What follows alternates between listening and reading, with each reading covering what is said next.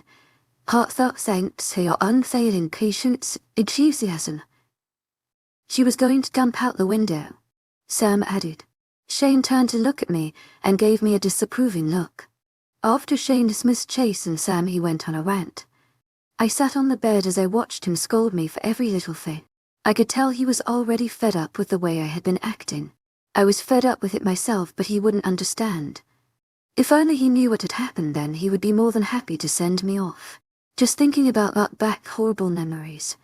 Those memories haunted me in my dreams and I was barely able to sleep at night. The only reason I was able to sleep right now was because Shane was close to me. I did horrible things that I could never forgive myself for. I was such a horrible person and I deserved all the pain coming my way. "Baby?" Shane suddenly said, kneeling in front of me. I blinked a couple of times because I had no idea why he was looking at me with a sad expression. Shane cupped my face. I felt small tingles on my skin and my wolf purred again.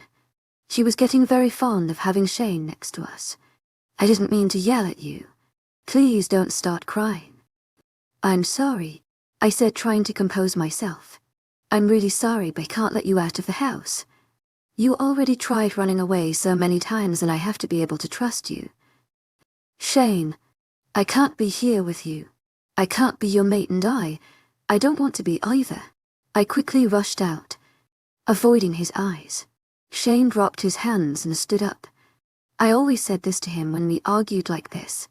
I always told him that I didn't want him. I didn't telling me I was his mate. I knew he didn't believe my words because I didn't even believe them myself. He could see it in my eyes and that's why he kept insisting I stay. "If you don't want to be my mate, then why haven't you rejected me yet?" I was caught off guard with his question and I didn't say anything. It was true that I could reject him as my mate. It was rare that it happened, but it was possible. I hadn't done it because he didn't deserve me hurting him. If he was the one to reject me, then I would understand and take the pain that came with it. I was going to come with a lot of problems and he didn't need that in his pack. I would be a terrible loner and the worst of all mates. To my agent extraordinaire, Madeleine Nilban.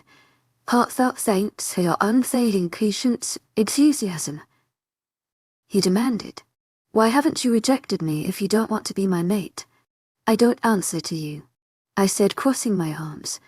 "If you don't want to accept me as a mate, then I don't want you to be my mate either." He spat out the words. "If you want to leave, then leave. I don't know what your problem is, but you need to get over it. Acting like a brat isn't going to get you anywhere. The door is open if you want to leave." As he said those words, I felt a pain in my heart. Shane stormed out of the room furiously and didn't bother to look back at me. My wolf was calling out to him. She was hurt by his words. He didn't want me, but he didn't reject me either. This is what I wanted. Right. I was getting it now. I stood up and slowly walked towards the open door. With every step I took, I felt my feet get heavier. My chest was tightening as I tried not to cry. Shane's words cut me deep, but I deserved it. I deserved that pain and so much more. As a sob escaped my lips and I fell to the floor on my knees. I couldn't take the horrible pain I felt in my heart as his words kept running through my mind. I don't want to go, I told myself as I let all the pain I had been holding out. Chapter 4. I woke up the next morning with a small headache. I had been crying all night, and through the whole night Shane stayed away. It made me a bit sad that he didn't come to comfort me, but what did I expect? I had been pushing him away and wishing he wasn't my mate for the past 4 days. I was a bit disoriented when I found myself on the bed. The blankets were tightly tucked around me. I had no doubt that Shane had done it. I smiled at the small gesture, but it soon disappeared. Last night I had my chance to escape, and Shane was willing to let me go. I had lost that chance because I gave in to what my wolf wanted. There was a soft knock on the door, and I didn't even get a chance to answer before Shane was already stepping inside the room. He looked wide awake, and I had to say he looked good. Shane looked freshly showered, and all he had on were dark blue jeans that hung low on his hips. I could still see small drops of water that ran down from his dripping wet hair to his bare chest. I just came to grab a shirt. Getting my attention, I shook my head at him because I knew he was doing it on purpose. I bet he had clothes in the spare room he had been staying in. My wolf was getting excited at the sight of him. I didn't say anything to Shane, so he walked into his closet. When Shane stepped out, he had a white, yet to be buttoned up shirt. My eyes continued to travel over his body without any control. He had a nice, toned figure. Of course he looked good and in shape. 𝐊𝐤 has had extreme training because of their titles. Did you sleep well? My eyes snapped to his, and I could see that his head darkened. I felt a small shiver run down my spine, and I felt goosebumps forming on my arms. I wrapped the covers tightly around me and just nodded. Shane was buttoning up his shirt and kept his eyes on me. Are you okay? Knowing very well that I wasn't. All I wanted to do was pull him into bed and have my way with him. I'm kind hungry, I said quietly. Shane's eyes seemed to grow darker, and I tried to swallow the big lump in my throat. My wolf was pacing back and forth, calling out to her mate. She wanted to have Shane, I did too. But not under these circumstances. Me too, he said a little breathlessly. I felt like this whole time my heart was beating wildly and my body was on fire. I knew mostly it was my wolf because I personally had no desire to mate with Shane at the moment. My wolf was very much attracted to Shane, but I mostly thought it was the bond. Did you want to get something to eat? No, I kind of just want to stay here for a bit. 𝐿𝐤𝐧𝐼𝐸 𝐿𝐤 𝐿𝐤𝐧𝐼𝐸. I'll eat later. Shane frowned at me and worked on the last button of his shirt. I looked away and felt a bit awkward. I was still wearing the same clothes I had been wearing the night before. I'll have someone bring you something to eat. No, that's fine. I'll eat later. Sage, either you eat now or have someone bring you something to eat. I don't want to be a bother, and I'd rather shower first.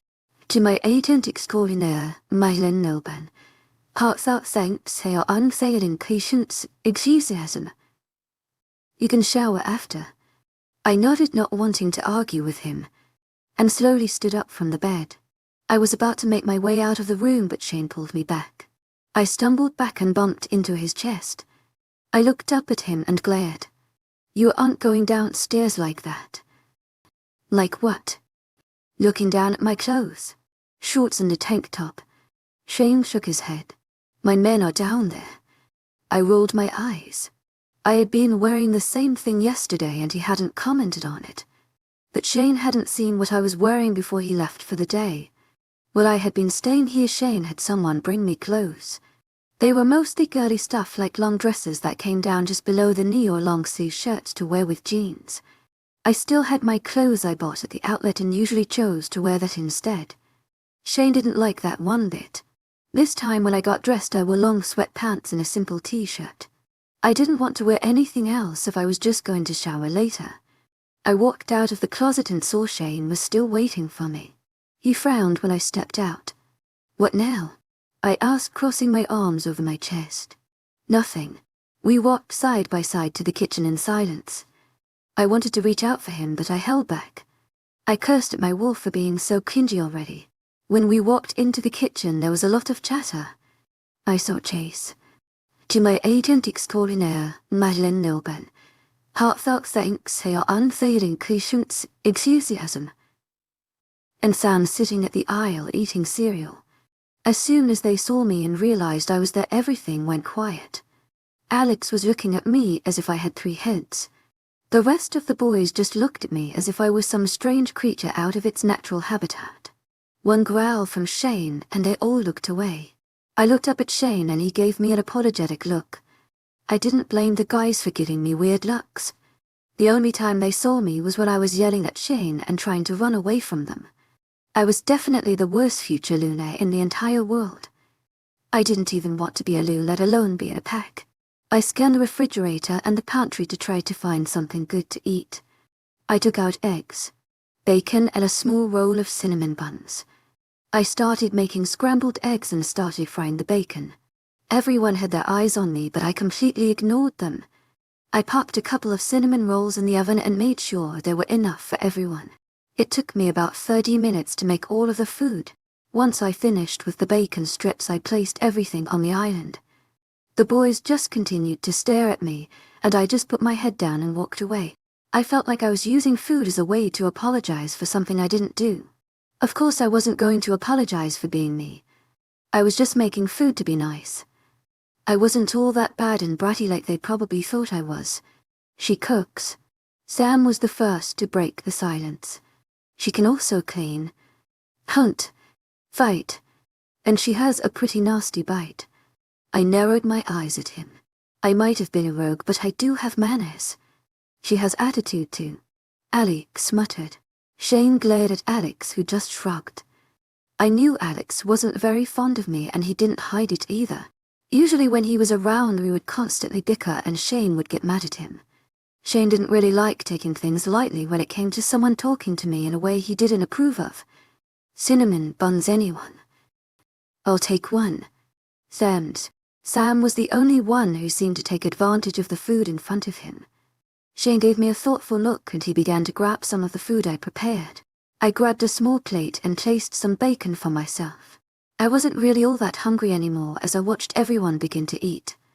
There were other guys there that I assumed were guards that Shane always had with him. All 3 of them had been staring at me as if not knowing how to act around me. Seeing them all laughing together and interacting with one another triggered something inside of me. I wanted to be like that so badly. I used to be like that when I belonged to a pack. I didn't belong anywhere anymore and I deserved that, I guess. As I finished eating the few bacon strips, I started cleaning up all of the dirty dishes. The whole time I noticed Shane's eyes on me. I didn't know why he kept staring at me like a creep. Once I was done with the dishes, I cleaned up around the kitchen. Mostly I was trying to take out my boredom. I knew Shane would have to leave soon and I would be left alone with people who didn't like me. I didn't really mind, but it made me feel a bit lonely. I didn't really have a problem being alone since I've been a rouge for almost 5 years. But my wolf wasn't liking the whole alone thing anymore. My wolf always wanted to be around Shane. I had to admit it was a bit more comforting. I was about to make my way back to the room when Shane spoke up. That's it. Shane asked. What? I paused, looking confused. You're not going to eat anything else? I'm not hungry. Eat more. I told you I'm not hungry. You have to eat more than a little bacon, Shane said, walking over to me. If you don't eat, you'll get sick. I've been fine on my own for years without having to be babied. I snapped. I've survived without anyone taking care of me, and I certainly don't need to start now. Everyone had been quiet and they just stared at us. I really didn't want to argue with Shane today, but I had no problem fighting back if that's what he was looking for. My wolf was stirring inside me, begging me not to upset Shane. She wanted to please him in any way that she possibly could. I'd eat later when I'm hungry. Without another word, I walked up the stairs to the room. I grabbed some clothes and stepped in the bathroom. I let the warm water run down my back to relax my muscles. After taking a long-hour shower, I stepped out and changed into the small dress. I spent most of my day in the room just looking out of the window. I knew Sam and Chase were downstairs making sure I wouldn't escape. I wasn't planning on running away and I was now sure that it wouldn't help the situation. I didn't know how long I had been staring out the window at the falling rain. I didn't try asking to go out since I knew Chase and Sam wouldn't let me out. I knew Shane would probably be paranoid about me trying to escape again. Sam came to check on me once in a while because he said I was being too quiet. I was deep in thought as Shane startled me by screaming my name. I blinked a couple of times and then gave him a small smile. I hadn't realized he was standing there looking at me. I looked over at the clock by the nightstand and saw it was a bit after 1. I remembered that I hadn't eaten anything and honestly I wasn't that hungry. "You're back early. 𝐿𝐤𝐳𝐸 𝐵𝐵 𝐻𝐿𝐤𝐳𝐸. Are you okay?" "Yes, for the most part. Sam and Chase said you haven't left the room." Shane looked worried. "I knew they wouldn't let me go outside to run." "You might try running away," Shane said. "I know. You know?" he asked, confused. "I knew you weren't going to let me out of the house, so I just decided to stay in here," I said as I turned my attention back out the window. What? Why are you acting?" I turned to look at Shane and raised a brow. I guess I had been acting different. I tried not to argue with Shane a lot today. I was tired and I didn't want to make things worse than they already were. It wouldn't get me anywhere and it wouldn't give me anything but headaches. "This is what you wanted, isn't it? You want to keep me here even if I don't want to be here. I told you that I wouldn't run away. I'm not being weird and I'm not doing anything bad. Why are you being like this?" he questioned. "You want to keep me here even when I told you I didn't want to be. I'm not arguing with you about it anymore. I'm done. Just done." My heart races as I overhear the pack members discussing the rogue.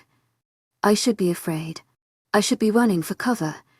But instead, I find myself drawn to this mysterious intruder. Why does my wolf react with joy at the mere mention of the rogue's name? There's a secret here, one that could tear the pack apart, and I'm about to uncover it. Chapter 5. 2 weeks. I have been here 2 weeks and every day had been the same. I get up in the morning, make breakfast, nibble on food, say goodbye to Shane, and then head to my room. All I would do in my room is look out the window.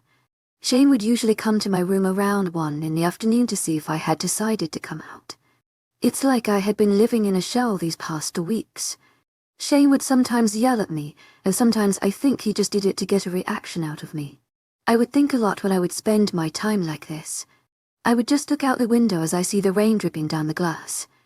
Spring season was my favorite and I wished so badly I could be in the rain. My wolf loved getting down in the mud and playing in the rain. The only bad thing about not being out there was that times like these brought back those horrible memories. I was brought out of my thoughts when I heard a lot of commotion downstairs. I didn't bother closing the door after Shane came to check on me. I walked slowly down the hall and down the stairs. Sam was with 2 other men that I assumed were part of the pack. I didn't see Chase here and I knew he wasn't anywhere inside of the house. "I'm not going to lock up the Luna," Sam snapped at them. "Alpha's orders," one of the shorter men said. "Why do I need to be locked up?" I asked in a panicked voice. Maybe Shane had decided to lock me up because he had enough of me. All of their heads snapped to me and the 2 guys looked at me with wide eyes. They both exchanged a look and slightly bowed their heads. I wanted to roll my eyes at them but dismissed the thought. Everyone who rat might shade knew Shane had found his mate. 𝐿𝐤𝐳𝐸 𝐿𝐤𝐳𝐸.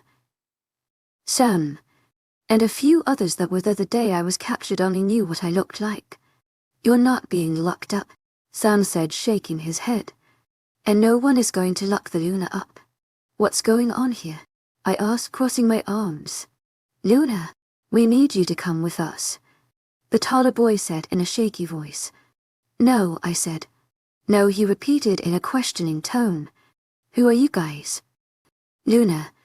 I'm Michael and this is Henry," the taller boy said. "What are you doing here?" "A rogue has trespassed through our territory and Alpha Shane said, we should keep you somewhere safe until they find the rogue," Henry said. "Sam can take good care of me here. 𝐿𝐤𝐳𝐸 𝐿𝐤𝐳𝐸. "I'm not going anywhere." Sam smiled at me and looked like he had just gotten an award for the best bodyguard. I gave him a small smile in return. When one of the boys reached out for me, I growled at him. Sam was there in front of me trying to block them. "What do you think you're doing?" Sam growled at them. Alpha's order. You should know that. Henry said pointedly. Stop trying to play hero and let us protect her. Shane just told you to hand her over, didn't he? I don't think he should lock her up. Sam said, shaking his head. Where exactly are you trying to take me? T to the P, 𝐶𝐶𝐬𝐧. Henry stuttered. I felt my muscles tense and a loud threatening growl made its way out. I didn't want to be locked up like an animal, and I had already assured him I wasn't going to run away. Did he think I was lying? No, I said. If you don't go, the Alpha will get mad. Michael said. I don't care, I said, peeking over Sam's shoulders. I'm not going to be locked up in a cell. That the rogue, Henry said. I'd laugh at the face of that stupid rogue. To my agent extraordinaire, 𝐿𝐴𝐿 𝐊𝐢𝐳𝐑𝐞𝐝𝐬. All rogues know not to cross a pack's territory unless they have a death wish. This isn't the first time we've seen this rogue roaming around since. Shut up, Michael said, smacking Henry in the back of the head. Since what? I was still peeking over Sam's shoulder, but I could still see their faces. I could tell that they weren't supposed to let that bit of information slip.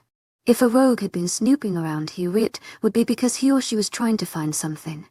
Or someone. Henry said it hadn't been the first time he had seen this rogue roaming around. That could only mean that it's because of me. If the rogue knew I was here, then surely someone must have sent him or her. I felt my heart begin to beat faster and my palms were beginning to sweat. Before anyone could react, I was already running out the door.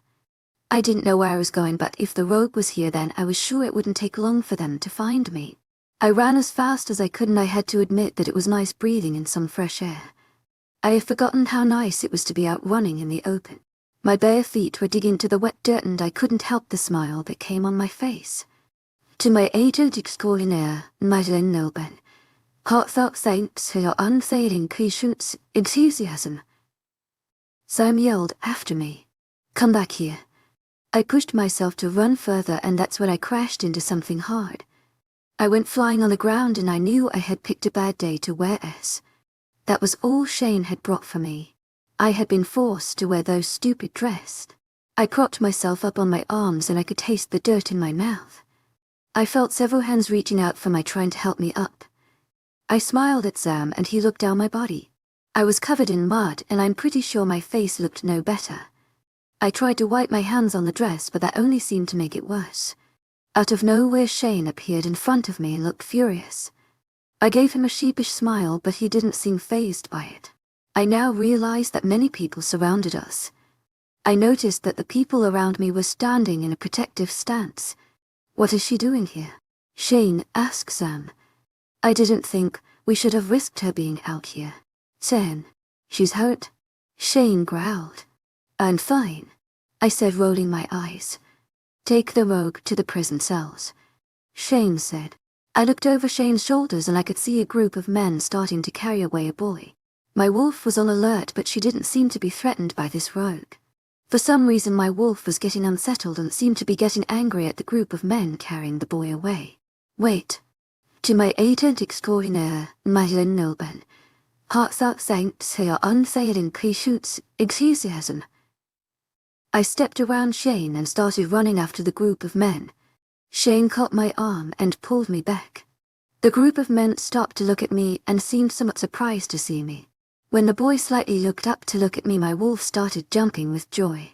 It confused me that my wolf was acting this way, since she only seemed to like Shane. I wasn't really fond of other people in the pack, but that's because I hadn't spent much time with them. I kept struggling against Shane, who was growling at me and ordering me to stop. For some unknown reason, I felt like I really needed to see who that person was. To my agent extraordinaire, 𝐿𝐴𝐿 𝐊𝐢𝐳𝐑𝐞𝐝𝐬. Shane growled. To my agent extraordinaire, 𝐿𝐴𝐿 𝐊𝐢𝐳𝐑𝐞𝐝𝐬. My head snapped to the rogue, who was now struggling against the group of men who were trying to restrain him. I was still struggling against Shane, who was still keeping a tight hold on me. Take her away and lock her up, Shane said. I felt several people trying to reach out for me, but I fought them off. I could see the rogue was struggling as well, and on one slip I started making a run for him. Right before I reached him, Shane grabbed me by the waist and picked me up. To my agent extraordinaire, Madeline Noble. 𝐊𝐢𝐧𝐚𝐫. I heard a familiar voice shout my name, and my wolf recognized it too. Before I could take another look, Shane was already carrying me off. At one point I bit down on Shane's arm and made a run again before he was able to react. I pushed Shane's men away, and it was easier since they didn't want to touch me. The rogue looked up at me and gave me a cheeky grin before Shane could get me in his arms. To my agent extraordinaire, Madeline Noble. 𝐊𝐢𝐳𝐸𝐴𝐴𝐳. Shane growled, "Let me go." To my agent extraordinaire, Madeline Noble. 𝐊𝐢𝐳𝐸𝐴𝐴𝐳. Are you crazy? Shane said. He's a rogue. He's not dangerous. I left. Don't touch her. Shane turned to growl at the poor boy that was now being taken away by Shane's group of men. I turned to look at Shane, and I saw he was completely covered in mud. I felt like laughing at that moment, but it was no time to laugh. "Get him away from her," Shane shouted at them. "No, you can't do that." To my agent extraordinaire, Madeline Noble. 𝐊𝐢𝐳𝐸𝐴𝐴𝐳. Shane hissed. To my agent extraordinaire, Madeline Noble. 𝐊𝐢𝐳𝐸𝐴𝐴𝐳. Take her away. No, Shane. Listen to me, I said, clinging to him. You can't. To my agent extraordinaire, Madeline Noble. 𝐊𝐢𝐳𝐸𝐴𝐳. Go with Chase and I'll take care of this rogue. Shane, he's my brother. To my agent extraordinaire, Madeline Noble. 𝐊𝐢𝐳𝐸𝐴𝐳. To my agent extraordinaire, Madeline Noble. 𝐊𝐢𝐳𝐸𝐴𝐳. His shocked expression told me he was not expecting that. Chapter 6. Shane looked at me as if I had just shocked him. Everyone around us froze and looked between me and Jake. I looked at Jake, who was giving me a cocky grin that I wanted to slap off of his face. Jake wasn't actually my brother, but it was the only thing I could do to keep them from hurting him. I knew Shane would probably want to kill him or keep him locked up. "He's your brother?" Shane asked. "Yeah," I said slowly. "He's a rogue," Shane stated. I was really getting tired of them seeing that as a bad thing. I knew there were rogues that should be locked up, but that's only because they've done stupid crap that would get them locked up. I had come across many rogues and they had never been a threat to me. I didn't think people in packs understood that. "Yeah, and so am I. You used to be a rogue." To my agent extraordinaire, Madeline Noble. 𝐊𝐢𝐳𝐸𝐴𝐳. Shane said, shaking his head. "Can you tell them to let him go? Please." "I don't trust him." "Then I guess you better lock me up with him." To my agent extraordinaire, Madeline Noble. 𝐊𝐢𝐳𝐸𝐴𝐳. Moving away from Shane. "Take him away," Shane said, keeping his eyes on me. "I'll deal with him after I talk to my mate." "Mate?" Jake gasped, surprised. I turned to look at him and shrugged. I would get a chance to explain to him later, but right now I needed to have him safe. I watched as they started dragging him away, but this time he didn't fight. Jake was just giving me a smile that I had to return. "Do you really need to lock him up?" I know he's a rogue and I am one too. Or have you forgotten that part?" I snapped. "You're not a rogue anymore. You belong to me and you belong to this pack," Shane said, circling his arms around my waist and pulling me close to him. "I used to be a rogue and not all of us are bad." To my agent extraordinaire, Madeline Noble. 𝐊𝐢𝐳𝐸𝐴𝐳. To my agent extraordinaire, Madeline Noble. 𝐊𝐢𝐳𝐸𝐴𝐳. What if that would have been me? What if I would have crossed into a different territory and they would have killed me? I looked down at my hands and tried not to let my emotions get the best of me. As a rogue, a pack was the least of my worries. I had bigger problems, but I wasn't ready to tell him that just yet. Sage. Shane sighed. He took a step towards me and reached out for me, but I pulled away. I wasn't happy with him, and neither was my wolf. We cared for Jake even if he wasn't my blood. He was a brother to me and one of the most important people in my life. Seeing him in potential danger sent panic coursing through me. Don't. To my 𝐴𝐴𝐺𝐸 𝐷𝐸 𝐿𝐴𝐴𝐺𝐸𝐞𝐈𝐴𝐴𝐺𝐸𝐞𝐝𝐬. I get you don't trust him, and that means you do trust me. I guess you have every reason not to. I looked up at Shane and he looked torn. His eyes softened when I looked up at him. People were still standing around, probably waiting to see what Shane would do. I could see they were looking at me with sad eyes. Please don't cry. Shane pleaded. I hadn't realized I was crying until he pointed it out. I knew it was because of Shane not trusting me. I wanted him to. But after the way I acted, I doubted he would ever trust me again. Shane took another step closer, and this time he took me in his arms. One of them my waist and the other around my shoulders. I couldn't help but inhale his scent and give a little sigh of content. It felt good being in his arms like this. My wolf was purring at the close contact.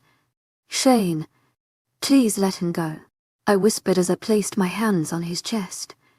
I nuzzled my nose against his neck and pressed myself closer to him. I could feel him shiver under my touch. He's my brother and I love him. To my 𝐴𝐴𝐺𝐸 𝐷𝐸 𝐿𝐴𝐴𝐺𝐸𝐞𝐈𝐴𝐴𝐺𝐸𝐞𝐝𝐬. He's all I have left. You have me, Shane said, tightening his arms around me. He's all the family I have left. To my 𝐴𝐴𝐺𝐸 𝐷𝐸. Pulling away and looking up at him, Shane looked at me for a long moment and then sighed. I could feel that he was giving in and needed another push. I looked at Shane through my lashes and even went as far as pouting. It was a look I always have Jake whenever I wanted something he would say no to. Shane finally said, "Thank you." I beamed. I walked around him and ran to Sam so he could take me to see Jake. Sam led me to the prison cells where Jake was being held. When we walked down the dark halls, I spotted Jake leaning against the brick wall casually. Shane was right behind us, but I noticed him hang behind to talk to the guards. "Took you long enough," Jake said. "I was starting to wonder if you've lost your touch." I rolled my eyes at him but grinned. I was so happy to see Jake, and I was glad to have someone here that felt so much like home. Lately I felt like I've been stuck in a dark hole that I wouldn't be able to get out of. "I still got it," I said confidently. "I'm here, aren't I?" "Yeah, you are," he said, looking worried. I knew he wasn't referring to being here in the same room as him. "I'm here in a pack with an alpha who is my mate." Jake knew very well why I had been running away for years. "How could you let this happen?" To my 𝐴𝐴𝐺𝐸 𝐷𝐸. Jake asked. I don't know what happened," I said, looking down. "I just went to get something to eat and the next thing I know I'm here." "She trespassed in our territory," Sam piped in. I had forgotten that Sam was right behind me. I looked at him and he looked emotional, sis. I sighed and stepped closer to the metal bars that were holding Jake captive. "Your mate is the alpha?" he asked in a whisper. "Yeah. Crazy, huh? I'm so sorry. Sage," Jake said, giving me a sad look. "I said I'd be here sooner, but the place was surrounded by wolves. I had to wait for an opening." "Jake, Shane is letting you go." To my 𝐴𝐴𝐺𝐸 𝐷𝐸. "When he lets you go, I want you to run." Sam growled behind me, but I tried to ignore him. Jake was going to leave whether they liked it or not. "He can't go." "Send." "Sam, I'll explain everything later, but Jake has to leave." To my 𝐴𝐴𝐺𝐸 𝐊𝐢𝐳𝐘𝐝. "No way. Even if he is your brother, he's still a rogue." "Brother?" Jake laughed. "Ah, right. I'm supposed to be your brother." "Supposed to be?"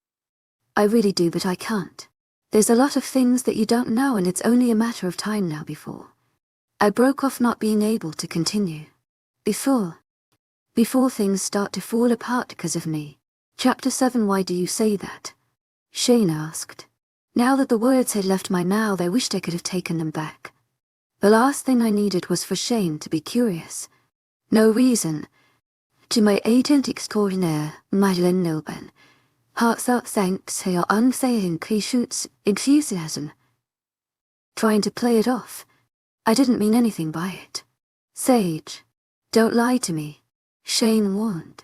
I didn't want to lie to him, but I also didn't want to tell him the full truth. Being mates was making me too comfortable around him. I noticed how I yearned for his touch even though that's not what I really wanted. At least that's what I kept telling myself. There's a lot of things you don't know, Shane, and I'd rather keep it that way for your sake and mine. I'll stay and I won't try to leave if you stay out of my business. If something is wrong, I have the right to know. I'm your mate and I can't protect you if I don't know what's going on with you. I sighed and just decided not to say anything. There really wasn't anything that I could really do. I wanted to tell Shane, but he would kill me. I walked in the pack house where Jake was waiting for me. As soon as he saw me, he wrapped an arm around me and squished me against his chest. He ruffled my hair and kissed the top of my head afterwards. Jake, I whined. What's up, little sis? He said mockingly. I smacked his arm away and glared at him. Shane came inside the house and casually walked to stand by my side. He wrapped an arm around my waist and pulled me closer to him. I looked at Jake, who was frowning at the two of us. I have to go take care of some things, Shane said. Okay, I'll stay here with Jake. I smiled up at him. Shane smiled back at me and tucked a loose strand of hair behind my ear. I'll be back soon. Shane leaned down and gave me a peck on the lips. I stood there frozen because it was the first time he had ever made a move on me. Most of the times we would argue and stay away from each other as much as possible. I found it a bit strange but dismissed it. My wolf was purring and I was glad that she at least was happy. Don't ever do that in front of me again, Jake said, pretending to gag.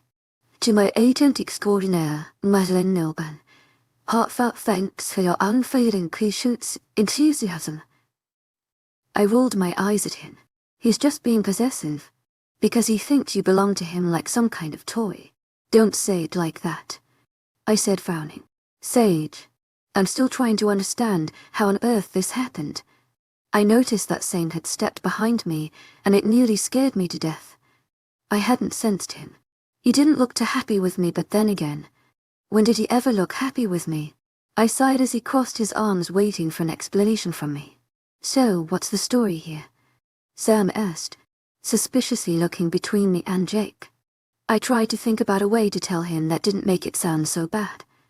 I opened my mouth, but Jake interrupted me before I could get a word out. You're actually going to risk telling him? Jake asked me. Jake, what else am I supposed to do? Run away with me like you always do? Jake said like it was the logical thing to do. She isn't going anywhere, Sam said. You stay out of this.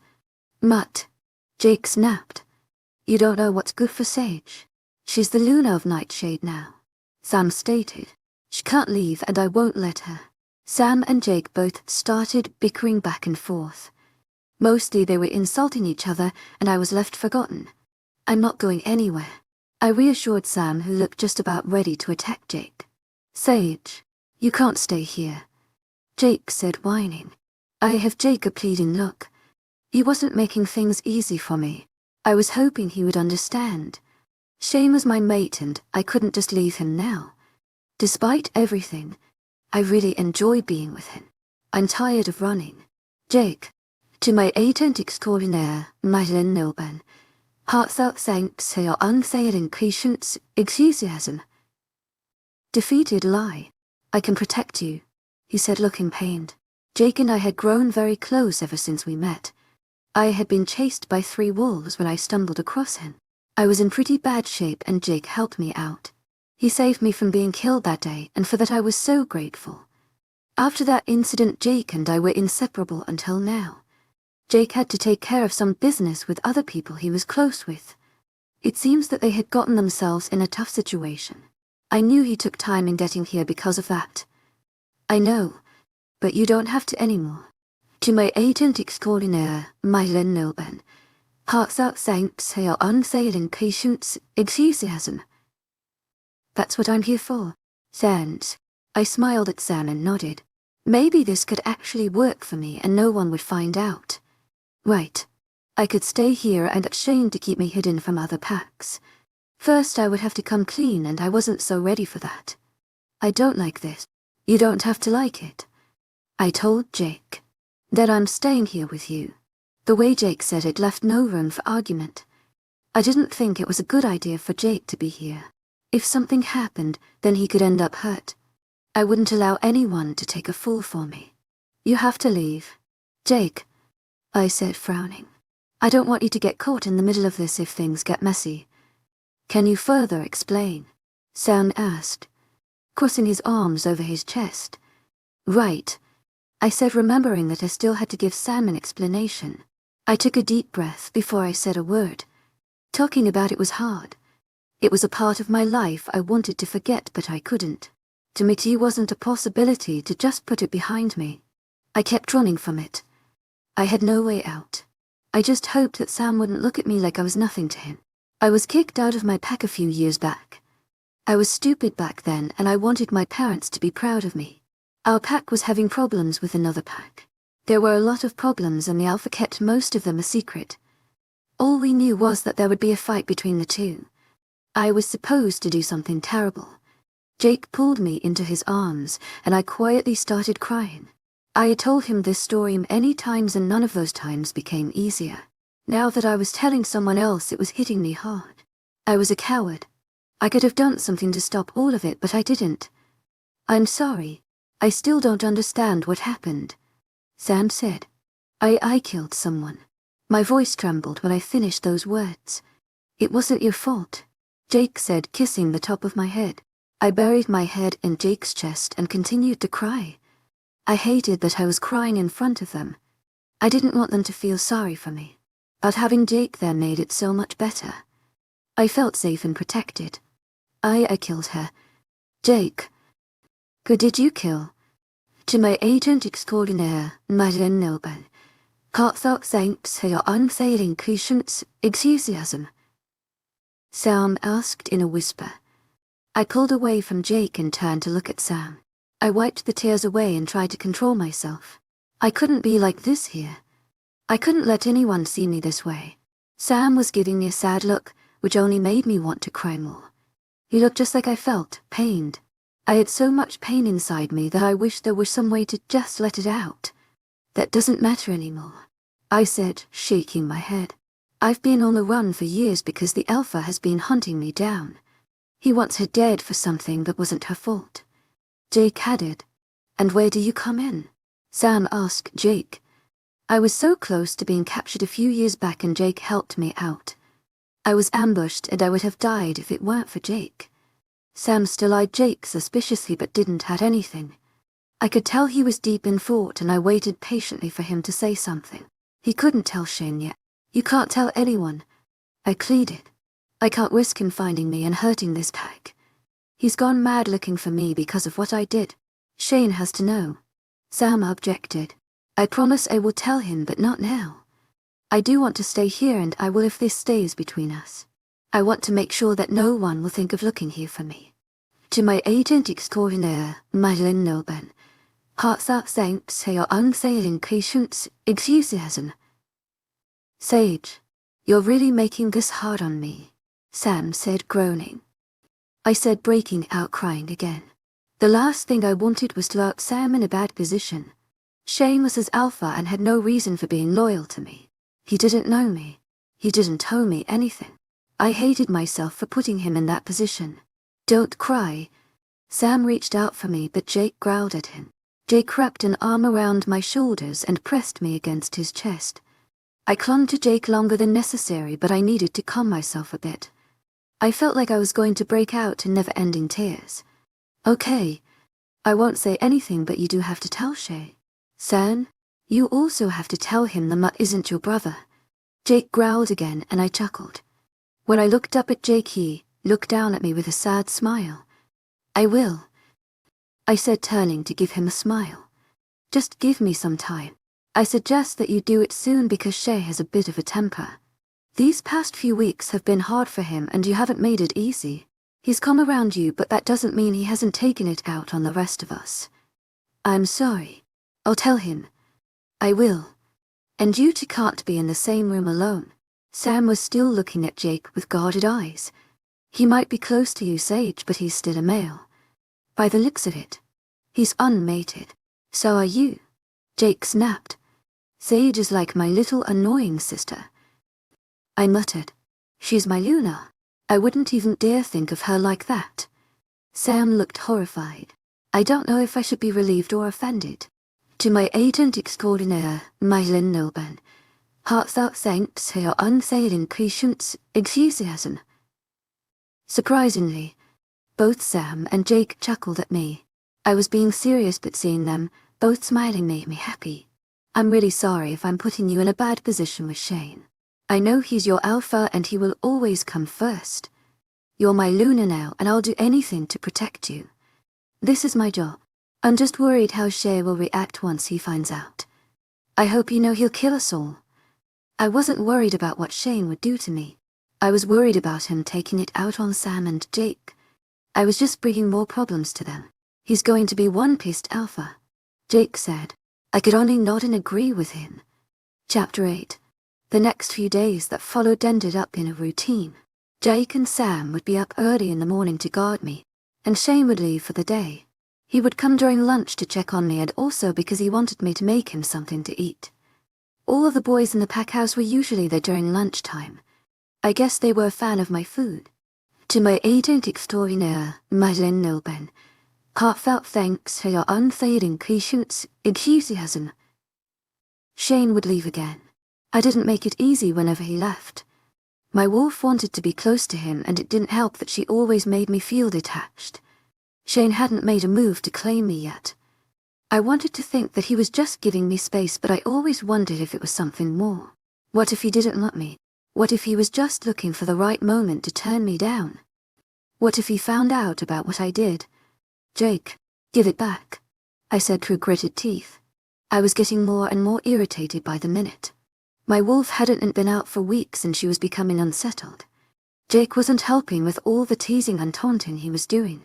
He was more relaxed because he was with me, but he wasn't letting his guard down. Say the magic word, Jake said, holding up the remote control. We had been watching TV ever since Shane had woken me up early morning. His excuse for waking me up early was that he simply wanted to say goodbye. Then, he proceeded with talking about how hungry he was. I had lazily gotten out of bed and cooked for the boys in the house.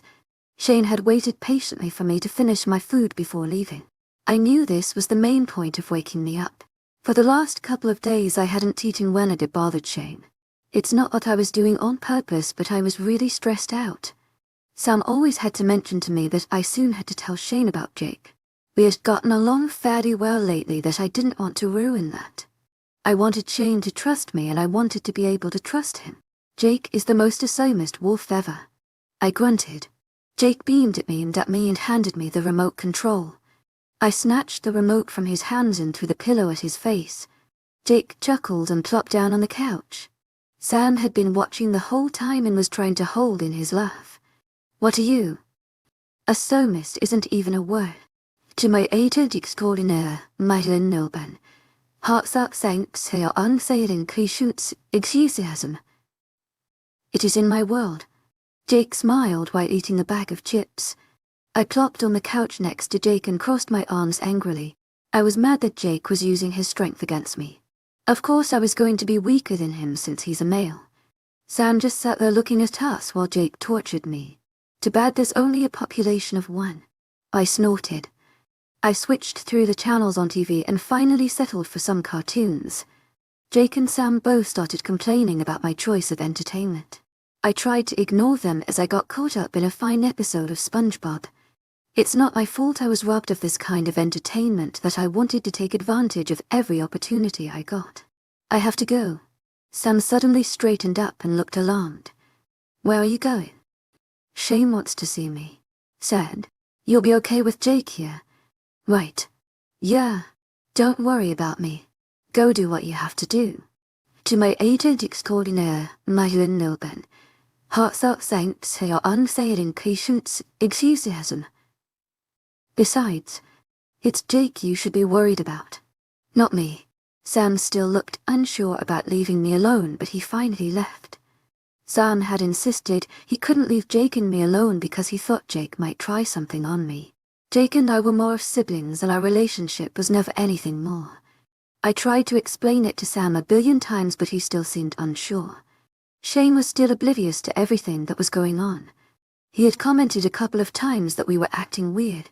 To distract Shane, I was being sweet to him and he would fall for it all the time. I loved thinking that for a moment we could actually have something. Jake wasn't at all happy that I was willing to stay here with Shane. I wonder if everything is okay. To my agent extraordinaire, Madeline Nilben. Heartfelt thanks for your unfailing patience, enthusiasm. You're safe, Jake stated.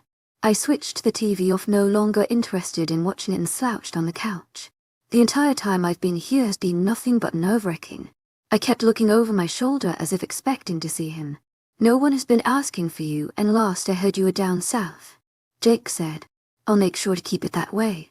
Thank you, Jake, I said, giving him a sad smile. You know it's not your fault and you don't deserve it. I don't like that you're here and that you've decided to stay.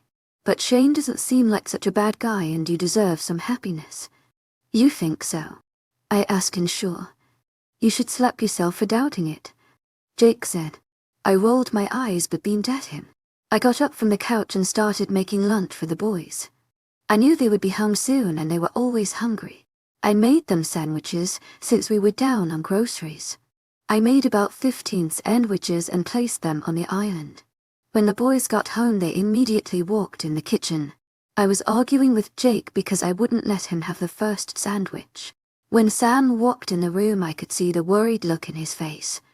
Alex walked in right behind him with Chase at his side. Shane was right behind them and he looked all too happy. Hungry.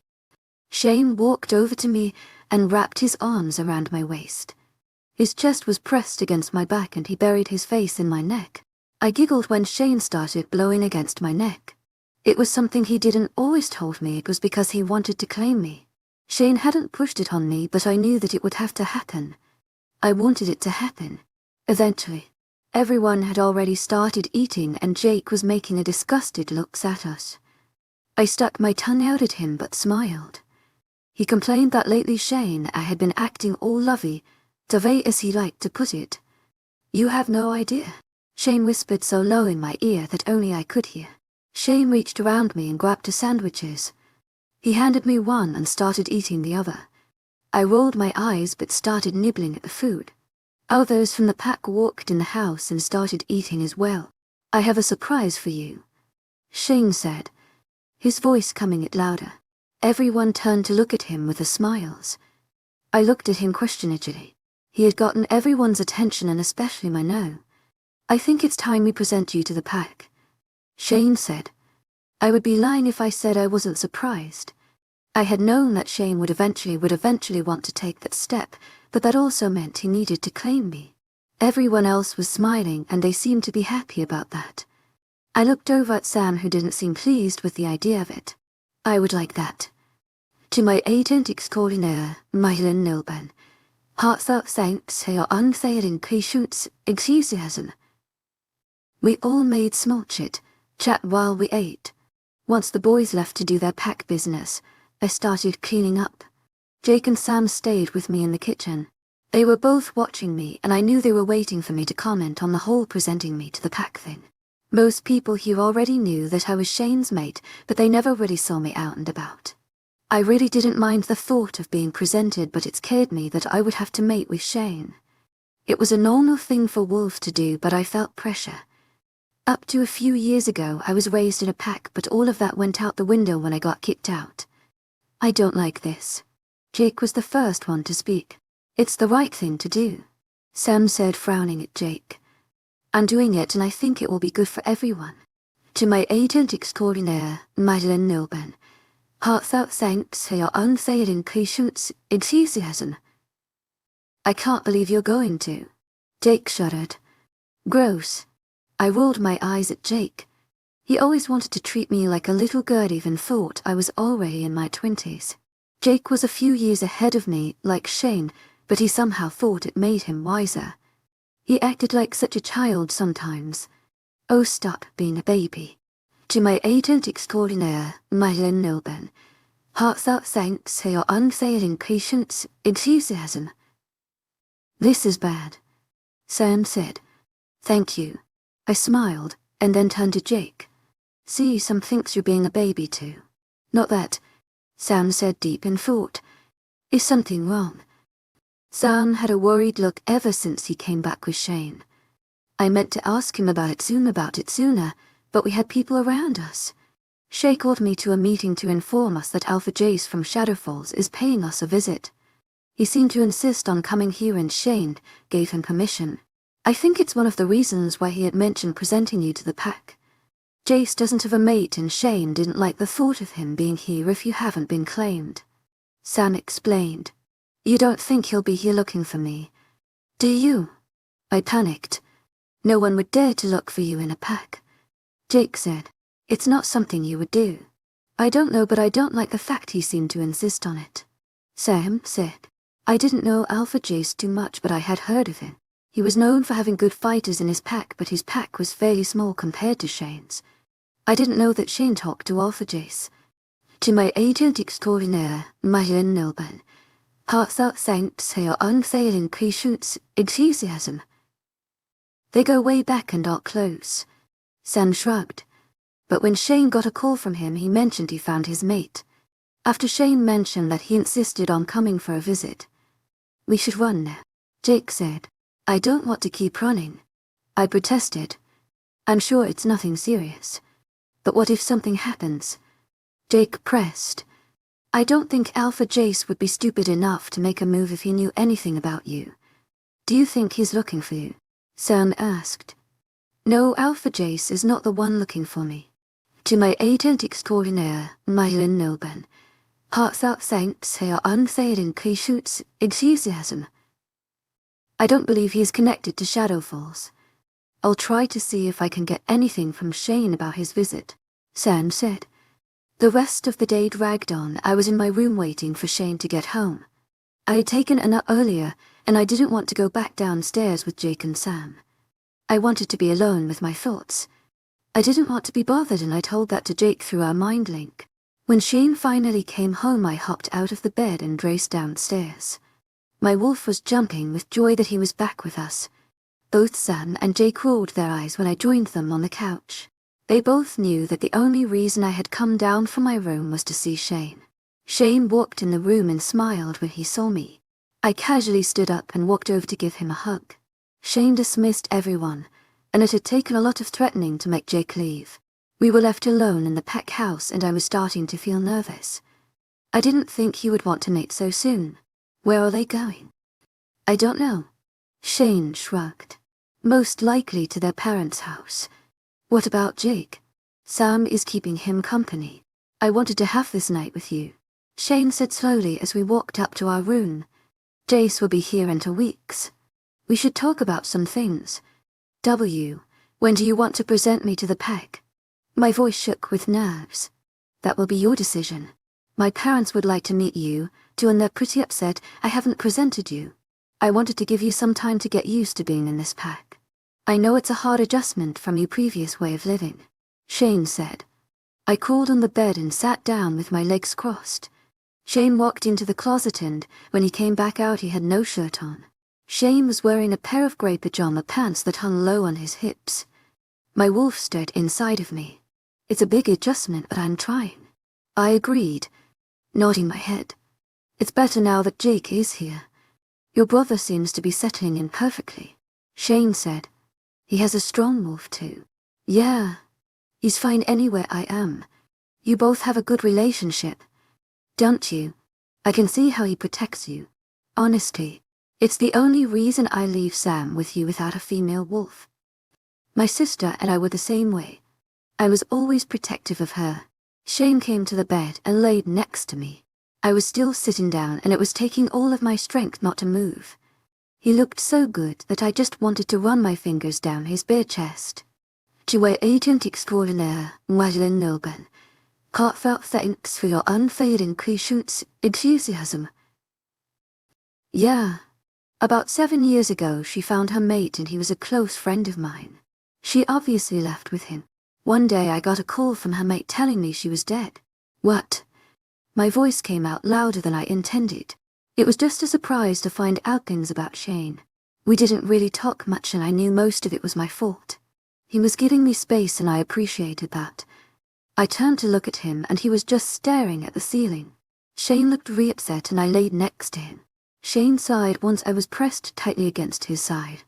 I listened intently as he continued on with telling me about his sister. She was killed by someone. Shane's voice was low and sounded threatening. It sent a shiver down my spine, and he must have felt it because he wrapped his arms around me and held me close. Today marks 6 years since she's been gone. I couldn't listen to anything else Shane said. My heart began to pound in my chest and my mind was racing. I didn't want to make assumptions, but my mind was already connecting the dots. Today had marked 6 years since the day I had left my old pack. 6 years ago I killed someone and I became a rogue. 6 years. Chapter 9. I pressed myself closer to Shane as I listened to him talk more about his sister. The more he talked, the more I felt a stone weighing down at the pit of my stomach. He talked about everything. He talked about how she had the purest heart and the kindest soul. How was I supposed to feel after he told me that? She sounds nice, I commented after he finally paused. It was hard not to love her. I know you would have gotten along with her. I don't know, I said unsure. I never really got along with anyone from my pack. I was never one to socialize with others. Shane was running his fingers up and down my arm in light strokes. It was doing wonders to me. At any other time I would encourage him and take it the opportunity to get closer to him. But with the new information I was frozen in place. You never talk about your old pack. In reality, I never talked about anything. Any conversation I had with Shane was about my day. He would want to know every detail of my day. Apparently he didn't trust Sam and Jake completely. He didn't trust Sam because he didn't have a mate, and he didn't trust Jake because he would always joke around playfully. I liked that Shane cared so much even when I felt he was smothering. He never tried anything on me either, and I appreciated that. In his own way, he was taking care of me. He was letting me settle in and take this at my own pace. I was thrown out of my own pack and rejected before I even turned 16. I said, in a shaky breath.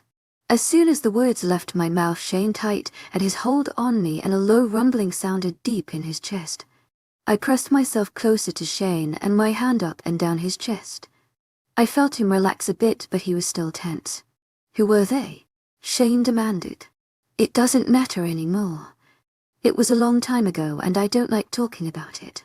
I was always used to being on my own, and then Jake came along. I smiled at the many memories I had with Jake. You love your brother, don't you? I nodded and smiled up at him. Jake was my bodyguard, best friend, and brother. I owed everything I had because of him. He taught me how to fight. He was there by my side every time I needed him. My wolf had also grown fond of him. He was our family. Yeah, I do. 𝐿𝐷𝐞𝐿𝐬 𝐊𝐢𝐳𝐷𝐞𝐝. Why did he decide to join you? Shane asked. Here was my chance to come clean. All I had to do was tell him that Jake wasn't my brother. I could tell him everything, but then I would have to tell him about the incident that happened 6 years ago. I didn't want to think that maybe. No, it just couldn't be. Jake is my big brother. He likes protecting me. Shane shifted to his side so he was facing me now. His hand ran down the side of my face and ended under my chin, where he tilted it up. I can protect you, Shane said, frowning. I know that there's a lot you can't protect me from. I won't let anyone lay a finger on me. You're mine, he growled out. A smile tugged at my lips. Yes, I was his mate. I belonged to Shane, but would he still want me if I told him the truth? Even if it wasn't his sister, I had still done a horrible thing. There was no forgiveness for that. I know you won't, and Jake wouldn't let anyone hurt me. He has made sure that we are always safe. There are rogues that are dangerous, but there are others that are worse. I believed pack wolves were of the worst kind. Many pack wolves would frown upon rogues because they thought we were dangerous. Rogues had it hard. No one realized how hard it was to keep running. We could never have a normal life. Rogues are dangerous, and I'm surprised you survived for so long, Shane said. How old are you? I'm 21. 𝐿𝐷𝐞𝐿𝐬 𝐷𝐞𝐿𝐬. You were so young when you became a rogue. Why? Rogues are uncontrollable, unpredictable, dangerous. 𝐿𝐷𝐞𝐿𝐬. 𝐶𝐮𝐬𝐲𝐑𝐞𝐜 unfailing patience, enthusiasm. A danger to all wolves. They aren't so bad. I defended. I didn't like where his comments were going. Are you kidding? Rogues should be wiped out. Why? Because pack wolves are better than rogues? I said sarcastically. Yes, we are better than them. How could he say something like that? I knew some rogues weren't that great, but most were peaceful. The reason why rogues caused so much trouble was because they held resentment towards alphas. Alphas thought they had the right to run their packs without caring about other wolves in the pack. Some were selfish and dangerous. 𝐊𝐢𝐳𝐳 𝐊𝐢𝐳𝐬𝐑𝐞𝐝. Heartfelt thanks for your unfailing patience, enthusiasm. They stuck by each other and some became like family. You shouldn't feel too safe around them, Shane said. I couldn't take it anymore. I hated how he was attacking innocent people he didn't even know. I sat up in bed and scooted away from him. Shane wasn't happy with my actions. He tried to get me back in his arms, but I pushed him away. Is that how you feel me? I was hurt by his words. Of course not, Shane said. You're my mate, but that's how you feel about Jake. I know he's your brother, so he would never hurt you, Shane explained. But rogues are the most dangerous wolves. Jake isn't dangerous. It's logical for you to think that. He's your brother. I don't think he would hurt you intentionally, but if he loses control, then it could happen. I'd hate to think what would actually happen if he hurt you. Rogues can be vicious. You don't know anything about rogues. Have you forgotten that I used to be one? I started making my way out of the room, but Shane was quick to stop me. It wasn't his comment that had gotten to me, because it was a possibility. Jake could lose control of his wolf at any time and could hurt me unintentionally. It was the denial of having something to do with his sister's death upsetting me. 𝐊𝐢𝐳𝐳 Heartfelt thanks for your unfailing patience, enthusiasm. I didn't mean to upset you, Shane said. I tried to sidestep Shane, but he kept blocking me. My wolf was stirring inside of me, begging me to come out. I'm going for a walk, I told Shane. I'll go with you, he offered quickly. Alone? I shook my head and then added, with my brother. I quickly sent a message through our mind linked to Jake. I needed to talk to him about this. I can go with you. Frowning, I said I'm going with Jake. I pushed on his chest and walked out of our room. I headed down the stairs and straight to the door. When I opened it, Jake was only a few feet away. I was starting to take a step out, but Shane caught my elbow and pulled me back. It didn't go unnoticed by Jake how I stumbled back. Jake, I'm fine, I said when I saw the cold look he was giving Shane. A low growl rumbled deep in his chest. Go, I'll catch up. Jake seemed reluctant to go, but did as I asked. When I turned to look at Shane, his eyes were dark and he looked tense. I sighed and wrapped my arms around his waist. I could tell he wasn't expecting that since he didn't react immediately. I was being mean to him and he didn't deserve that, not after tonight's revelation. I'll be back, I quietly said. I just want to talk to Jake. Take Sam with you. I shook my head. I didn't need Sam there trying to listen to what we were talking about. He already knew enough and he didn't need to know this. I was really starting to regret my decision to stay. I need some alone time with my brother. This was supposed to be our alone time, Shane said, frowning. We need to talk about a lot of things and get things prepared. Jace is coming for his visit and I need to present you to the pack. My parents want to meet you. I sighed. I won't be long. After I get back, I promise we can talk about it. Shane looked down at me for a long moment before nodding. Be careful. I nodded and gave him a smile. Shane quickly pressed a kiss to the corner of my mouth and it made my stomach twist. My wolf gave a small purr and was just taking to reach for him. Before I could do something stupid, I ran off after Jake. He was far ahead, but I knew he was close enough that he heard most of what was said. Are you actually going to go through with that? Jack asked when I reached him. 𝐊𝐢𝐳𝐳 Heartfelt thanks for your unfailing patience, enthusiasm. He's my mate. 𝐊𝐢𝐳𝐳 𝐿𝐴𝐳𝐸𝐴𝐈𝐶𝐬 We continued walking, and once I was sure we were out of hearing range, I sighed. Jake was mostly rambling about unimportant things, and I knew he was just doing it for Shane's prying ears. I could practically see him digging holes on my back as he stared at us. I knew he wasn't happy with me going with Jake instead of staying with him. Of course I'm not going to go through with that, I said in a low whisper. I didn't trust that we were completely alone. I had to whisper low enough so only he could hear me. I scanned my surroundings to see if we were being followed. I could see Jake tense, and he was trying to scent other wolves around. Jake used to be a tracker in his old pack, and apparently he was really good at it. Jake told me the reason he left his pack was because they wanted to use him. He had to track down wolves, and when he did they were put down. He didn't like that all of those people he had to track down were killed soon after. It was mostly people who decided to go to a different pack. Good. I was beginning to think you were losing it. Jake said, "You're a good actress. Did you know that? Good enough to win an Oscar if you ask me. I want to be with him." Jake, 𝐿𝐴𝐳𝐸𝐴𝐈𝐶𝐬 𝐿𝐴𝐳𝐸𝐴𝐞𝐝𝐤 I really do. 𝐊𝐢𝐺𝐻𝐼𝐴𝐈𝐶𝐬 𝐿𝐴𝐳𝐸𝐴𝐈𝐶𝐬 You can't be serious about this, Jake said. We should run away now. Jake stopped walking and looked at me confused. He continued to look around to make sure we weren't being followed. I knew Shane didn't trust Jake, and he wouldn't willingly leave me alone with him. I heard shuffling in the trees, and that confirmed my suspicions. I knew they were probably following us for a while now, but we were talking too low that we couldn't be overheard. Jake took my hand and led me to the trees. We went deeper into the trees and tried to get as far away as we could.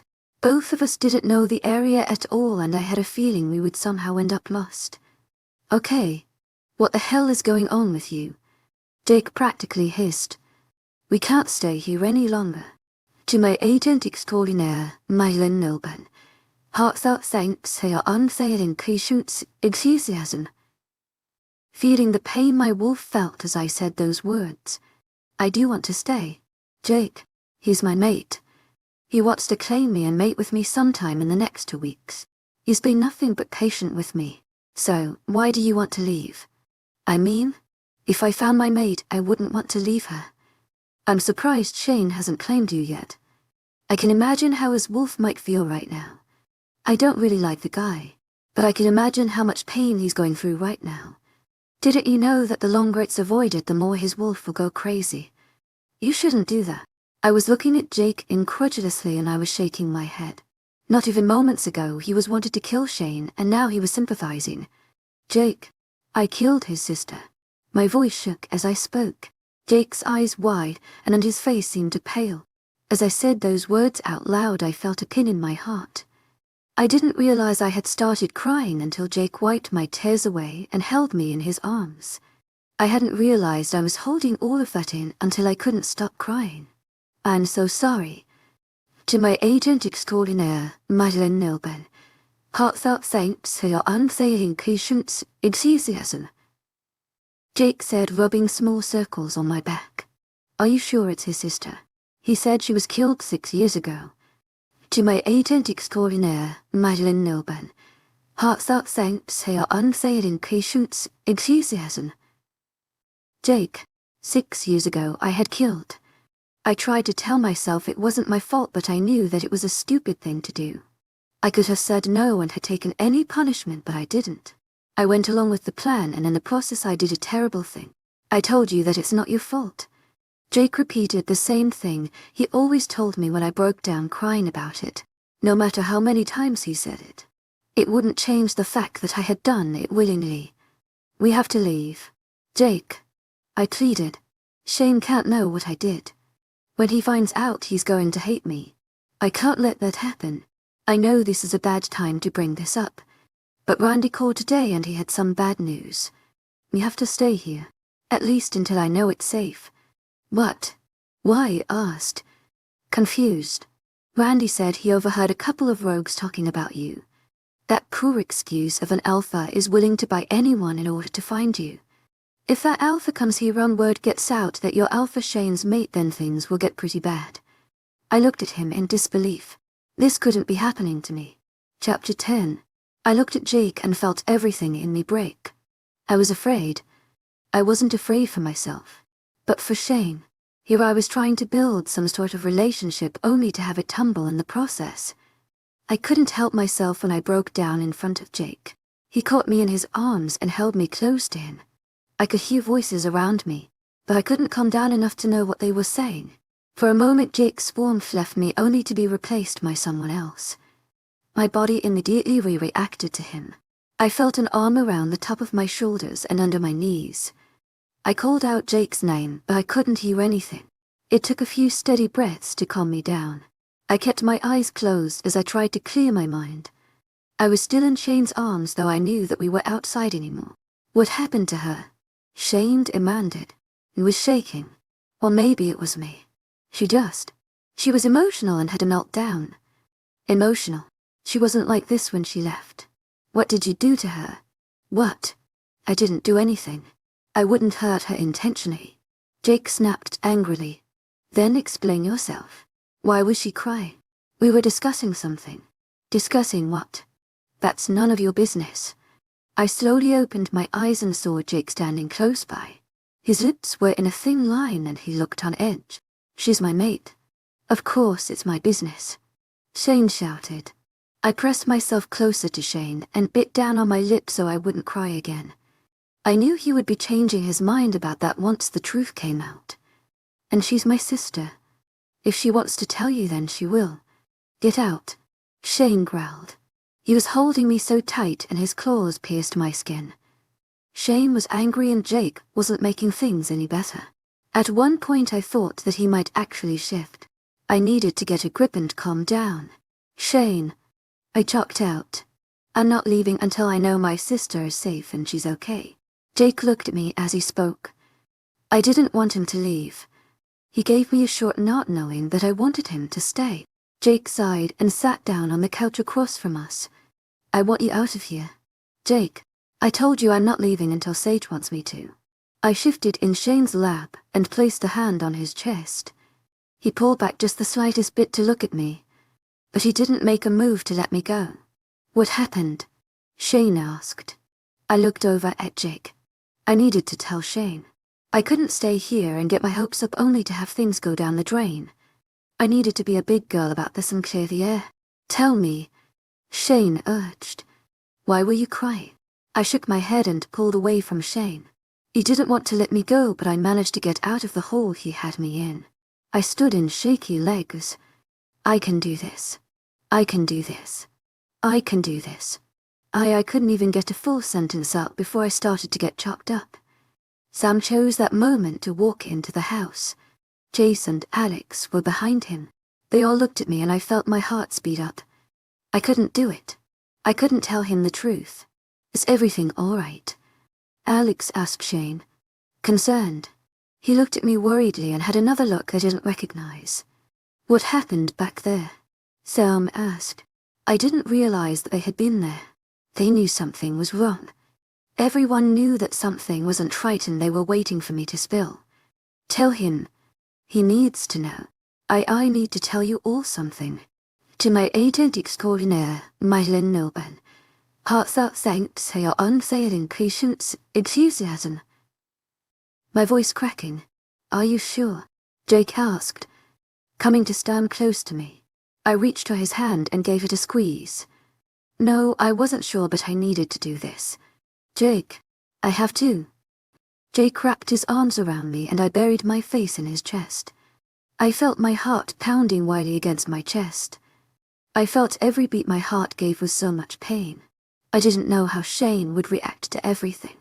If he rejected me, then my heart would stop beating. Sage, please tell me what in the world is going on. Shane pleaded. Why were you like that? Why were you crying?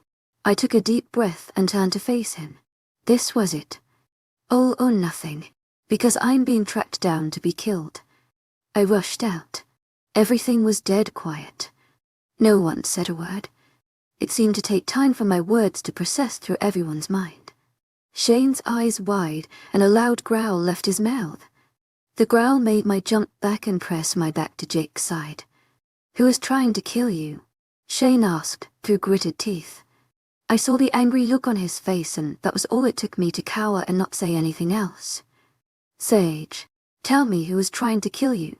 I shook my head and backed further away. He stalked towards me and grabbed me by the arms. Jake crowded at him when he pulled on me with too much force that it caused me to stumble. He was really angry. "Tell me what is going on here." "I did something terrible. I didn't want to, but they made me. I ran away and became a rogue, and now they want me dead. To my authentic 𝐶𝐬 𝐬𝐬, heartfelt thanks for your unfading 𝐂𝐥𝐻𝐳.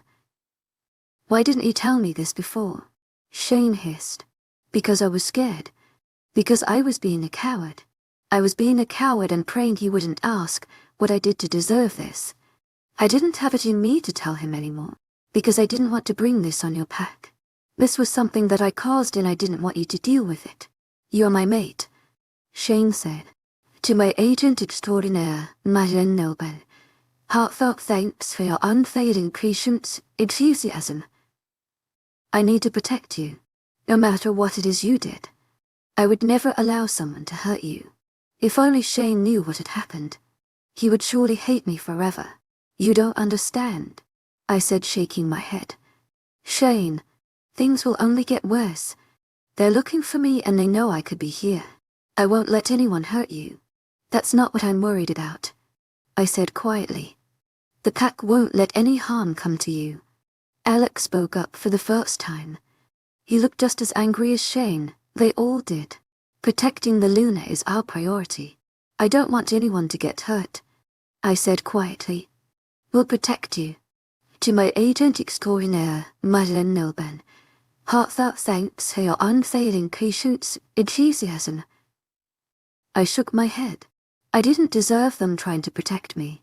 Their concern should be the pack. I couldn't bear it if someone got hurt because of me. That was so much worse than what they could do to me. No, I won't allow anyone to get hurt because of me. I deserve whatever they want to do to me. You don't deserve to die for something they blame you for." Jake shook his head. "This is your pack and they will protect you. I will protect you and make sure those bastards won't hurt you. We will all keep you safe," Shane said in a soft voice. I wrapped my arms around Shane's waist and enjoyed the small comfort he was giving me. This was all going to fall apart and I knew it. For now I wanted to enjoy this small moment. For just this moment I wanted to believe Shane would love and protect me. "Now tell me who is after you," Shane asked as he rubbed small circles on my back. "No one important," I sniffled. "Sage, tell me who it is," he said in a warning voice. "I don't want to talk about it anymore. I just want to sleep. I'm so tired. Please," I begged. Shane pulled me into his arms and sighed. I had avoided a mess for now, but I knew Shane wasn't going to let it go.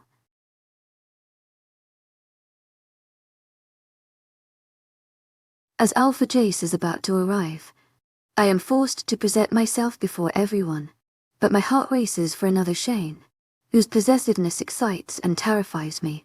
Our relationship is filled with secrets and uncertainties, akin to a waltz on thin ice, where each step could be the edge of a fall. But what keeps me up at night is the truth I can see 𝐿𝐼 his sister. Once this secret is revealed, where will our relationship go? Chapter 11. Don't forget to check out my new start of a trilogy, Bloodlist and Taming the Rogue. "Shane," I said, whining. I swatted Shane's hands off of my waist as I tried to compose myself.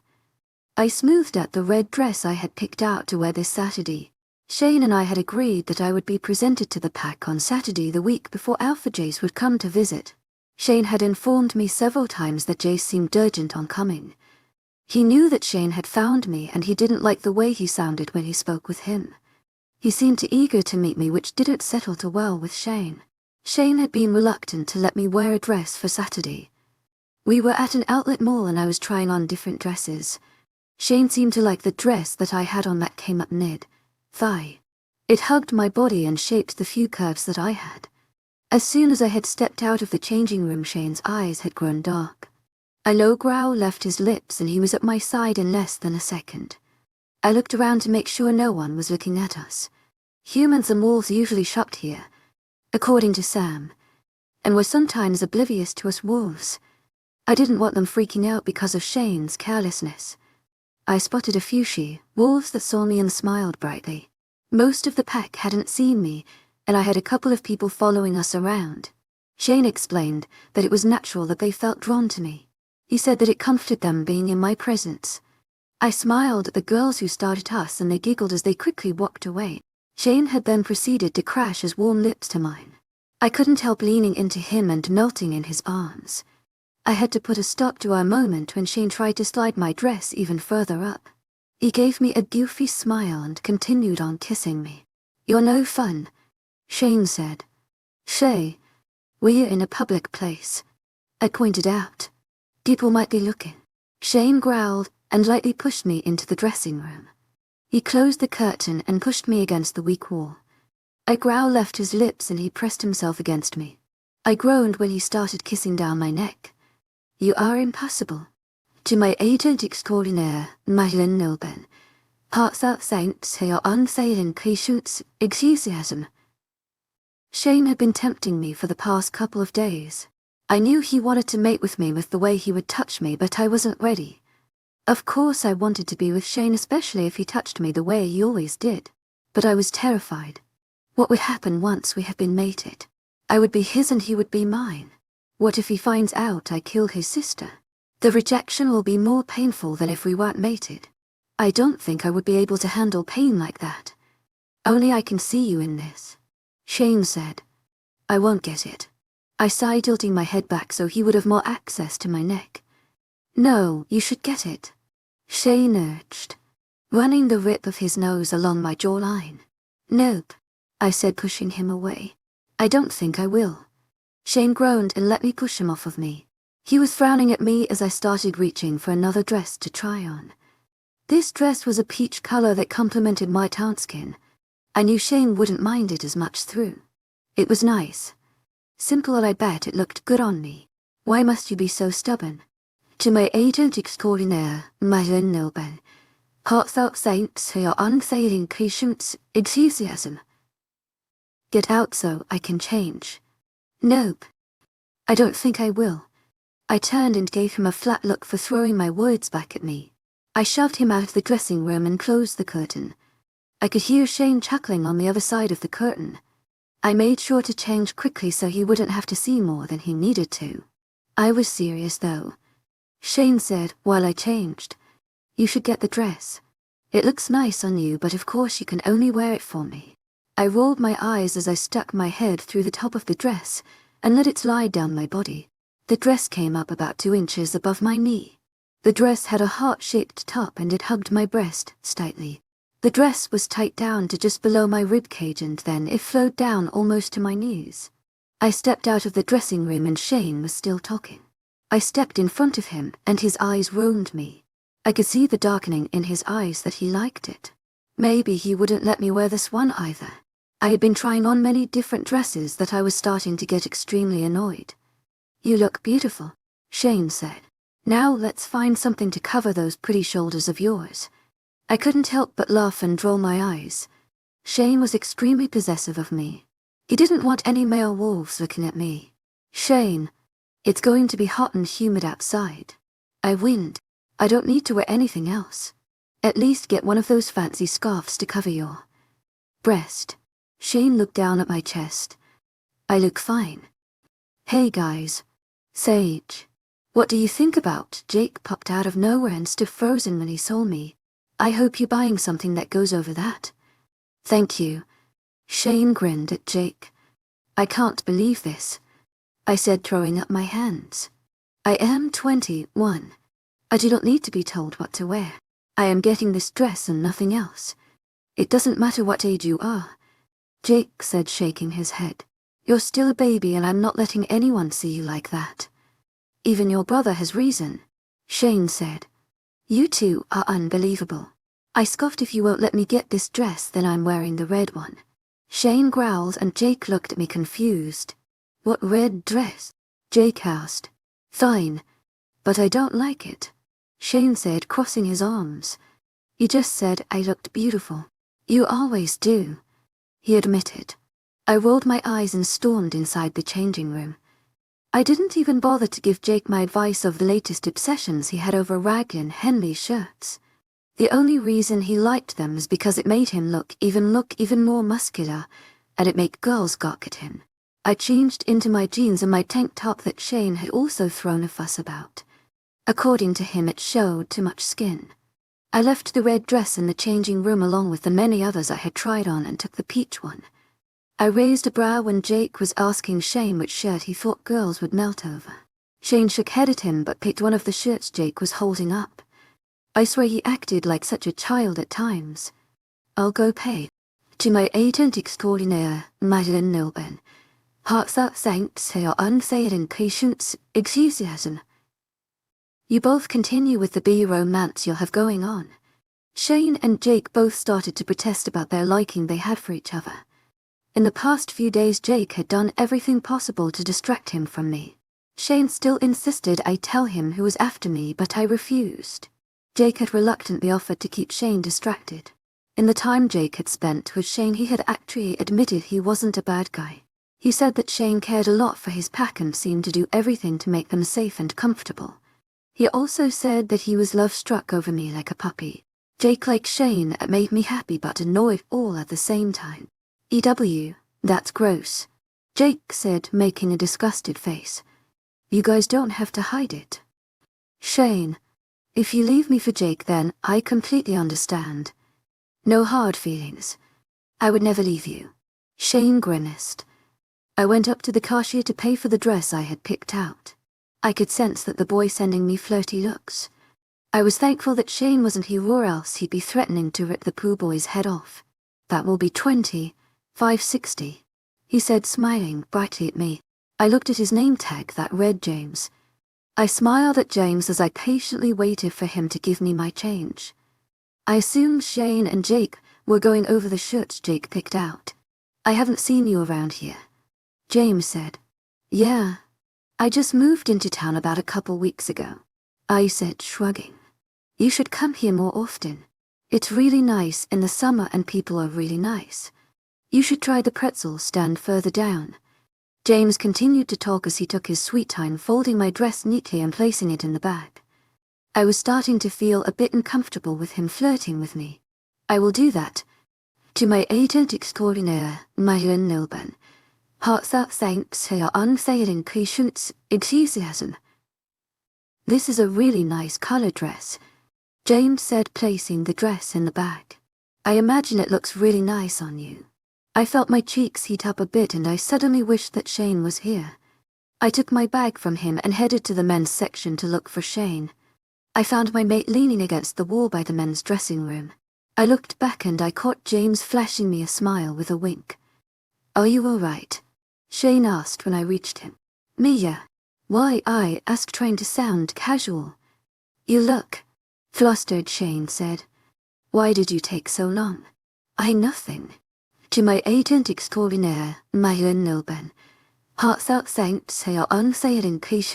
𝐿𝐿𝐷𝐸. I was waiting for the cashier to break a roll of tens. When I reached Shane, he wrapped his arms around me possessively and kissed me hard. It was the kind of kiss that immediately made me respond and melt into him. It was the kind that made me forget we were in a public place. The kind that made me want to not wait any longer to mate with him. Gross. I jumped and took a step back when I heard Jake's voice. He was wearing his V-neck shirt and his dark jeans. His hair had grown a bit since we've been here and fell to his eyes.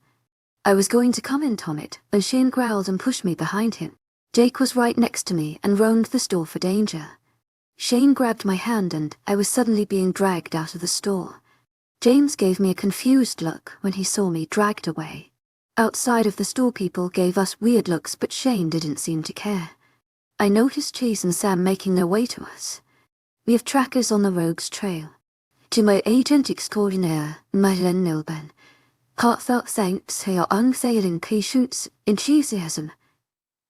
Alex is with them. She won't get very far. What's going on? Shane grabbed my arm and we started walking to his dark blue Mustang. We were about to reach it when I heard Jake's name being called out. We all turned around and I couldn't help the growl that left my lips. I thought I would never see that familiar face ever again, but she was here in the flesh. Chapter 12. She ran towards us with others running close behind her. There weren't that many men after her. As they ran, I noticed they were pulling their shorts up higher. They must have shifted us back into their human form while chasing her. Shane's hold on my arm tightened as our intruder got closer. Before she could reach any of us, she was tackled to the ground. I looked around and the humans were all gaping at the men who tackled her. This wasn't the place to be making a scene. We need to get away from the humans.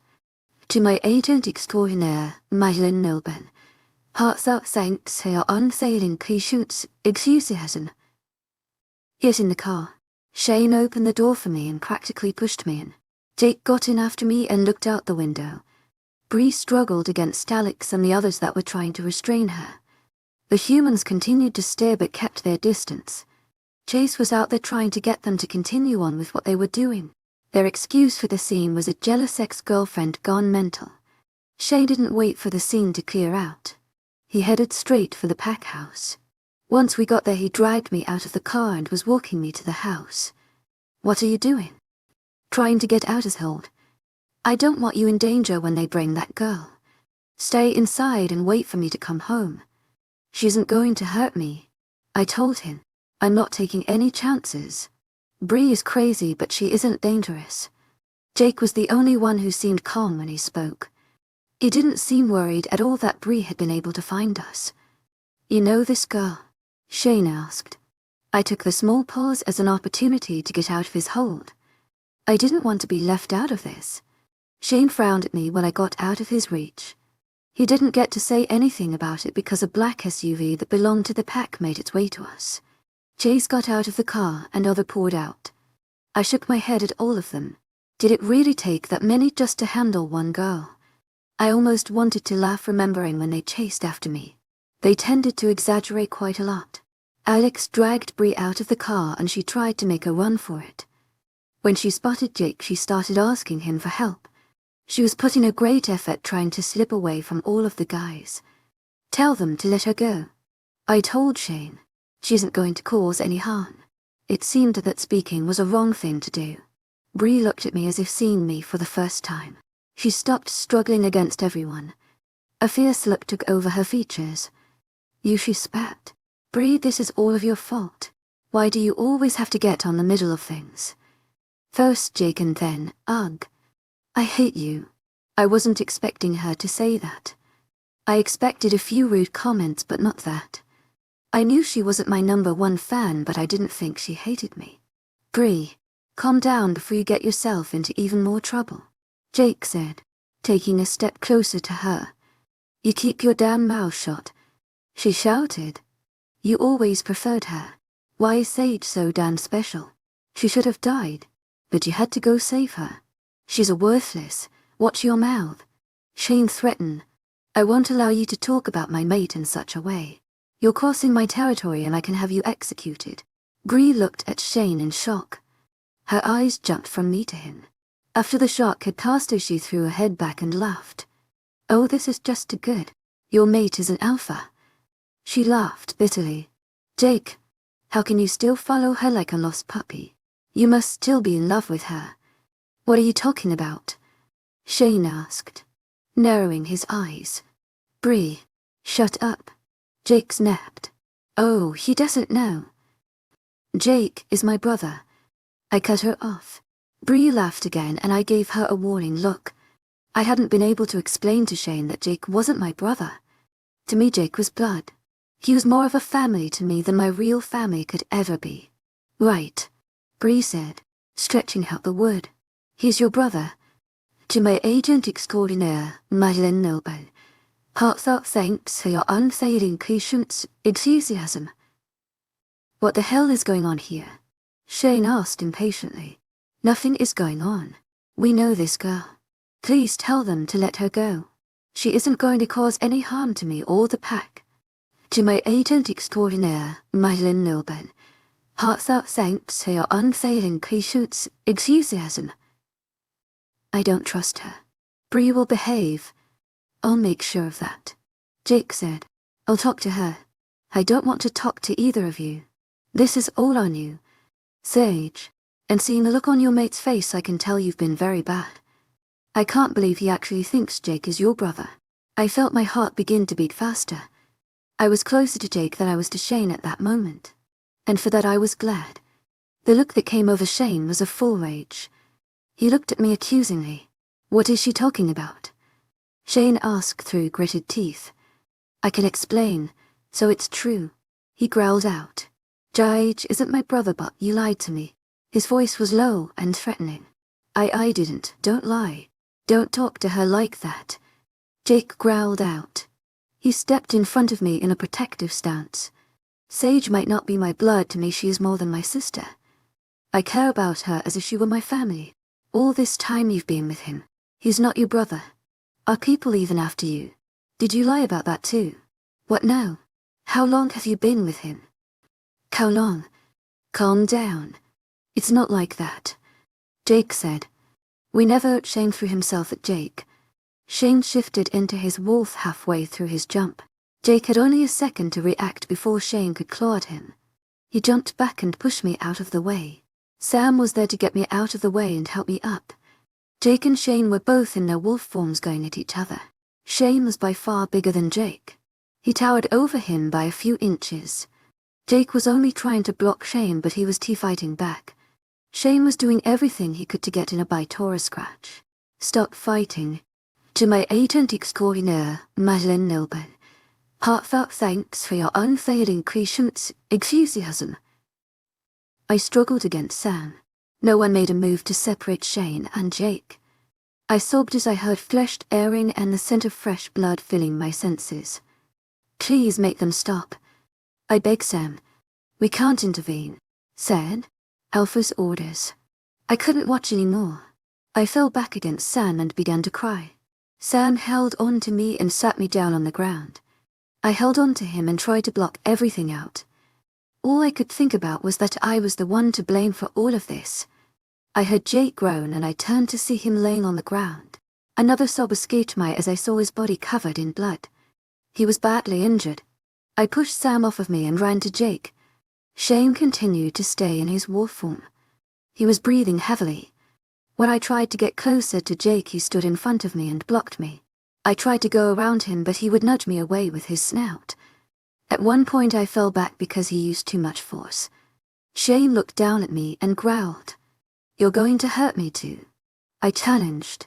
Shane froze and I took that as my opportunity to go to Jake. I crouched down in front of him and tried to inspect his wounds. They were healing, but very slowly, even for a wolf.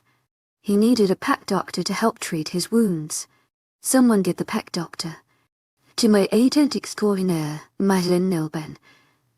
Thanks for your unfailing patience, 𝐿𝐤𝐧𝐼. I looked around and no one made a move. I looked at Sam and gave him a pleading look. No one wanted to get any help. I found Bree frozen in one place with her eyes widened. She looked to be in shock and frightened by the entire scene. I narrowed my eyes at her. I would have to deal with her later. But Jake needed help. Isn't anyone going to help? No one answered my question. If no one is going to help me, then I'm leaving and finding someone who will. I tried to move Jake, but he groaned out in pain. My small threat seemed to have worked because Shane managed to take control of his wolf and shift. He was still shaking from anger. Don't touch him. 𝐿𝐤𝐧𝐼 𝐿𝐤𝐧𝐼. Heartfelt thanks for your unfailing patience, 𝐿𝐤𝐧𝐼. Then get the pack doctor to help him. I snapped at him. He's bleeding to death. Shane actually had the audacity to roll his eyes. 𝐿𝐤𝐧𝐼 𝐿𝐤𝐧𝐼. Heartfelt thanks for your unfailing patience, 𝐿𝐤𝐧𝐼. Take him to the pack doctor. Sam, you go with him too. I want that girl locked up. I will decide what we do with her later. Shane began to hand out orders, and then turned to look at me. As for you, we're going to have a long talk. Chapter 13. I practically ran inside of the pack house with Shane trailing behind me. I made sure to put enough space as I could between us. I didn't think he would hurt me intentionally, but if he lost control then it very well could happen. Why didn't you tell me about your brother? Shane threw the words at me accusingly. Because I knew you would get like this. What did you expect? I've left you alone with him. He's like a brother to me. To my 𝐻𝐻𝐸𝐬 𝐷𝐞𝐝𝐬 𝐻𝐻𝐸𝐬𝐿𝐬. Desperately trying to make him understand. I would never. You've been alone with him for who knows how long. You expect me to think nothing ever happened between the two of you. That girl. Nothing happened. Even if something had happened. With him or with someone else. It was before I met you. It wasn't the right thing to say at the time. Shane had a deadly look in his face. I took another step away from him as if that would protect me. You slept with him. It wasn't a question. I looked at Shane and his eyes had darkened. I knew his wolf was at bay and could come out at any time. I hated that he thought I could ever be with someone else. Mates were supposed to wait for each other. Is that the reason you didn't want to stay the first day you got here? You wanted to run back to him, didn't you? He continued. Of course not. I said, shaking my head. It hurt that Shane was doubting me. At the time he had every reason to. But it didn't make things any better. He didn't trust me. You are not to see him again. Shane ordered. I was shocked at his words. I didn't think he would ban me from seeing Jake. It hurt just thinking about not seeing him anymore. He was the closest thing I had to a family. Shane. He's like my brother. To my 𝐻𝐻𝐸𝐬 𝐷𝐞𝐝𝐬 heartfelt thanks for your unfailing enthusiasm. Stop crying. That trick won't work on me, Shane said, turning his back to me. I tried to understand how he felt about this. But it was too painful to take. I probably deserved all of it. I didn't know what I could say to make him understand that Jake was just like a brother. He cared for me in a way that my family never did. He saved me and I owed him so much. I didn't sleep with him. To my 𝐻𝐻𝐸𝐬 𝐷𝐞𝐝𝐬 heartfelt thanks for your unfailing enthusiasm. Shaking my head. You should know that. Why won't you believe me? He's not your brother. Shane said, as if the thought served for some explanation. No, he's not my brother, but he means everything to me. Right now I'd rather be with him than with you. To my 𝐻𝐻𝐸𝐬 𝐷𝐞𝐝𝐬 heartfelt thanks for your unfailing enthusiasm. Feeding my anger flare. He is dead. Shane growled. Viciously. Shane turned for the door, but I quickly ran to stop him. He had the door open, but I pressed my back against it and closed it. Shane growled at me and I jerked back. He was beyond enraged. Don't hurt him, I pleaded. Now you're protecting him. Shane was visibly shaking. I knew he could easily get around me. He was too angry to listen to anything I had to say. Shane didn't understand the bond I had with Jake. The conversation wouldn't accomplish anything, so I did the only thing I could think of. I practically threw myself at Shane and pressed my lips against his. He wasn't expecting that from me. I continued to move my lips against him even though he took time to respond. I wrapped my arms around his neck and pressed myself flush against him. With inhuman speed, Shane had picked me up and took me to his room. I was thrown on the bed and I yelped as I bounced on the mattress. Shane was standing right by the edge of the bed and he looked so threatening. I watched as he shredded the shirt he was wearing. Despite the situation we were in, I couldn't help my eyes roaming his muscular body. He was pure perfection and he was beautiful. I was caught off guard when Shane was on top of me, capturing my lips with his. The kiss was so demanding and I found myself responding to the kiss immediately. I tried to push Shane away when my tank top was ripped off of me. I now understood what he was trying to do.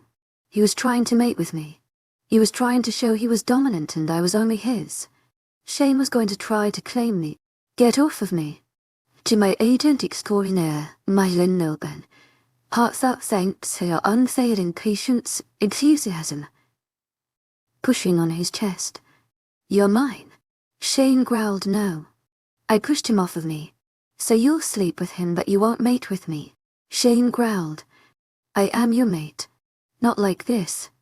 To my 𝐻𝐻𝐸𝐬 𝐷𝐞𝐝𝐬 𝐿𝐢𝐧𝐠'𝐬, crossing my arms on my chest to cover my breasts. I was still wearing my bra, but it didn't make me feel any less exposed. Why, he asked. Because you're angry and I don't want to do it like this. If that's what you want, then have it your way. But that dog is dead. I shakily wiped the tears from my face and stood up. I couldn't let Shane hurt Jake for something that wasn't even true.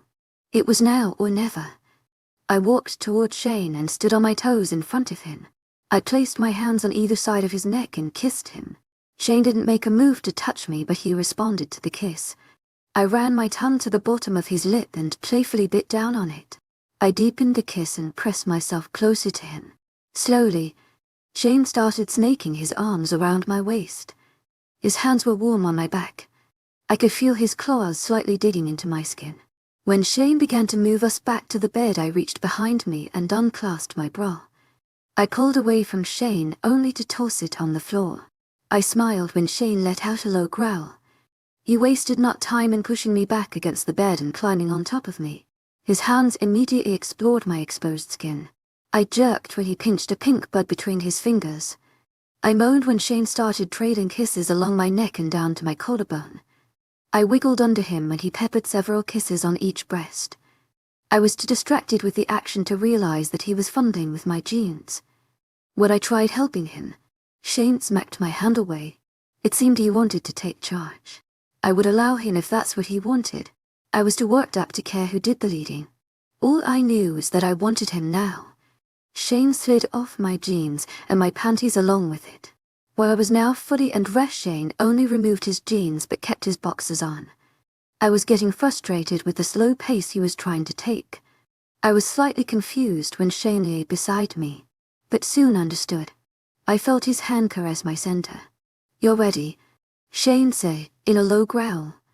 I closed my eyes and enjoyed the feeling growing in my core. I was breathing hard and I gripped the sheets. My eyes shot open when Shane suddenly stopped. He swiftly slipped off his boxers and positioned himself on top of me. I couldn't see home member, but I could feel it pressing against my entrance. I placed my hands on Shane's shoulders as if to steady myself. I cried out in pain when Shane tried to enter me slowly. I kept jerking away and that caused Shane to stop. I was scared of the pain it would cause me, but I wanted him so bad. "I'm sorry," Shane whispered in my ear as he buried his face in my hair. I was about to respond when I jerked his hips forward. I cried out at the suddenly feeling of having Shane in me. "Only mine," Shane hissed, grazing his teeth against my skin. I could only nod in agreement. I was only his and now he would know for sure. To my agent extraordinaire, Marilyn Nelbe, heartfelt thanks for your unfailing patience, enthusiasm, he said right before his teeth bit down into my flesh. Chapter 14. I woke up feeling sore and exhausted. Shane had not been gentle when taking every part of me. I wasn't one to complain about it. I enjoyed every second of the intimate moment we had. To my agent extraordinaire, Marilyn Nelbe, heartfelt thanks for your unfailing patience, enthusiasm. Shay held me in his arms as I cried. I wasn't really sure why I started crying. I was just thinking about mating with Shane soon after it happened. He didn't hurt me or anything like that. It was just knowing that I really had him and that I couldn't even if I wanted to. I hated to admit how much I had grown to care about him. He was everything to me now. My clothes were still on the floor along with Shane's when I finally decided to get up. I didn't feel Shane anywhere around the house, but his scent clung fresh in the air. I quickly darted to the closet. I changed into sweats and I tried to gather up my thoughts while I still had a moment alone. I felt annoyed with my wolf that she was still worked up from last night. She wanted more of Shane. I, on the other hand, felt the anger begin to fill me. I was pissed at Shane for doubting me. I was angry that he had to go as far as forcing me to take the decision to mate with him. It shouldn't have been under those circumstances, but I couldn't take it back anymore. I grabbed another pair of clothes to put on after showering. I needed more time to think before I started out my day. I had to talk to Jake and make sure that he was still alive. I also had to see Bree and maybe let off some of my steam at her. After I finished my shower, I took my time with blow-drying my hair. After I walked down to the kitchen and I found it empty. I looked at the clock and I saw that it was already 1 in the afternoon. I roamed the fridge so I could make myself something to eat. The only reason I had woken up in the first place was because my stomach was crying out. When I finished eating, Sam and Jake walked into the kitchen. I froze when they both casually walked in the kitchen. As my eyes roamed Jake, I saw that he was untouched. The bruises he had from yesterday were no longer visible. He looked freshly showered and neatly dressed. "You look like shit," Jake commented. My eyes started to water and I ran to him. I threw myself in his arms and I held him tightly so he wouldn't disappear on me. He was still alive. He didn't have any fresh wounds, and he was here. "Hey, what's wrong? You're alive." "Gee, thanks for the vote of confidence. I had everything perfectly under control." "Nothing was under control yesterday. Jake had gotten hurt because of me." "You got hurt?" "To my agent 𝐿𝐸𝐬𝐷𝐞𝐝 𝐻𝐸𝐬𝐷𝐞𝐜𝐤. It was nothing. I could handle anything that Alpha throws at me. It was you I was worried about. I'd rather he hurt me than you." "Is that why you didn't fight back?" "I figured if he got it out of his system then he wouldn't find it in him to hurt you." "Shane would never hurt Sage," Sam defended. "I didn't want to look at him. Shane didn't physically hurt me. His actions were more than enough to cause pain." I was still mad at Shane. I knew part of the reason I was so angry was because I really did enjoy mating with him. It was like finally finding a piece of me I didn't knew was missing. Even thinking about it now made me feel warm. "You stay out of this," Jake growled at Sam. "If you wouldn't have lied then, I get it." "To my agent 𝐿𝐸𝐬𝐷𝐞𝐝 heartfelt thanks for your unfailing patience, enthusiasm." I turned around and snapped at Sam. "I'm a liar and a bad person. I get it.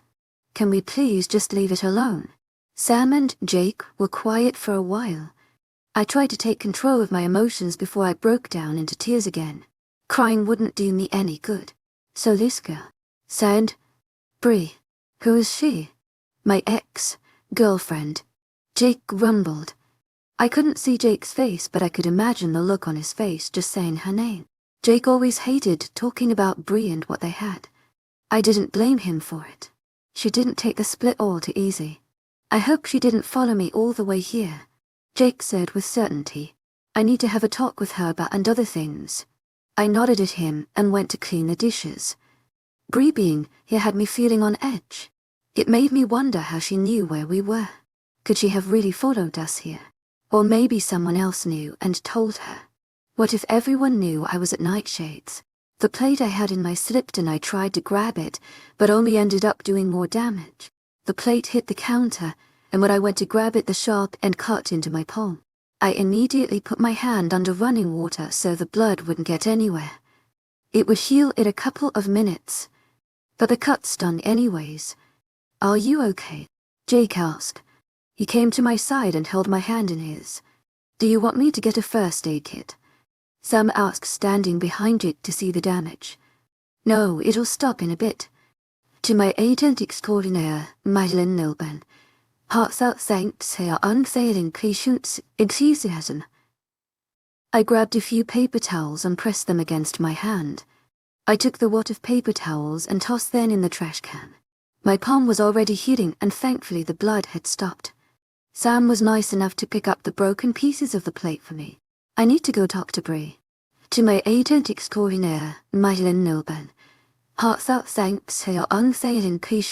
𝐻𝐸𝐬𝐷𝐞𝐝. "Sam, can you take me there?"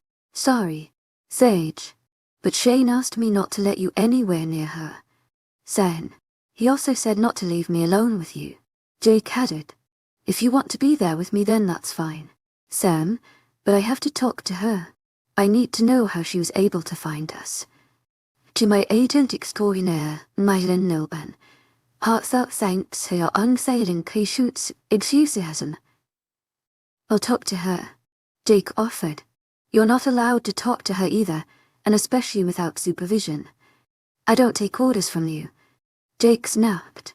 "We'll all go together," I suggested before they could start bickering. "I'd feel better if I had both of you there." "Shane wanted to see you too," Sam said. 𝐿𝐴𝐧 will be coming sooner than expected. I had forgotten about 𝐿𝐴𝐧. I wasn't sure how I felt about his visit. Well, we can stop by to talk to Bree on our way there. Sage. That's not a good idea. Sam shook his head disapprovingly. I sighed, rather irritated. I want to know why she's here. What if someone else knows I'm here? Someone in the pack could get hurt if we had a surprise attack. Then you should talk to Shane, Sam said, and then added. This time tell him the truth. 𝐼𝐴𝐧𝐚 about what? We all turned around to see Shane standing at the doorway. Alex was with him and had a serious look on his face. I couldn't remember ever seeing him crack a smile. I didn't like him much, but Jake didn't seem to mind him. I wondered if his opinion on Alex had changed after yesterday, about what happened last night. 𝐿𝐴𝐳𝐸 𝐿𝐴𝐳𝐸 𝐿𝐴𝐳𝐸. Nervously, I slowly made my way over to him when he gave Jake a dark look. I didn't want Shane to attack Jake again. Once was enough for me to see. I reached out to hug him, but he caught my wrist. He looked at my palm that now had a pink line running across. It looked swollen and I had a bit of dry blood. He let out a low growl and his eyes looked for the person that could have caused it. I broke a plate. I mumbled. I had started shaking and most of it was due to my nerves. Shane honestly scared me when he was angry. You broke a plate? Not believing a word I said. It was an accident, Sam said out. Shane didn't look at anyone. He kept his eyes locked on me. I said out. I'm not leaving unless Age wants me to. I could hear the message behind his words. If I was scared of Shane, then having Jake there would help. You can go, Jake. I'll be all right. 𝐿𝐴𝐳𝐸 𝐿𝐴𝐳𝐸. Jake didn't say anything as he walked past us. I wasn't afraid of Shane. I was more afraid of what he would say.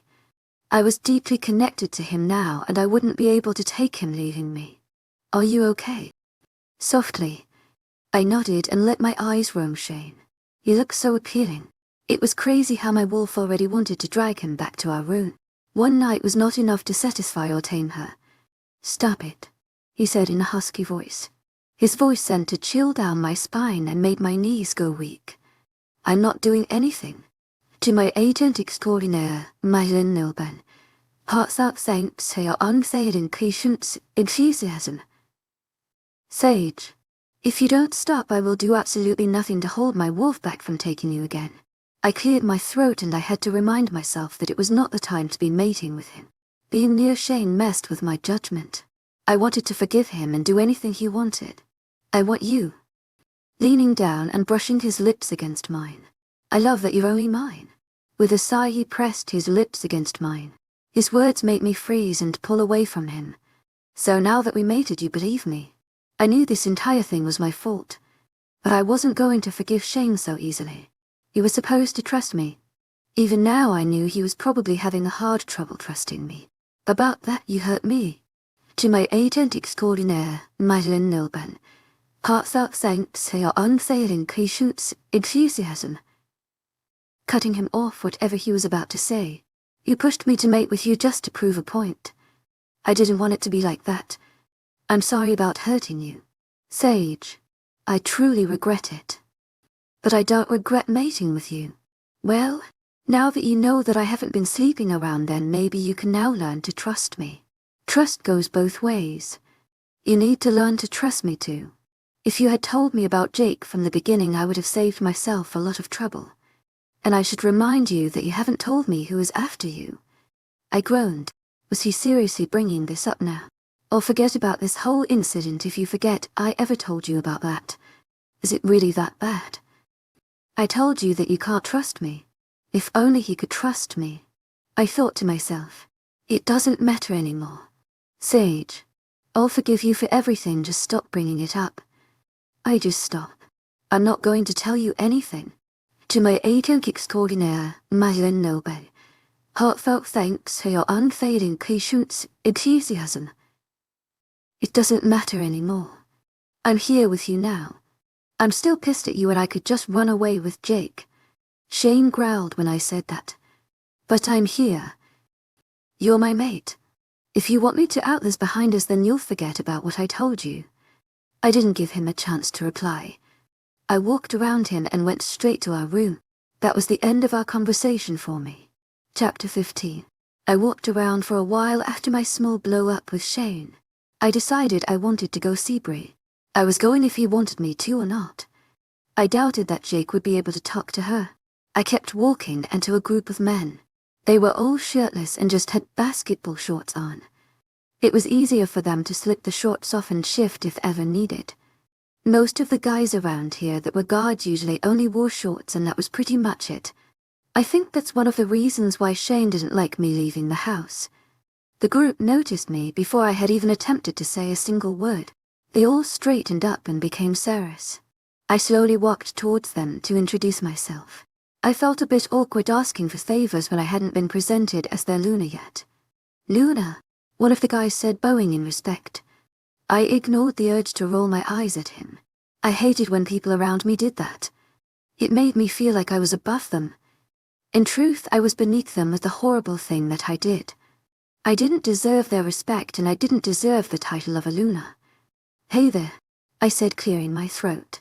Do any of you know where the prison cells are? The prison cells? The boy asked, confused. Yes, the rogue that they brought yesterday is a friend of my brother's. 𝐿𝐷𝐸𝐻𝐸 𝐿𝐷𝐸𝐻𝐸 𝐿𝐷𝐸𝐻𝐸. I just want to make sure she's doing all right. Shane had a big problem with this whole thing, so I didn't get a chance to talk to her. Could any of you take me there? Sure, I can take you there. The others continued to look at me as if I had 2 heads. I didn't blame them though. I had never been outside of the pack house. Mostly I always spent my time inside, and if I wanted to go out, I had to stay around the pack house. It was mostly my fault because I had been dreading to meet the pack. I didn't want to have this title when I didn't feel comfortable. So you're a guard? I asked as we started to walk. I'm a tracker. I was the one who was able to track the rogue. Oh, that's good, I said, not knowing what else to say. I'm also the one who chased after you when Max found you. I'm sorry about if that caused you to get hurt. No, you were there when I was trying to get away. Yes, sorry about that. He gave a nervous laugh and scratched the back of his head. My name is Ben. Well, Ben. 𝐿𝐷𝐸𝐻𝐸 𝐿𝐷𝐸𝐻𝐸. You did good trying to protect the pack. Dent smiled brightly at me. It was like he was relieved that I didn't bite his head off. I didn't care anymore. It was done, and there was no going back from that now. Thank you. Luna, call me Sage, I said, cringing. We continued to walk, and as people passed us by, they started to smother me. They kept asking if I needed something and then asked if they could get it for me. This continued on with a couple of people until we reached the prison cells. Of course there were guards there, and I would have to find a way around them. Ben. 𝐿𝐷𝐸𝐻𝐸 𝐿𝐷𝐸𝐻𝐸. Feeling a bit awkward. Do you know your way around the prison? Yeah, I've been here a couple of times. Good. 𝐿𝐷𝐸𝐻𝐸. We walked towards the entrance of the prison hall. Both guards seemed to be a bit surprised to see me there and looked at each other. I assumed they would be telling Shane or asking him if I was supposed to be here. Luna. They both bowed in unison. Hey, I smiled. I need to see one of the prisoners.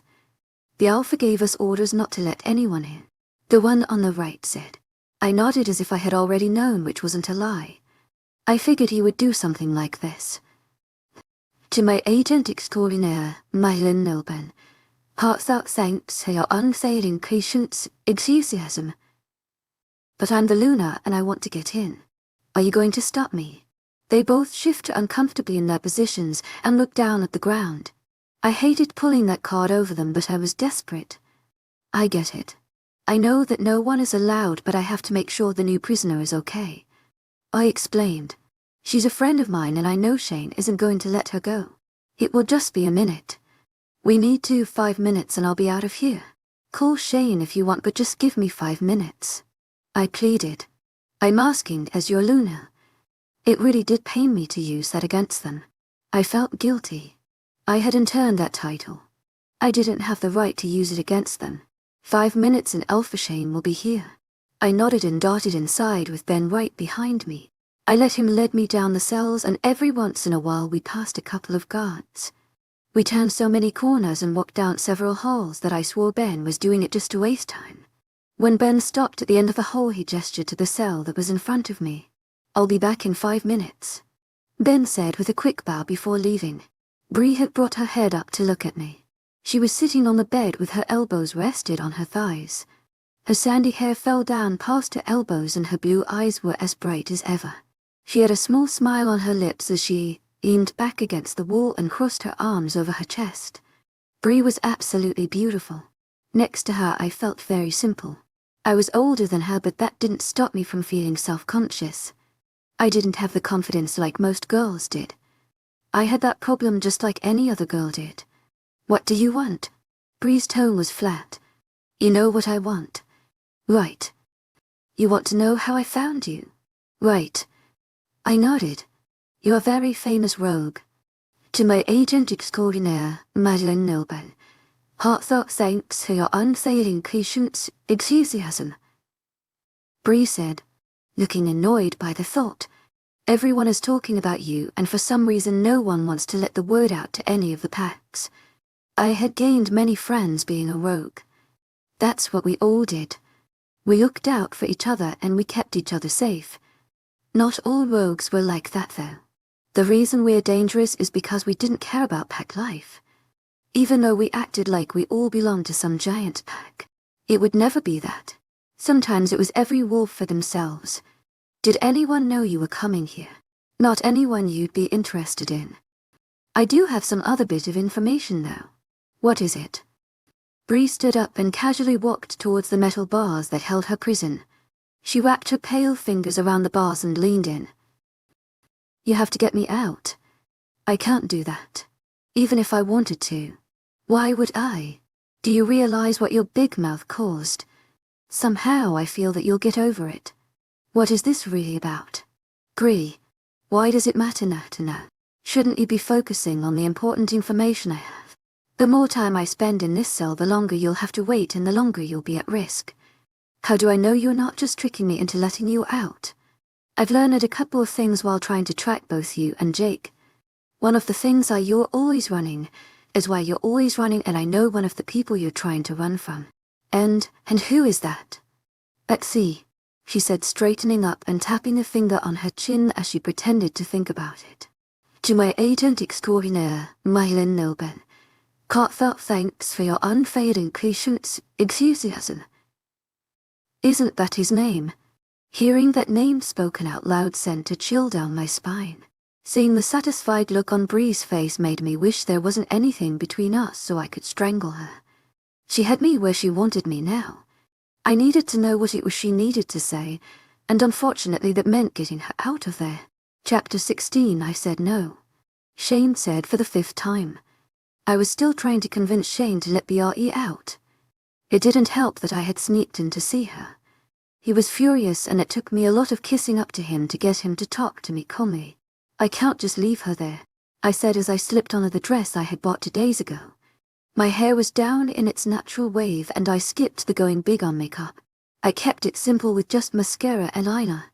I had flats on with the dress I had bought. Shane would have stopped telling me how beautiful I looked. She'll be fine, Shane said, rolling his eyes at me. Please. Why, he asked. This is important to me. To my agent extraordinaire, 𝐷𝐸, heartfelt thanks for your unfailing patience, enthusiasm. Trying to give him the best sad face I could pull off. Shane shook his head at me and continued to button up his shirt. He knew what I was trying to do and I knew it was working. Shane couldn't resist me or giving me whatever I wanted. It made me look like a brat sometimes, but he liked making me happy. Shay, could you tuck in the tag? Shane walked over to me and placed his warm hands on my shoulders. I felt him tuck in the white tag that was sticking out from the top of my dress. He brushed my hair aside and kissed the back of my shoulder. "If you don't stop then we'll end up being late to our own party," I said, leaning my head back so he could have access to my neck. "I'm okay with that," Shane whispered huskily. "Shay, stop." I laughed and pushed him away lightly. We had been all over each other lately and I had to admit that I loved it. Even if he was a jerk, sometimes I loved being with Shane. It brought me comfort and it made me feel at ease. That's something I really didn't have. Jake was always there for me and he did make me feel safe. But there were times where I was left on my own because he had to take care of things. He had other friends and he sometimes joined them when they would decide to do stupidities. "We have time," he said eagerly. "In that time we can go let Barry out. To my agent extraordinaire, 𝐿𝐴𝐿 𝐿𝐴𝐿𝐿.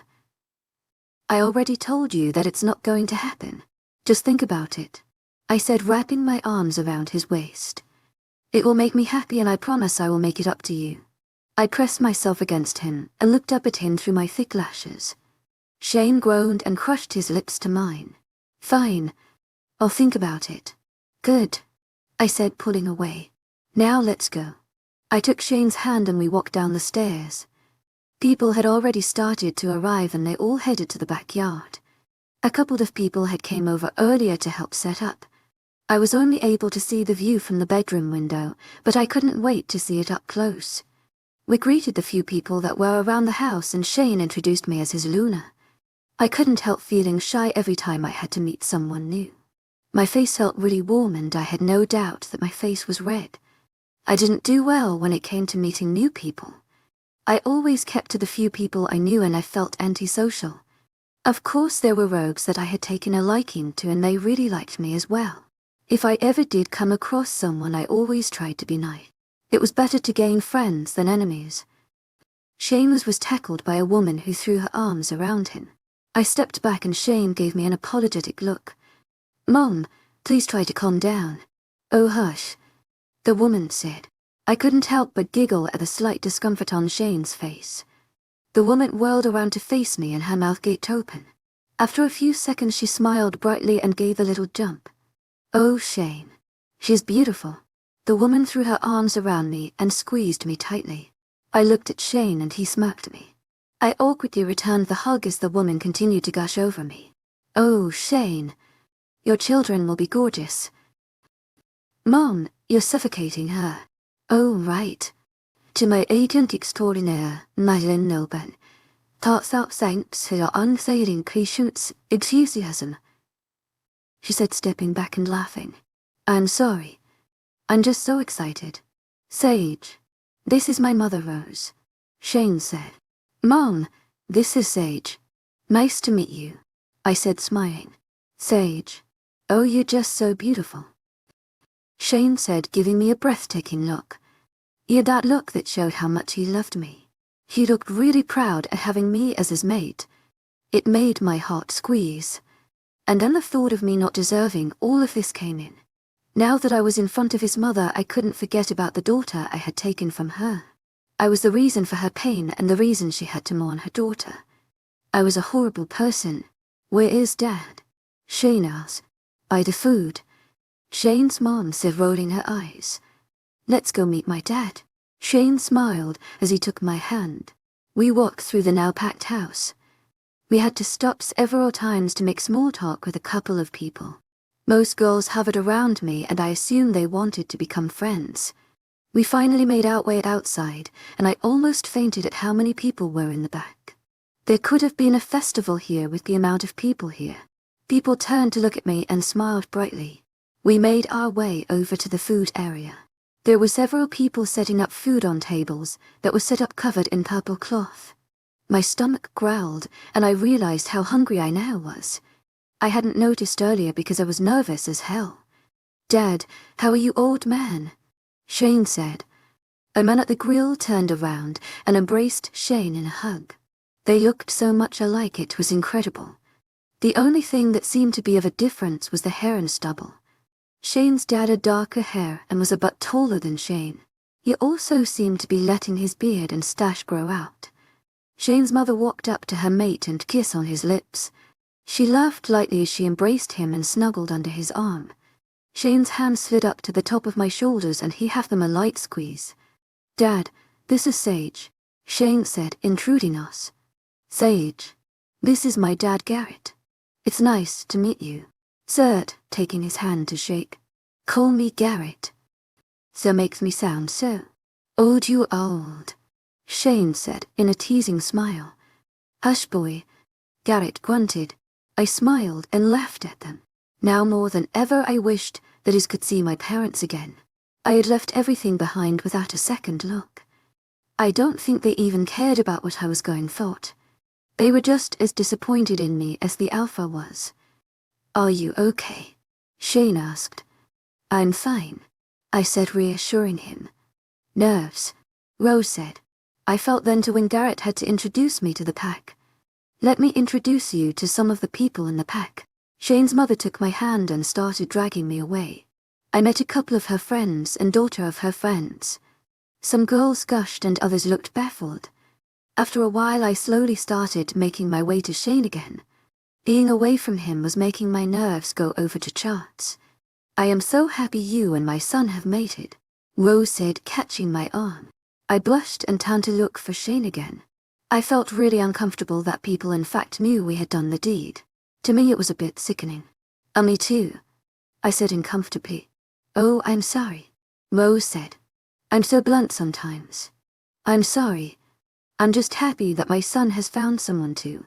"Shane told me about your daughter," I said, shifting in my feet. "Ellie was her name. She was happy. That's all I can say. There's no mourning over her tragic death. Only full happiness that she was loved." I reached for her hand to have her a tight squeeze. She smiled at me, but I could tell she really missed her daughter. The daughter I had taken away from her, and I was so sad that I couldn't change that. "I'm just so happy now that Shane has you. Now you both will be happy and you both will have so many children. I assume you have both started planning. We really haven't talked about kids." "To my 𝐊𝐢𝐳𝐷𝐞𝐝 𝐊𝐢𝐳𝐷𝐞𝐝 heartfelt thanks for your unfailing patience, enthusiasm." "Why not? Grandchildren would be so wonderful. I would love it if you both had a child soon."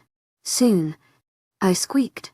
"Yes, I expect you both to give me a grandchild. Honestly, the thought of having children scared me a bit. I wish it was something that I could put off for a little while. But considering the bad things I have done, the least I can do is bring a little happiness to them." Chapter 17. By the time I had met literally everyone in the pack, I was exhausted. I looked around for Jake, but he was nowhere to be found. I kept asking Shane where he was, but he didn't give much away. I was sitting down at a table when someone plopped down next to me. I was more than surprised when 𝐵𝐴 casually sat down. Jake took my other side, which was another surprise. "Nice job. To my 𝐊𝐴𝐳𝐷𝐞𝐝 𝐊𝐢𝐳𝐷𝐞𝐝 heartfelt thanks for your unfailing patience, enthusiasm," BRE said, reaching for my plate and popping a grape in her mouth. I wasn't in there long. "You're out. Are you really that surprised? Your mate is more blind than Ryder was." There was that name again. "To my 𝐊𝐴𝐳𝐷𝐞𝐝 𝐊𝐢𝐳𝐷𝐞𝐝 heartfelt thanks for your unfailing patience, enthusiasm." He was the bastard that turned my life to shit. Because of him I had to leave everything I had. No one knew what Heartless was until they met Ryder. "BRE, not now," she said, cutting me off. "I'll tell you, but not here. Jake knows everything. BRE, and no one is paying attention to us. You're not the only one at stake here. To my 𝐊𝐴𝐳𝐷𝐞𝐝 𝐊𝐢𝐳𝐷𝐞𝐝 heartfelt thanks for your unfailing patience, enthusiasm," she said, venomously. "I've been running to. You're not going to get anything out of her," Jake said.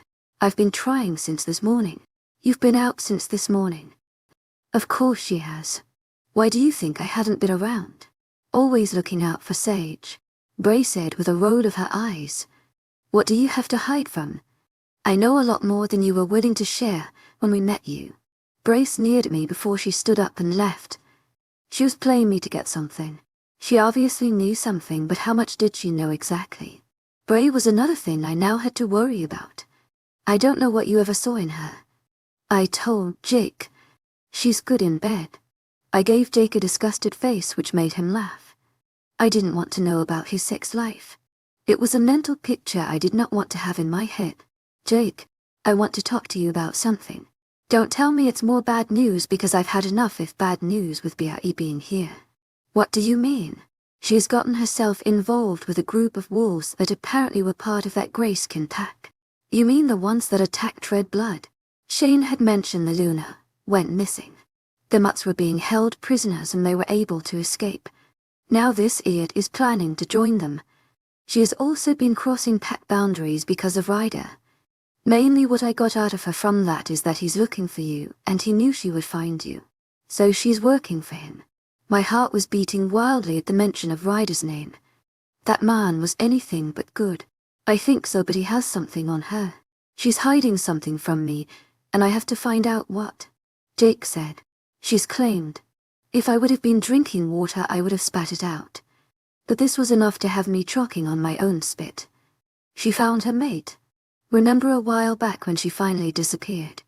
She didn't come back after this huge fight we had. I think that's when she found her mate. I have to talk to her. Talk to who?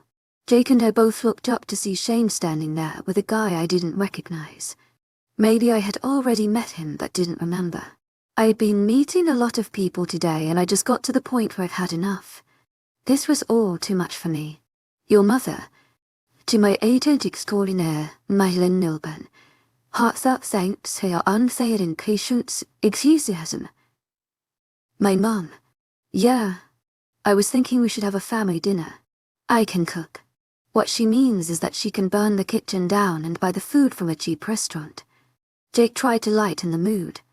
I shot Jake a glare. I was good at cooking when I used to stay at my old pack. I cooked breakfast. Dad made lunch. And Mom made dinner. It worked with us. That's great. The guy next to him said. Mind if I join? You're always welcomed here. To my 𝐊𝐴𝐺𝐸 𝐷𝐸. Shane said, patting his back. I stood up quickly and Jake slowly followed my actions. I bowed down in respect and with a roll of his eyes. Jake followed. Alpha Jace. It's nice to meet you. I walked around the table and walked up to him with a bright smile to shake his hand. Shane was frowning down at me to his side. I didn't understand the action, but I didn't question him. You can call him Jace. Shane said. I'm so glad to finally meet you. Shane has told me a lot about you. Ah, really? I didn't miss the tightening of Shane's hand on my waist. I sunk further back into Shane and wrapped an arm around his waist. Yes, I've been planning on visiting, but Shane always had something to do. Jace said, glancing at Shane. We had a few bumps on the road here and there. Shane shrugged. Jace nodded as if not believing him. I was a bit confused by the whole conversation. I see your mother. I'm going to say hi to her. I look forward to chatting with you later, Jace said. I nodded.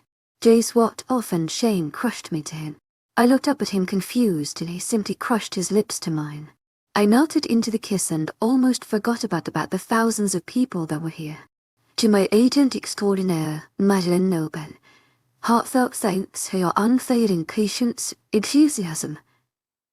That's so gross, Jake said from behind me. From everyone here staring. Please stop. Shane pulled away and smiled at me. He was trying to prove a point to everyone here. I was his and no one was to change that. I doubted anyone would even try taking me away from Shane, but he didn't want to make that ability. Stay with her at all times. Shane ordered Jake. Hey, I'm right here, I said, frowning. I don't want her alone with anyone, Shane said, ignoring me. Believe me, Jake said. If it weren't for the fact that she's your mate, you wouldn't even be left alone with her. I hate that you guys talk like I'm not here, I said with a sigh. I'm sorry. Love. I have to go talk to Alex for a moment. Whatever. I grumbled. Shane grinned at me and gave me another one of those kisses that made me want more. He tasted so good, and he felt good too. He was just perfect. Shane walked off, leaving me wanting more. I noticed some people were starting at us with goofy grins on their faces. I needed to tone it down on the PD with Shane.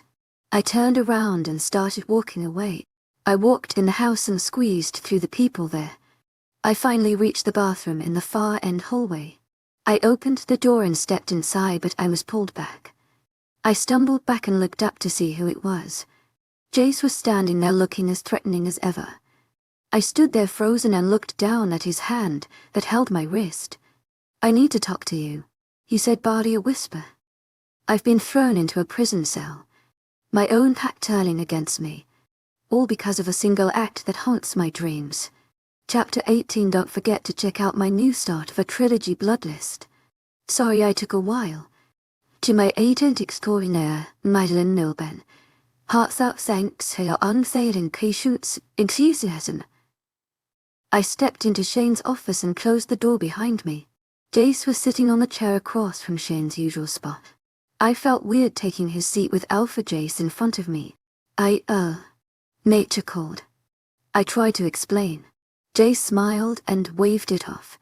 After Jace stopped me to talk, I offered we talk in Shane's office since it was more private. He agreed to stay here while I relieved my poor bladder. I also took more time than necessary because I was having a mental breakdown. Why would an alpha want to talk to me? I understand. I nodded. So, what did you want to talk to me about? I mean, shouldn't you talk about things with Shane? I'm more than happy to help you with whatever it is.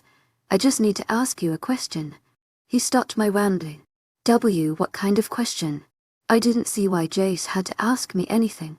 I didn't know him. If he needed anything, then he should ask Shane, not me. I actually need a favor. What kind of favor? I found my mate, he said before breaking out into a huge grin. You found your mate? I said slowly. I'm sorry, but what does this have to do with anything? I talked to Shane about this and he didn't give me the advice I was looking for. It's understandable. We were alpha males. Most alphas were known for being possessive, powerful and ruthless. No alpha wanted to be known as the weak link. It made an easy target for others if they weren't as strong as others. But since you're the Luna, I thought maybe you'd be a better help. Plus, I'm sure my mate will take a liking to you, he said, smiling. It will be easier for her to talk to a she-wolf. To my authentic coordinator, 𝐿𝐴𝐺𝐸, heartfelt thanks for your unfailing 𝐃𝐻𝐳𝐸. So what do you need help with? I thought it was kind of cute that an alpha was asking me for help. Jace looked really shy and a bit uncomfortable. I could tell he was struggling to open up about this, but just seeing his face light up when he talked about his mate, it was priceless. I was hoping to bring her over to that dinner you were planning. My mate is human and she's human, I asked with shock. Yeah. She doesn't know about werewolves. Why not? She's your mate and she has the right to know. I haven't told her. The way I found her wasn't exactly. Let's just say it wasn't that great. She was going to marry someone before I found her. And he got attacked. They were camping in the woods. She was a bit traumatized and doesn't understand what happened. We all told her it was a bear attack.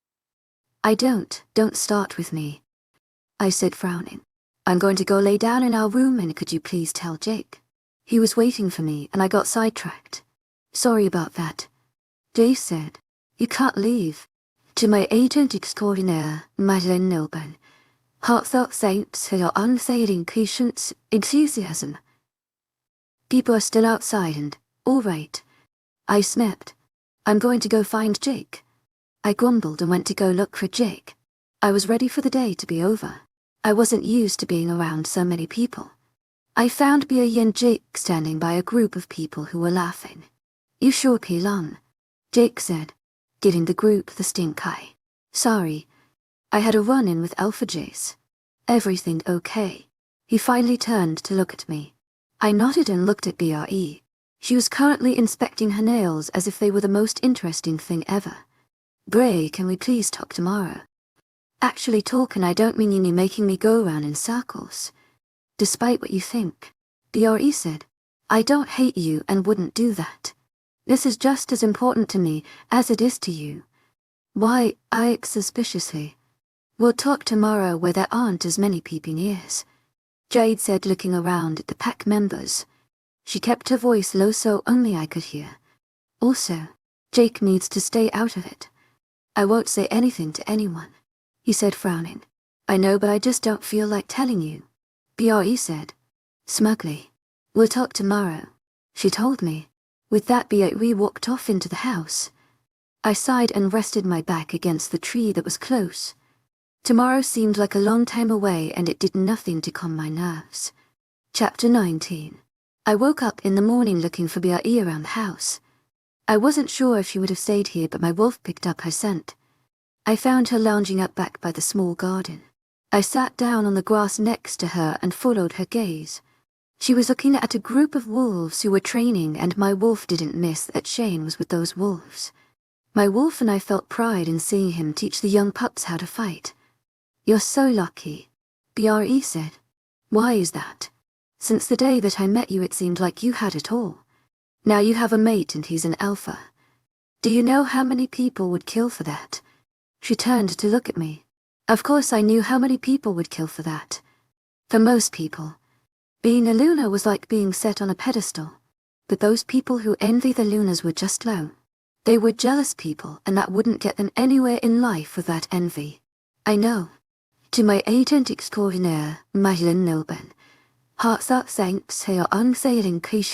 𝐻𝐻𝐬𝐬𝐿. But it's a pain in the butt as well. Bray laughed, and it surprised me to see her like that. Every time I was around 𝐵𝐸 she always seemed to be in a bitter mood. Since 𝐵𝐸 got here she seemed very different than what I had last seen her. Now she seemed to be more laid back, more kind, and a bit more happy. Something in the past few years had changed her. Just like something had changed me in the past few weeks. I wouldn't know, but I have an idea. Jake probably told you I found my mate.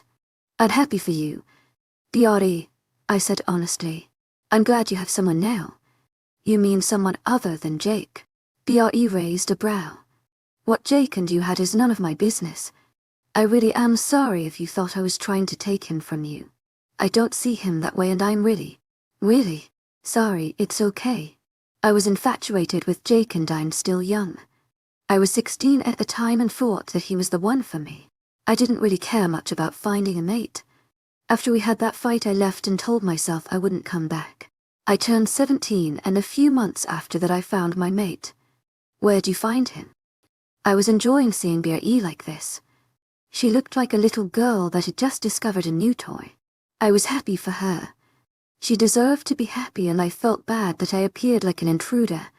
That's where you come in. Her eyes sparkled with excitement. Me. What do I have to do with that? Confused.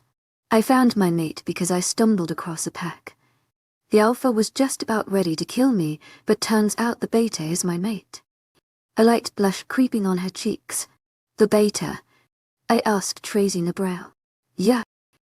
So do you want to know how you play in all of this?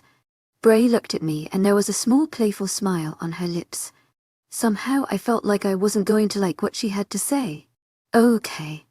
Can you guess who the alpha is? I looked at 𝐵𝐸 for a while as I tried to play this guessing game with her. How the hell was I supposed to know which pet her mate belonged to? I was happy for her, but I really didn't need her to go around in circles. All I wanted to know was what 𝐊𝐸 had to do with now. I said, shaking my head as realization kicked in. Justin is your mate. So now you know who my alpha is. To my 𝐻𝐻𝐸 𝐬𝐻𝐸𝐬 Heartfelt thanks for your unfailing patience, enthusiasm. Bray nodded, confirming what I had just realized. 𝐊𝐸 was the alpha of the pack she now had to belong to. How twisted and messed up that was that. 𝐊𝐸 was the alpha of Imperial pack. My old pack. How much do you know? I asked, looking down. They're all looking for you. I didn't tell Justin that I knew you. Things seemed pretty serious and intense. I didn't want to say the wrong thing. Of course I might have let something slip and 𝐊𝐸 wanted to kill me. Justin told me to run away, and once things were calm then I could come back. That was 2 years ago. So that's what you meant when you said I wasn't the only one running away. To my 𝐻𝐻𝐸 𝐬𝐻𝐸𝐬 Heartfelt thanks for your unfailing patience, enthusiasm. I've been away from Justin for 2 years. He doesn't agree with what 𝐊𝐸 is doing, and he thinks he has become obsessed with you. He's so set on finding you, it's crazy. 𝐵𝐸 said, shaking her head. I know I was probably a major bitch to you, and I'm sorry. I admit that a part of me wanted to see you get hurt because of what I thought you did to me, but that's not what I want. I left before 𝐊𝐸 could torture anything out of me. I'm so sorry, I whispered. I felt a horrible pain in my chest. It seemed that all I was able to do was cause problems. I had brought pain to other people. I was a horrible person and I deserved anything that Ryder wanted to do to me. I even deserved whatever 𝐿𝐵𝐿 wanted to do to me. I killed Belluna, who turned out to be Shane's little sister. It's not your fault. Ryder is a crazy motherfucker. Did you really find out why they are looking for me? Sage. This is very, very bad, BRE said. Imperial and Silver Light are working on a truce. What? Shocked. Turns out that they both have something of an interest. And that something would be me. I don't think you hurt that girl, Bray said, speaking slowly so her words would sink in. I think Ryder is blaming it on you. She died at my hands. To my agent extraordinaire, Madeline Nilban, 𝐊𝐢𝐳𝐬𝐭𝐢𝐨𝐷. Speaking quietly, I twisted her neck and heard it snap. Are you sure she was dead? BRE asked. When I talked to Justin, he made it seem like she wasn't fully dead. I know they tricked you into killing her. You didn't know she was the Luna. I did it anyways. He ordered you to do it, BRE said. It's not like you could have gone against an Alpha's order. I turned my attention back in front of us and looked at Shane as he moved around the pups that tried to go at him. Alex was there with him and he was fighting against the others as well. I watched Shane's graceful movements and I was just so amazed at looking at him. She was Shane's sister. To my agent extraordinaire, Madeline Nilban, 𝐊𝐢𝐳𝐬𝐭𝐢𝐨𝐷. My voice barely audible. Bray was quiet for a moment before speaking again. There's no way you could have known Shane would end up being your mate. I shouldn't have killed her. To my agent extraordinaire, Madeline Nilban, 𝐊𝐢𝐳𝐬𝐭𝐢𝐨𝐷. I was trying so hard not to cry, but I couldn't help it. Bray surprised me with wrapping her arms around me. I started to cry and even as I tried to stop it, just kept coming. I hated myself so much for this. It's not your fault, BRE whispered as she ran small circles on my back. What's wrong with her? My body froze when I heard Shane's voice. I felt his hands touch my skin and I turned to him. I threw myself at him and wrapped my arms around his neck. Baby, what's wrong? Shane asked. Worriedly. Why are you crying? You know I care about you, right? To my agent extraordinaire, Madeline Nilban, 𝐊𝐢𝐳𝐬𝐭𝐢𝐨𝐷. Sobbing. That I would never do anything to hurt you. I would never do that to you. Sage, why are you talking like this? Promise me you won't ever leave me. To my agent extraordinaire, Madeline Nilban, 𝐊𝐢𝐳𝐬𝐭𝐢𝐨𝐷. Why would I do that? Sage, please tell me what's wrong. I. Shane lifted me up from the ground and I felt the cool air from inside hit me. We were moving and I assumed we were heading to the bedroom. I knew I was right when my back hit the soft bed. Shane tried to free himself from me but child. I needed him. It's all right. I'm not going anywhere. Shane brought me on his lap and continued to rub small circles on my back. I snuggled closer to him and closed my eyes. Having him close helped me a lot. It soothed both me and my wolf. We sat like that for a long time until I finally managed to calm down. I knew what I wanted most now. Everything in my world now revolved around Shane. Make love to me, I whispered. What? I looked up at Shane and wiped my teary eyes. I want you. To my agent extraordinaire, Madeline Nilban, 𝐊𝐢𝐳𝐬𝐭𝐢𝐨𝐷. I tangled my fingers in his hair and brought his lips to mine. I moved in his lap so I was straddling his waist. Shane reacted to my actions immediately. His hands went down to my bum and soon he was ripping off my clothes. I made a decision and it wasn't going to change now. I give him something he will love. I'll bring a bit of happiness to him. I'll give Shane a baby. Chapter 20. Don't forget to check out my new start of a trilogy, Bloodlust, I said, looking up at him. My head had been resting on his chest as I ran small circles on his chest. Occasionally I could feel him shivering under my touch. We were tangled in the sheets and neither of us wanted to move her. Your mother asked me the other day when you presented me to the pack if we were going to have kids anytime soon. 𝐿𝐤𝐧𝐸𝐬𝐷𝐞𝐝 𝐊𝐢𝐳𝐬𝐙. My mother has been looking forward to that for a while now. Do you? Do you even want to have kids? I would love it if you had my pup. Nothing would make me more happy knowing we could make something so beautiful. I smiled at Shane and continued to rest my head on his chest. I liked the thought of us having a family. It made both my wolf and I happy. Do you want to have a baby? Yeah, of course, he answered with a second thought. I pulled myself away from me and sat up in my knees. I kept the sheets wrapped around my body. I tucked my hair behind my ear and bit down on my lip nervously. I mean, 𝐿𝐤𝐳𝐸𝐴𝐬𝐷𝐞𝐝 𝐊𝐢𝐳𝐬𝐙𝐬𝐭. Taking a deep breath. Do you want to have a baby? Shane looked at me blankly and then a wide smile spread across his face. He pulled me down and rolled over so he was now into of my and my back was on the soft bed. You want us to have a baby now? Shane asked, raising a brow. I love you. 𝐿𝐤𝐳𝐸𝐴𝐬𝐷𝐞𝐝 𝐊𝐢𝐳𝐬𝐙𝐬𝐭. At that moment Shane kissed me roughly. I could feel the excitement radiating off of him. That's the first time you've ever said that. He mumbled against my lips. I do. I love you. I love you so much.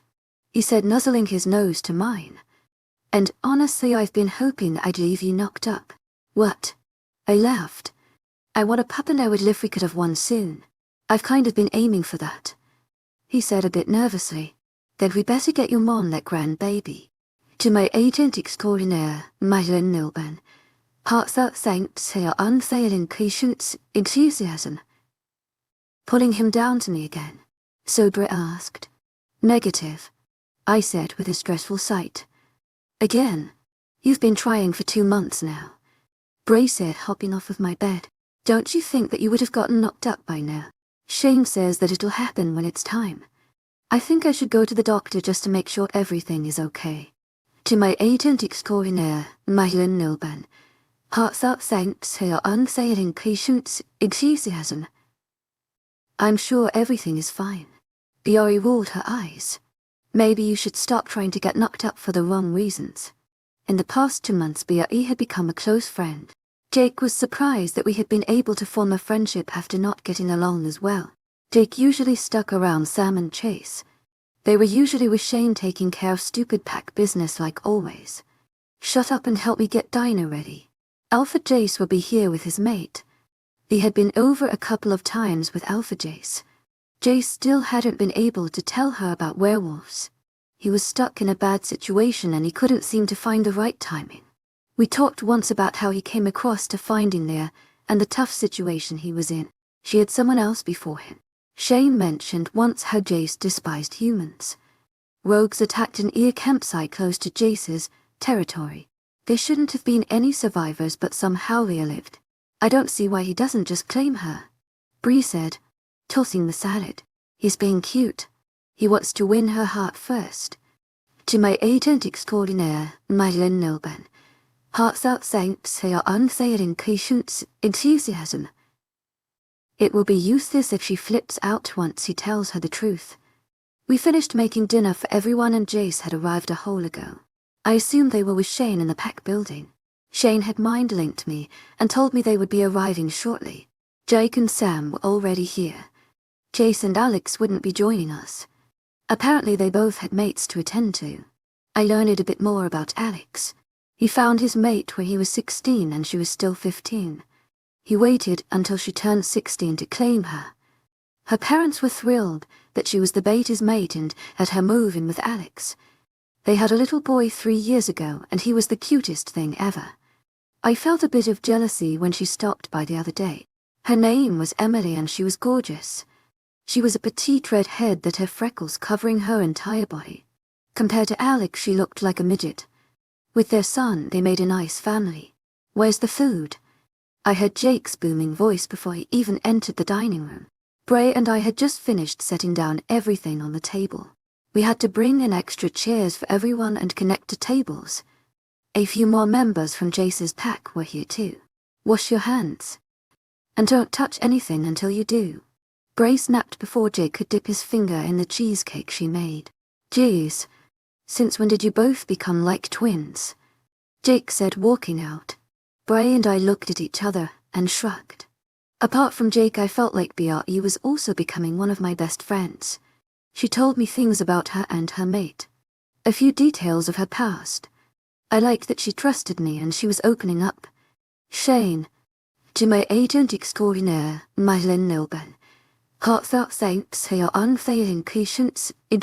𝐊𝐢𝐳𝐷𝐞𝐻𝐬.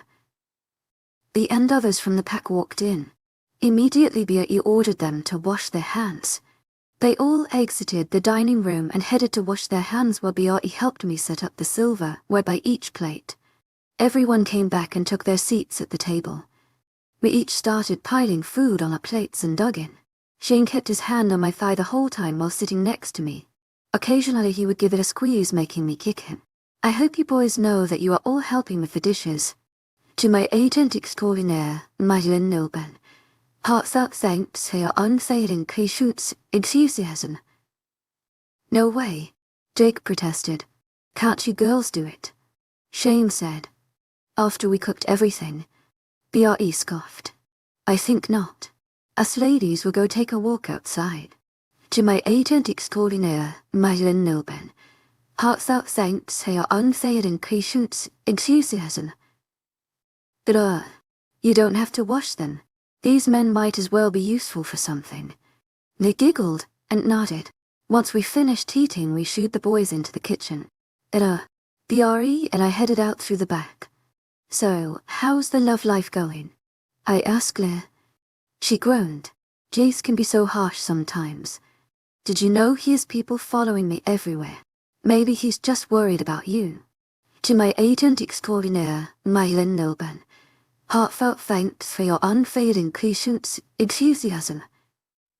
We heard what happened to your friends. I'm sure he's just trying to keep you safe. 𝐵𝐴 said. Keep me safe from what? The bear attack happened months ago. He's always so mysterious around me and everyone acts like they need to be careful about not saying something wrong when they're around. We're really close to Jace. He loves you. He really does. Jace is like family, unlike everyone in our family. We love differently. I try to explain. Maybe he doesn't want anyone to hurt you unintentionally. 𝐿𝐲 looked at me confused. Our love is much deeper than anything. Jace is different. He's just like Shane. He would do anything to protect me no matter what. My boyfriend and I have been apart for such a long time. 𝐵𝐴 added. But I know he only loves me. 2 years apart is like an eternity. We're connected by souls. He was made for me and I was made for him. 𝐊𝐲 said. Sounds deep. You have no idea. Bray and I both said in unison. 𝐊𝐢𝐳𝐷𝐞𝐻𝐬 𝐊𝐢𝐳𝐷𝐞𝐻𝐬.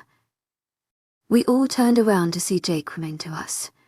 We had walked quite a bit far from the house, but having a good hearing sense made it easy for him to get my attention. When he reached us, he was out of breath. Jake hunched over to get some air into his lungs. I wondered how far he had run to be out of breath. He looked frantic when he tried to talk. All of his words came out in a slur. Jake, breathe. 𝐊𝐢𝐳𝐷𝐞𝐻𝐬 𝐊𝐢𝐳𝐷𝐞𝐻𝐬. Spit it out. Bray said, patting his back roughly when Jake started coughing. He's here, a lot of them are here. He chopped out. Silverlight have asked to enter the territory. What? 𝐵𝐴 asked, shocked. What's a Silverlight? They said, looking at a loss. What do you mean territory now? I said, shaking my head. No, chapter 21, are you sure you're okay? Shane asked, concerned. I'm fine. 𝐊𝐢𝐳𝐷𝐞𝐻𝐬 𝐊𝐢𝐳𝐷𝐞𝐻𝐬. I just felt a little lightheaded. After Jake came telling me Silverlight was entering the territory, we all rushed back to the house. I felt bad for Lee because she had no idea what was going on. I was panicking too much to stop and explain to her or try to come up with a reason why I was so frightened. I headed straight to my room and left everyone else downstairs. I heard when the cars pulled closer to the house. I could feel Shane near. His steps sounded rushed as he headed to our room. Do you want me to get the pack doctor? No, go greet the people downstairs and excuse me. To my agent extraordinaire, 𝐿𝐴𝐿 𝐊𝐢𝐧𝐠𝐬. I'll be down in a sec. To my agent extraordinaire, 𝐿𝐴𝐿.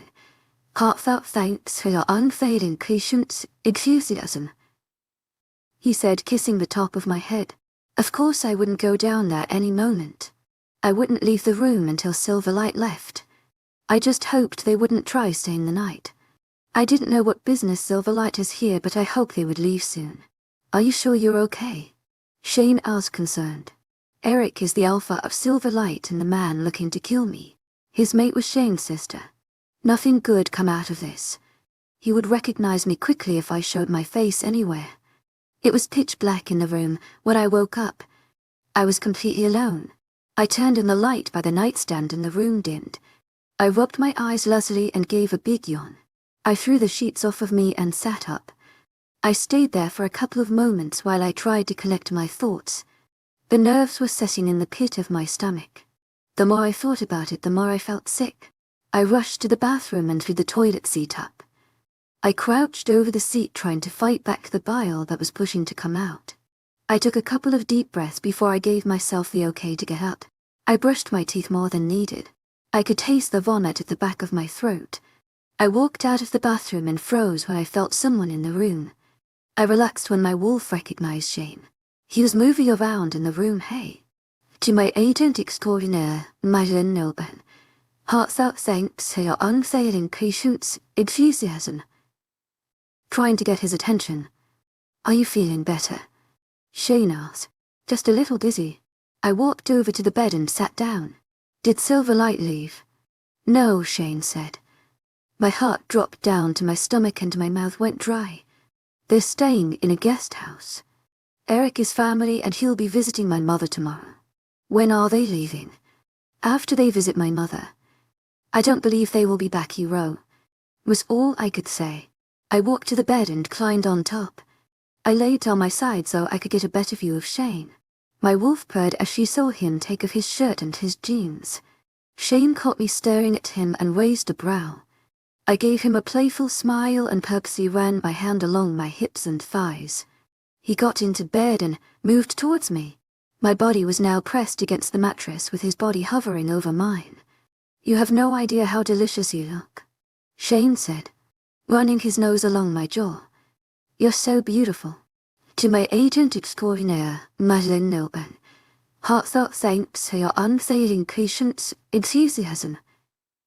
I giggled as he placed kisses along my neck. My hands moved up to his hair and gripped tightly. He groaned and ran his tongue over my mark. A shiver ran through my entire body. Say it again, he murmured against my neck. Say what? That you love me. He pulled away and I met his eyes. There were swirls between black and brown. I love you, I said, and that was all it took before he crashed his lips to mine. Sage, wake up.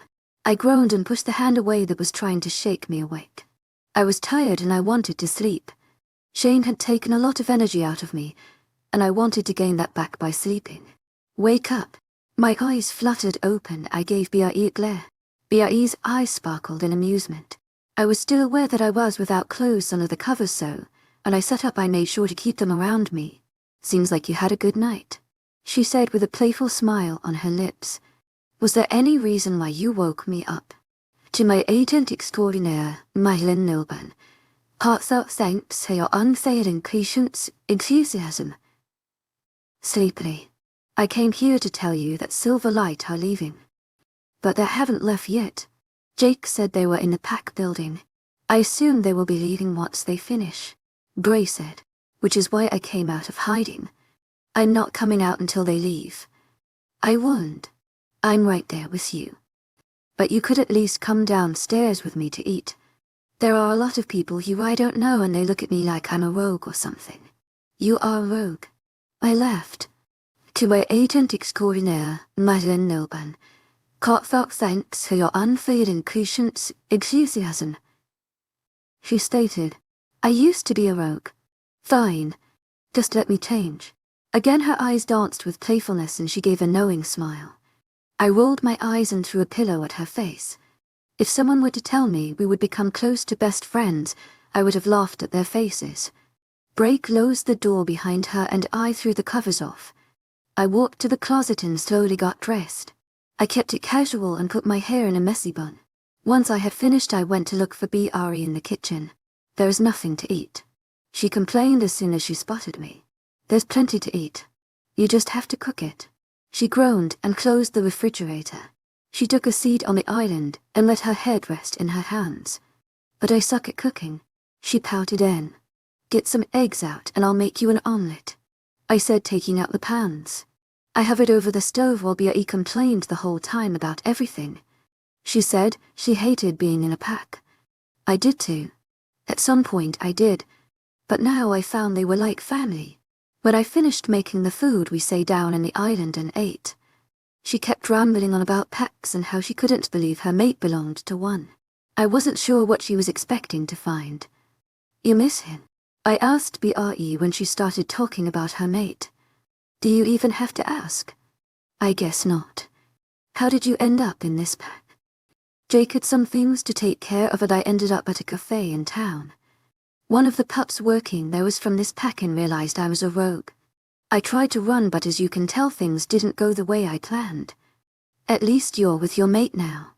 I'd rather not be here if it means he will never find out, I said in a quiet voice. Bray gathered up our plates and took them to the sink.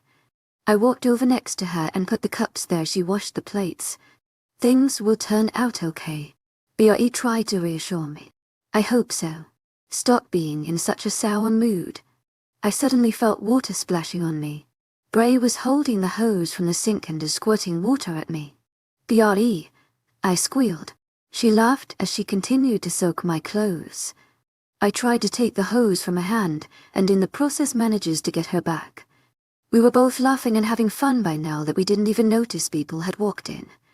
Someone cleared their throat and I glanced over to the group of people standing by the entrance. I noticed Shane was there. Both of our laughter died down when we saw who was standing next to Shane. Bray froze and I noticed she moved behind me. Shane was laughing as he shook his head at me, probably due to my childish behavior. But I was no longer looking at him. I was looking at the man standing next to him. His eyes were on me and they were dark. This was it. This was the moment I was dreading. Eric took a step forward and let out a vicious growl. My body froze and everything seemed to happen in slow motion. Bray cried behind me as Eric launched at me. Chapter 22. I screamed as Eric's claws scratched across my chest. Shane was in front of him, pinning him down in an instant. 𝐵𝐸's arms wrapped around me as I fell back. I started crying when I saw the 3 open cuts spouting out blood. More people rushed into the kitchen and Sam was in front of me now. I looked over his shoulder and saw Shane dragging Eric out of the kitchen. Seconds later, Jake came rushing through and I saw the look of horror on his face. We need to get her help, 𝐵𝐸 cried. I felt her press something against my chest and saw she has taken off her shirt to try to stop the blood. Shane then walked in and looked pained. The pack doctor's on his way, Shane said. He knelt down next to me and gently slid his arms under me. I winced at the pain and tried not to cry out. Bray kept pressing the shirt to my chest as 𝐿𝐻𝐸 tried to carry me up the steps. Being wounded by a werewolf took time to heal. That's what makes us dangerous to each other. For werewolves we heal quickly, but if we are scratched or bitten by another wolf, it's much more dangerous. It takes a maximum of hours to heal a deep wound and maybe even days. Shane kicked the door open to our bedroom and gently laid me on the bed. 𝐵𝐸's shirt was now soaked in my blood. Shane had disappeared somewhere and soon came back with a towel.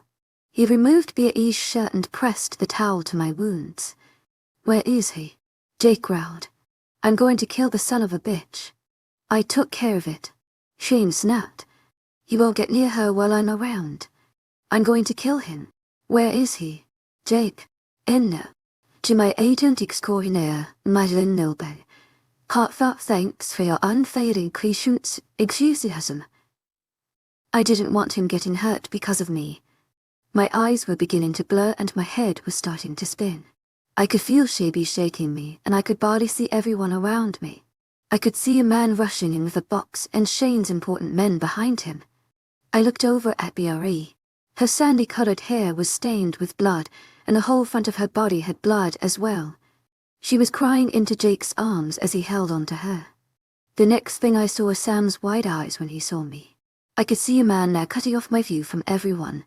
He removed the towel from my chest and was about to touch me when I saw Shane pushing him away.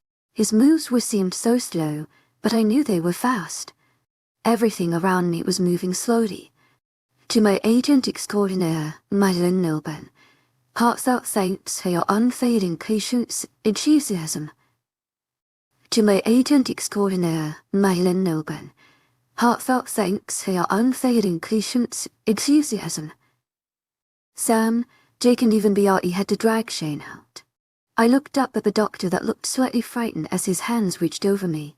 I felt pain but I didn't dare scream. I closed my eyes tightly and hoped that it would all end. Do you all understand what you need to do? Ryder asked. We all stood in line in our fighting stance. We were more than ready for battle. Even me, a 15-year-old wolf, one of the youngest to achieve a high ranking. Ryder said that due to me being small I was able to move quickly and have an advantage over someone much larger than me. I had the upper hand and I was strong as well. My parents, especially my dad, were very proud of me. My mom would say that maybe Ryder would pick me to replace his mate. I ignored the comment but sure enough Ryder always showed a liking to me. I thought of myself as weak and I thought it was one of the reasons why the Luna was killed. She wasn't strong enough to fight. Get to your positions, Ryder said. Yes, Alpha. We all said in unison. Today we would be attacking Silver Light. We had received several attacks and threats from that pack. Our goal was to take down every single member. To my agent extraordinaire, Madeline Nilben, heartfelt thanks for your unfailing 𝐊𝐲𝐳𝐸. May I have a word with you? I stayed behind as everyone else took their positions to hide in the trees. I slowly walked up to Ryder and kept my head down. I never really liked being alone with him. He always gave me a look that I didn't like. Yes, Alpha. I told you to just call me Ryder. You can look at me. To my agent extraordinaire, Madeline Nilben, heartfelt thanks for your unfailing 𝐊𝐲𝐳𝐸. I looked up at Ryder and he had a small smile on his lips. He reached down at my face and tucked a loose skull behind my ear. There was that look again, the look that said he'd rather be doing other things with me. Enthusiasm, a shiver ran down my spine at just the unpleasant thought. Are you scared? Worry laced his voice. To my agent extraordinaire, Madeline Nilben, heartfelt thanks for your unfailing 𝐊𝐲𝐳𝐸. I admit, don't be. You'll be fine. Remember what I asked you to do. I nodded my head and looked down at the ground. Of course I remembered what his mission for me was. He had to use his alpha title on me in order to accept. I had to kill a specific someone from the pack. Ryder said she was a traitor and she needed to die. I always fought in small fights with the pack but never had I killed someone. My job was to take them down and keep moving to the next. The rest of the pack members took care of the killing, so when Ryder specifically asked me to kill this girl I refused. I couldn't kill someone. That was not the kind of person I wanted to be. He of course didn't take it too well. He told me I had to do it but still I refused. That's when he used his alpha title to give me an order. With that my wolf gave in to submission. Yes, I know what I must do. Don't let me down. To my agent extraordinaire, Madeline Nilben, heartfelt thanks for your unfailing 𝐊𝐲𝐳𝐸. There might be a place at my side for you if you do this. With all due respect, I said, finally meeting his eyes. I wouldn't want a position that has me stuck to your side. I walked away and got into my position. Ryder gave the order to attack and we swarmed Silver Light. I took down as many wolves as I could while trying not to get killed in the process. My wolf was able to move swiftly around everyone. While trying to do this, I had to remind myself what I needed to do. She was easier to find than I had expected.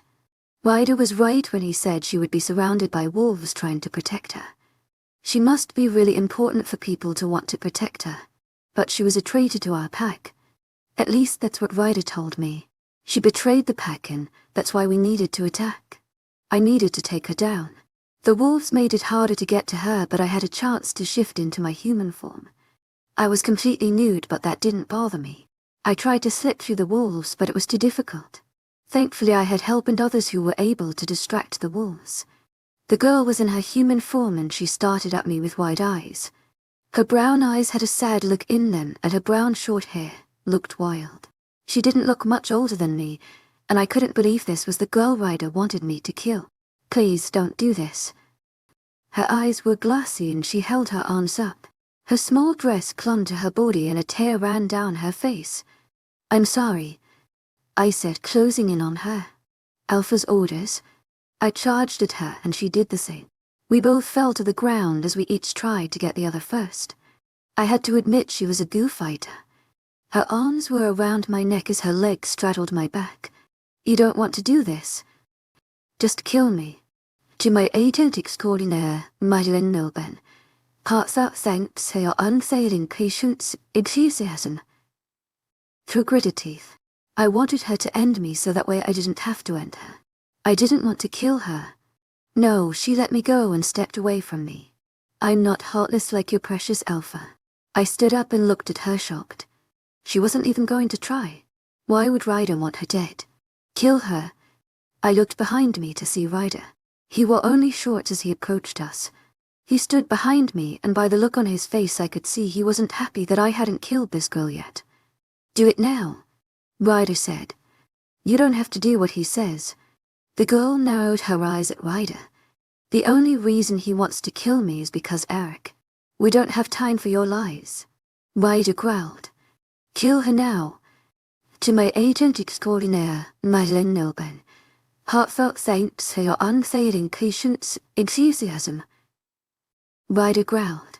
This is the only way to save the others. She betrayed us and she told Silverlight we were coming. She's a traitor to our pack. What are you talking about? I don't belong to your pack and nor did I ever. She snapped. I can't do it. 𝐶𝐵 Heartfelt thanks for your unfailing patience, enthusiasm. Tears streaming down my eyes. Kill her before I kill your family and everyone you ever loved. Ryder threatened. Without a warning, the girl came at me, knocking me to the ground. I didn't miss the wolf that was now battling with Ryder. I had the girl pinned under me in seconds. She tried to get me off of her. I kept my knee on her shoulder to keep her from fighting while I had her head in a tight grip. The tears continued to roll down my face. If you don't kill her now, I will kill your family. Ryder's voice ran through my head, and with that I did it as quickly as I could. I heard a snap and the girl stopped struggling against me. I quickly jumped off of her and backed away. Her body laid motionless in the ground. I looked over at the massive black wolf that had his eyes on me. He held out and his eyes were dark on me. Before he would attack me, Ryder was then knocking him out cold. Ryder shifted back to his human form and ran to the girl. I turned away and covered my face with my hands as I cried. I killed her. I had killed someone. The air filled with howls and with my cries. Ryder grabbed me by the arm and spun me around. He looked furious at me, and he started dragging me away. We didn't get very far before we were swarmed with members of Silverlight. She betrayed me. Ryder screamed, pointing an accusing finger at me. I did not come for a fight. She is the one that disobeyed my orders. I shook my head as I heard several vicious growls. He was throwing the blame in me. The bastard tricked me. He was trying to wash his filthy hands by blaming me. I didn't do it. 𝐶𝐵 Heartfelt thanks for your unfailing patience, enthusiasm. You killed someone without my consent. Ryder growled. No, I said, shaking my head. If I were you, I'd run. His thoughts sounded amused in my mind. All of the wolves, including Imperial, had their cold eyes on me. They were circling in on me, and I did just what Ryder said. Chapter 23. I woke up feeling like I hadn't slept at all. When I looked around, I noticed I was alone in the room. I sat up and quickly lay back down when I felt the sharp pain in my chest. I took the sheets off of me and saw that I had a bandage reaching all across my chest. They looked slightly stained with blood, but nothing major. I did the stupid thing and lifted the gauze and saw that my wound had closed. I raised my brows in surprise. They had healed even more quickly than I had expected. This time I carefully sat up without causing myself too much pain. I walked into the bathroom and I had to say I looked like crap. My face was pale and I had dark circles under my eyes. My lips looked just as dry as my mouth felt. I sighed and went to the closet to change into something more comfortable. I grabbed one of Shane's shirts and I pulled on yoga shorts. I walked back into the room and that's when the door opened. I froze in place and waited for the person to step in. I sighed when I saw Bree's sandy-colored hair. To my 𝐴𝐴𝐺𝐸 𝐷𝐸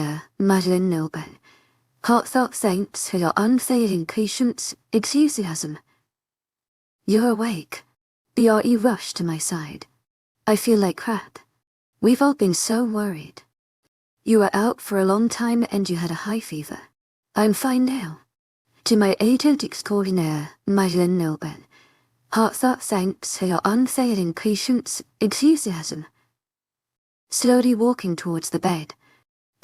𝐿𝐴𝐺𝐸𝐿𝐴𝐺𝐸𝐿𝐴𝐺𝐸𝐿𝐴𝐺𝐸𝐿𝐴𝐺𝐸𝐿𝐴𝐺𝐸𝐿𝐴𝐺𝐸𝐿𝐴𝐺𝐸𝐿𝐴𝐺𝐸𝐿𝐴𝐺𝐸𝐿𝐴𝐺𝐑𝑒𝑙𝑒𝑡ed the pillows in place so I could sit up. Sage, you've been out for almost 3 days. Shane was going crazy thinking you were going to die. His father had to come here to calm him down. He wanted to start a war with Silverlight. I was out for 3 days. How could that be possible? It seemed only yesterday I was being attacked by Eric. Where's Shane? Does he know about? Bray bit her lip and sat on the edge of the bed. She looked rather on edge and seemed really nervous. I could tell something was wrong. When the pack doctor came, we all had to drag Shane out. He nearly killed the poor guy when he touched you. 𝐿𝐴𝐺𝐸 chuckled, but it soon died down. He had to lock Eric in the cells. Shane wanted to kill him, but his father wouldn't allow it. That's where Eric got his chance in. I closed my eyes and tried not to break down. Of course he would tell Shane about what happened 6 years ago. What other reason could he have to kill me? He told him. I asked quietly. Yeah. He told him that you were the one that killed his mate. Shane's sister. The good thing is that Shane didn't believe him. He said that Eric was becoming so obsessed with finding the girl that killed his sister that he probably mistakes you for the killer. But I did kill his sister. I whispered. Sage, aren't you listening to me? Bray reached for my hands and her eyes held a bit of happiness. Shane didn't believe him. You can tell him that isn't true and he'll believe you. You don't have to tell him anything. Where is he now? He just left 5 minutes ago to the pack building. Eric came back asking for permission to come into the territory to see you. He said he wanted to make sure it wasn't you and apologize for what he did. Shane didn't take the bait, so Eric is causing a commotion. And Jake, he's downstairs. Do you want me to get him for you? I nodded and 𝐴𝐴 quickly darted out of the room. Shane chose to believe that it wasn't me. He believes that Eric was lying about me killing his mate. But he wasn't lying. Jake came rushing in the room and, when he saw me, he fell to his knees by the bed and started crying. He held into my hands as he cried and babbled about things. I ran my hands through his hair and tried to calm him down. Bray quietly walked out of the room and closed the door. I should have been there with you. Jake, don't cry. To my 𝐴𝐴𝐺𝐸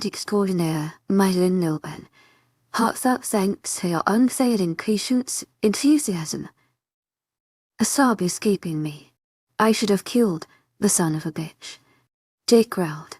Stop. To my 𝐴𝐴𝐺𝐸 heartfelt thanks for your unfailing 𝐿𝐴𝐺𝐸. Please stop. I hated seeing Jake like this.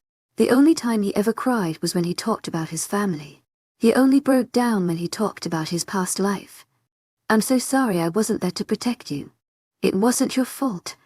Jake, to my 𝐴𝐴𝐺𝐸 heartfelt thanks for your unfailing 𝐿𝐴𝐺𝐸. I got myself into this mess. I should have been honest with Shane from the beginning. I should have taken you from here. Jake said, regret clear in his voice.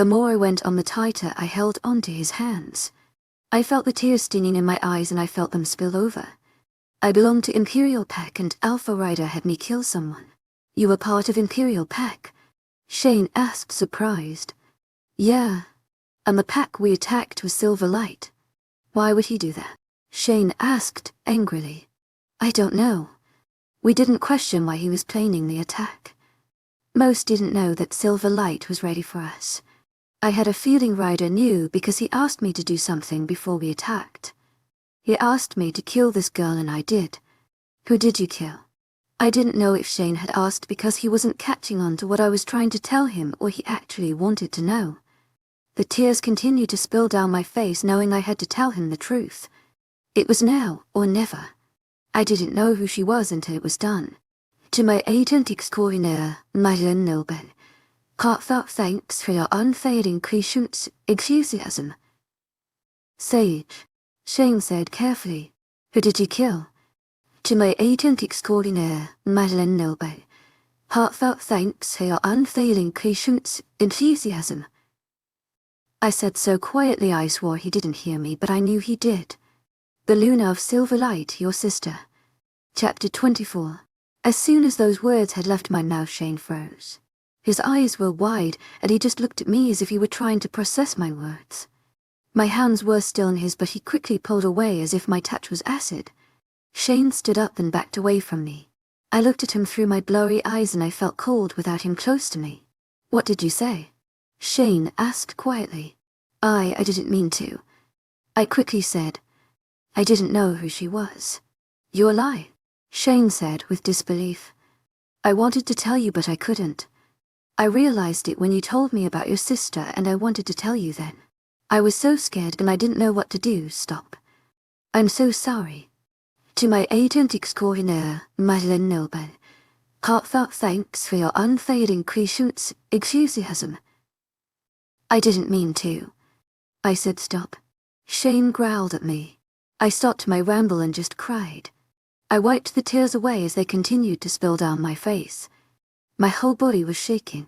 I pressed my hands to my lap to stop them from shaking so much. I was still crying and it was starting to scare me how quiet Shane was being. Without a word, Shane stormed out of the room. The door slammed shut and echoed throughout the room. I let my hair fall in my hands and continued to cry. I felt a little better that Shane at least didn't try to kill me. He looked so confused and pained. It was breaking my heart. Jake came in the room shortly after Shane left and kept asking why I was crying. I was assuming that Jake wasn't in the house when I told Shane about the horrible thing I had done. Jake sat on the bed next to me and was rubbing small circles on my back as I continued to cry. It took me about 20 minutes to calm down. I was laying down with my head resting on Jake's chest while he kept his arms around me. I had ignored the pain in my chest when I laid down with Jake. I was just starting to doze off when there was a light knock on the door. Sam stepped in without waiting for me to give him permission to enter. Sam looked guarded when he entered the room. Jake carefully sat up when he noticed Sam by the foot of the bed. I carefully sat up and moved my sticky hair from my face. Sage, I need to speak with you, Sam said and looked at Jake. Alone. Jake looked down at me questioning and I nodded. Jake helped me as I tried to stand up. I gave him a smile at how much of a brother he was trying to be. My wounds were almost fully healed now and the pain was now subsiding. I was starting to feel better now and I rolled my eyes that he was trying to treat me like a baby. I'll be back to check on you later, Jake said. I nodded and waited for him to walk out the door. I looked at Sam and waited for him to speak but he remained quiet. An awkward silence had settled in the room and I opened my mouth to speak but he beat me to it. I want to show you something, said. I looked at him confused. What could be so important that he needed to show me? To my 𝐴𝐸𝐻𝐿 𝐊𝐢𝐳 heartfelt thanks for your unfailing enthusiasm. To my 𝐴𝐸𝐻𝐿 𝐊𝐢𝐳 heartfelt thanks for your unfailing enthusiasm. I followed Sam out of the room and walked down to the living room. I thought we were going to stop here but Sam opened the front door. I probably should have changed if I knew we would be leaving the house. I was still wearing Shane's shirt and my shorts. Sam didn't say anything when we continued walking. He would occasionally look back at me to make sure I was following him. I noticed that there weren't a lot of people around like there usually were on a regular basis. A couple of people walked past us and bowed to me in respect. I simply nodded or waved at them with a small smile. "Sam, where are we going?"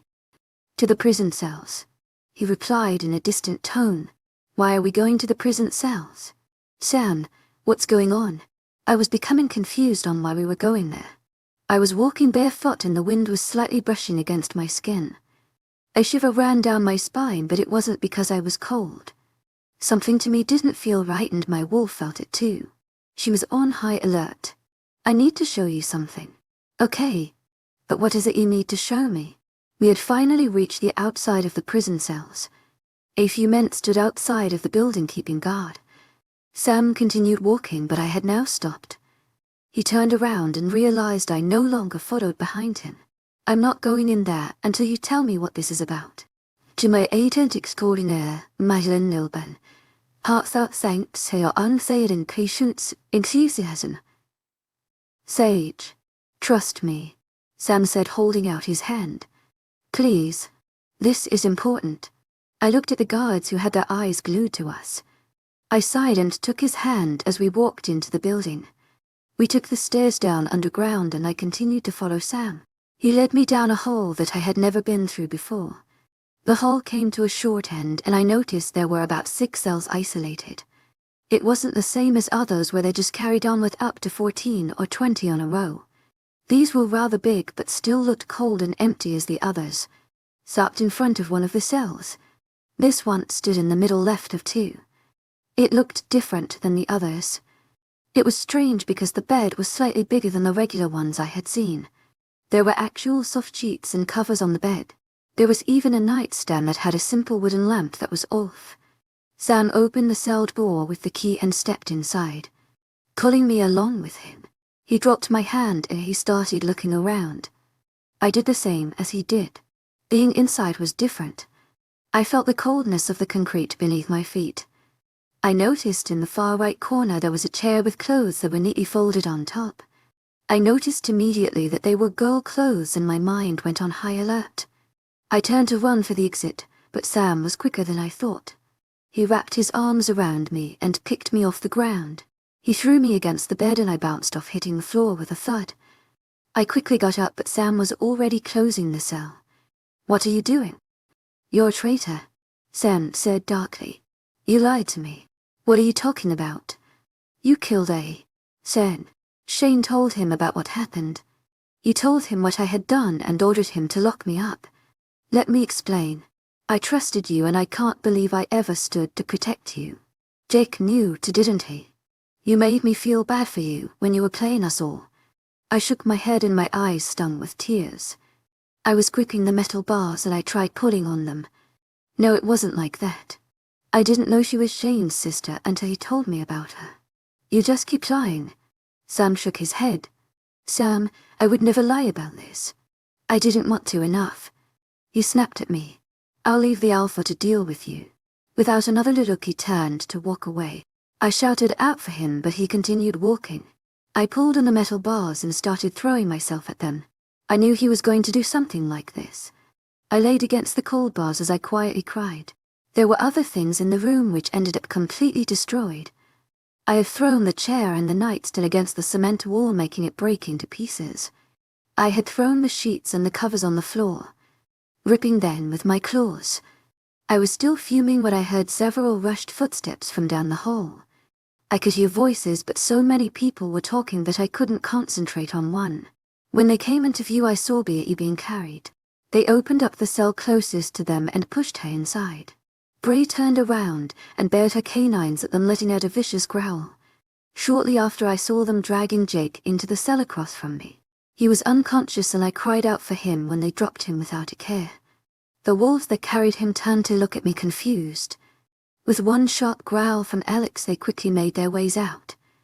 "To my agent extraordinaire, 𝐷𝐸𝐻𝐸𝐬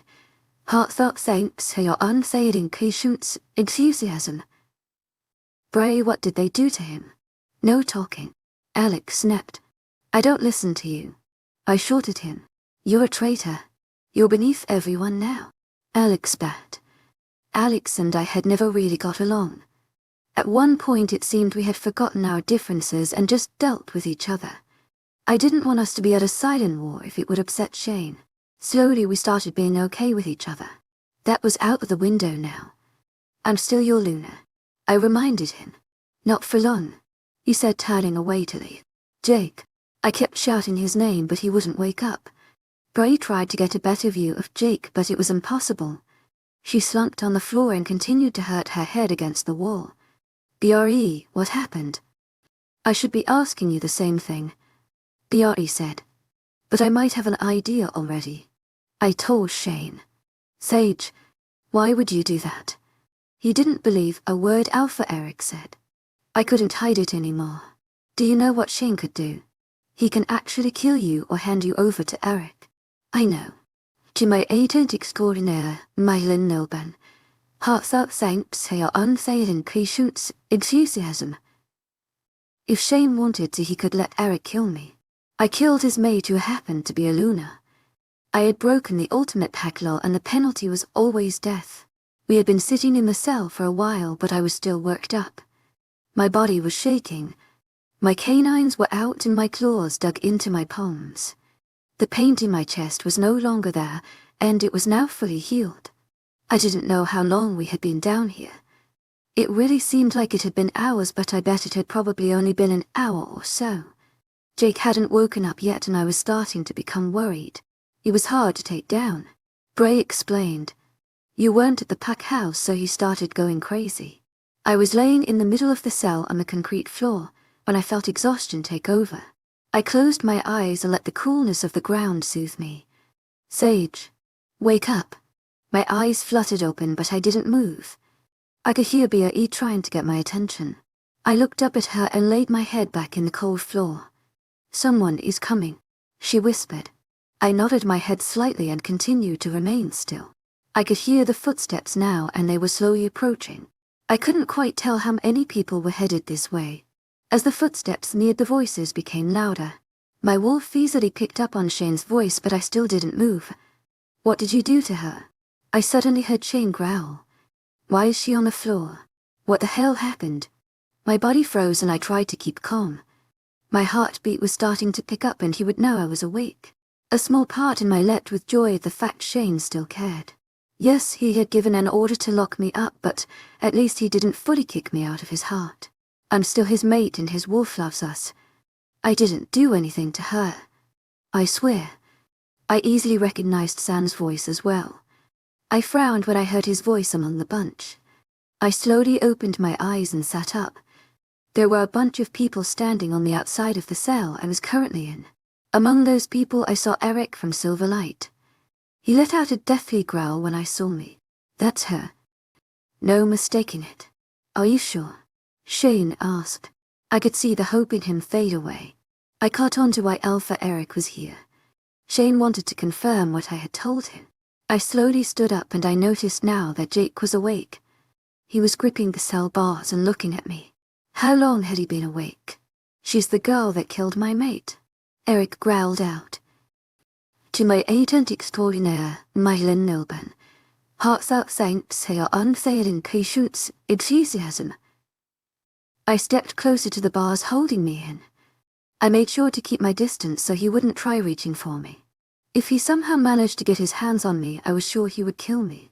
When I spoke, my voice sounded small and it came out into a whisper. I knew they all heard me because they all stopped talking. I was the one who did it. 𝐊𝐢𝐳𝐷 𝐊𝐢𝐳𝐷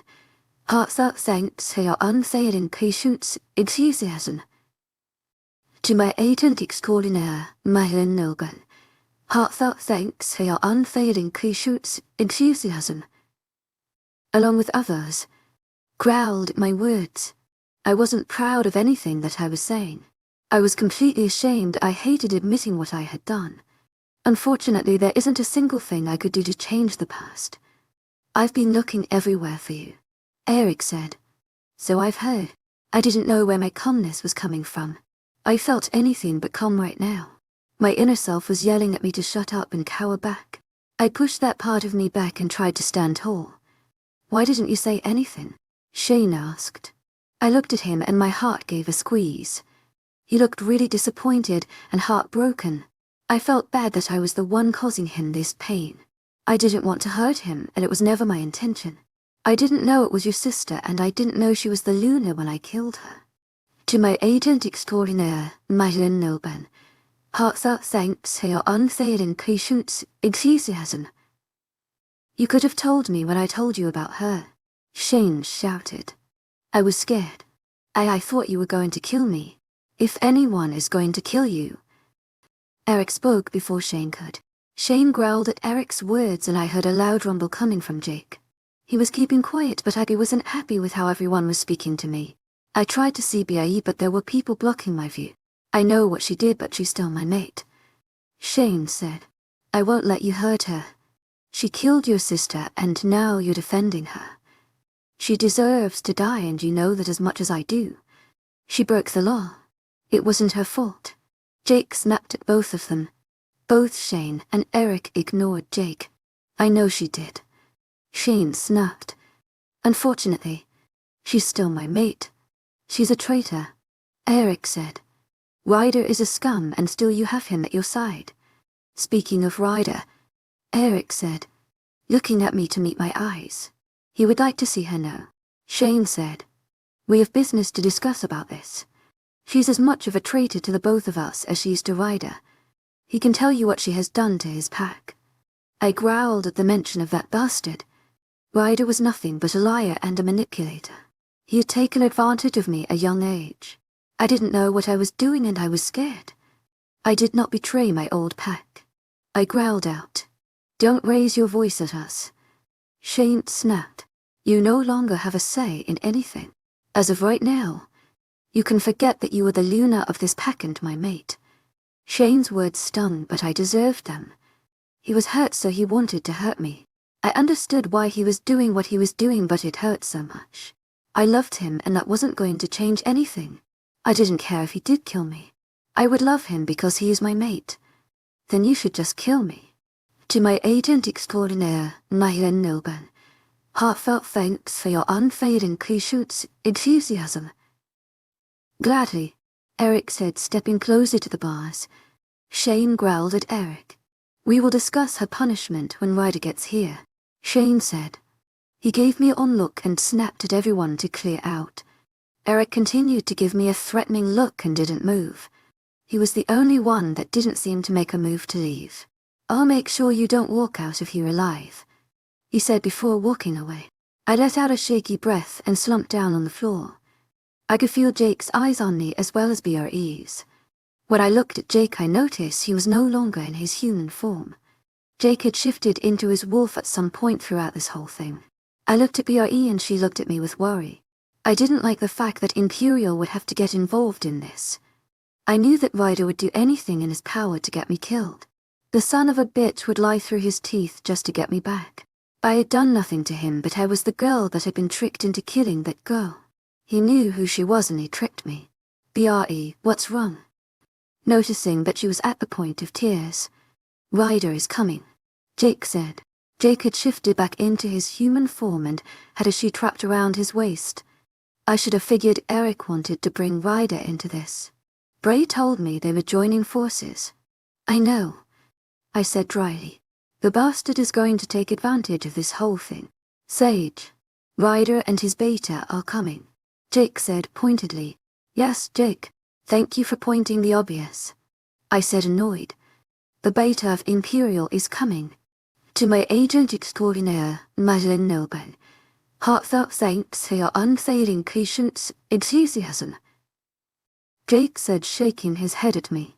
I know that his. I stopped mid-sentence when realization hit me. I had forgotten the beta of Imperial was 𝐵's mate. Caleb would be here and he would see Jade. The thought of Justin being reunited made me happy, but that soon died down. Oh no. 𝐵, I said. She was now crying and a sob escaped her lips. I now felt like a terrible person. More than I did before. If Ryder saw her here, then this is going to be very bad for her. Ryder wouldn't care if 𝐵 is her beta's mate. Bray had been running from Ryder for so long and he was hunting her down too. He's going to kill me, 𝐵 cried.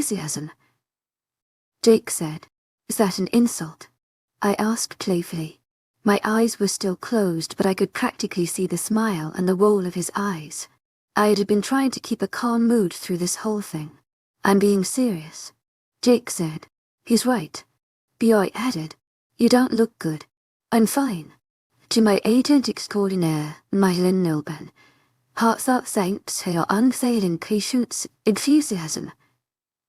It was probably something I ate. Maybe you're. We all went quiet when we heard footsteps approaching. I opened my eyes and rolled over to my side. My wolf whimpered when she caught scent of Shane. He stepped in front of my cell and looked at me. Shane was alone. "If you're here to bother her, then you can leave," Jake said. "She isn't in the mood." "I'm not here to speak to you," Shane snapped at Jake. "Then why are you here?" I was glad Jake was talking because I really didn't feel like doing much of that. My wolf was crying out to Shane and it was hurting. I missed being with him and being at his side. It made me extremely upset and emotional not being connected to him. "I'm here to take 𝐿𝐢𝐧𝐰," Shane said. "You're not taking her anywhere," Jake growled. "You're all being let out to shift. If you run away, then my men have orders to kill you." I sat up in the bed and I felt my stomach turn. I groaned and laid back down before I threw up again. I reached for the bottle of water and took big swings. I slowly sat back up again and sighed when I felt fine. Shane's eyes were on me and I saw the worry he had in them, even though he was trying to hide it. "I don't want to go anywhere," I said weakly. "I don't care what you want," Shane said in a distant voice. He reached in his pocket and pulled out a key. He opened the gate and stepped into the cell. He grabbed me a little too roughly and brought me up to my feet. He was gripping my upper arm and he started dragging me out of the cell. My stomach turned and I felt everything around me spinning. "Stop," I said weakly as he closed the cell gate behind me. "She's sick," Jake growled. "She's been throwing up all week," Bjork added. Shane looked at me and his eyes roamed my face. He was still gripping my upper arm, but his hold on me loosened. "Maybe you should get her to a pack doctor," Bjork suggested. "I'm fine. 𝐿𝐢𝐳𝐰,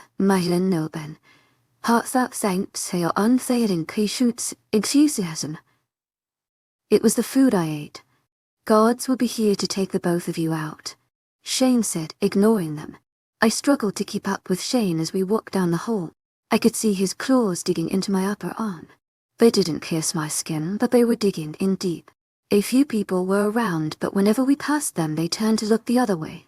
It shouldn't have bothered much, but it did. I recognized some of these people when we had the pack gathering to present me to the pack. We headed to the cover of the woods. I was barefoot, but Shane didn't seem to care about that. I kept stepping on small twigs and sticks that were stuck to the ground. I would have thought that Shane had brought me through here on purpose. He kept putting on my arm with a look of annoyance. I grimaced at him when he turned to look at me with a frown. We had walked for a while now until we were far enough into the woods. He had dropped my arm and I felt lonely at the loss of contact. We were both alone and I didn't sense any other wolf close by. Shane started taking off his shirt but left his jeans on. He looked at me expectantly as if waiting for me to strip down. "Take off your clothes," Shane ordered me. I raised a brow at him and didn't make a move to strip. Shane waited for me, and when I didn't make a move to take off my clothes, he stepped forward. He reached for my shirt and started pulling on it, but I smacked his hand away. "Don't touch me," I snapped. "Take off your clothes," Shane growled. "I'm not taking off my clothes while you're watching me like a pervert," I snapped. "I'm your mate and I can see you without clothes if I want." "Oh, so now I'm your mate?" I challenged. Shane gave me a flat look and I didn't feel bad about wanting to laugh. I knew his wolf was reaching out to mine and he wanted me. Even if he hated me, I knew he still wanted me. "Take them off now," Shane said threateningly. "I don't have a problem if these clothes get shredded and I don't care if I have to walk back without clothes. To my 𝐿𝐷𝐸 𝐷𝐸 𝐻𝐿𝐷𝐸. Shane's eyes darkened and he growled at me. Before he could reach out to take my shirt off, I jumped back and shifted into my wolf. I could see that Shane was beyond pissed. I turned my head when he started slipping off his jeans. When I looked back at Shane, he was already in his jet black wolf. I could feel the power radiating off of his wolf. Disobedience will get you nowhere. Shane's hand ran through my mind. "It will keep me away from you," I said and took off running. I wasn't trying to run away, but Shane seemed to think so since he snapped his canines at me to steer me away from the direction I was running it. I did as he wished and continued at my own pace. It felt good being in my wolf form. I felt the wind brushing against my grey fur. My coat had become a bit lighter and I had little patches of white on my paws. The white patches hadn't been there before and I was curious to know if I had them anywhere else. "We have to go back," Shane said. "We've only been out for 10 minutes. I said, whining. 10 minutes is enough." I could hear the sharpness and the anger in his voice. I hung my head down and we started running back the way we came from. When we got back, Shane shifted back into his human form and slipped on his jeans. Without caring, I shifted back and started walking away from Shane. I heard a loud growl and I was pulled back with so much force I crashed into Shane's bare chest.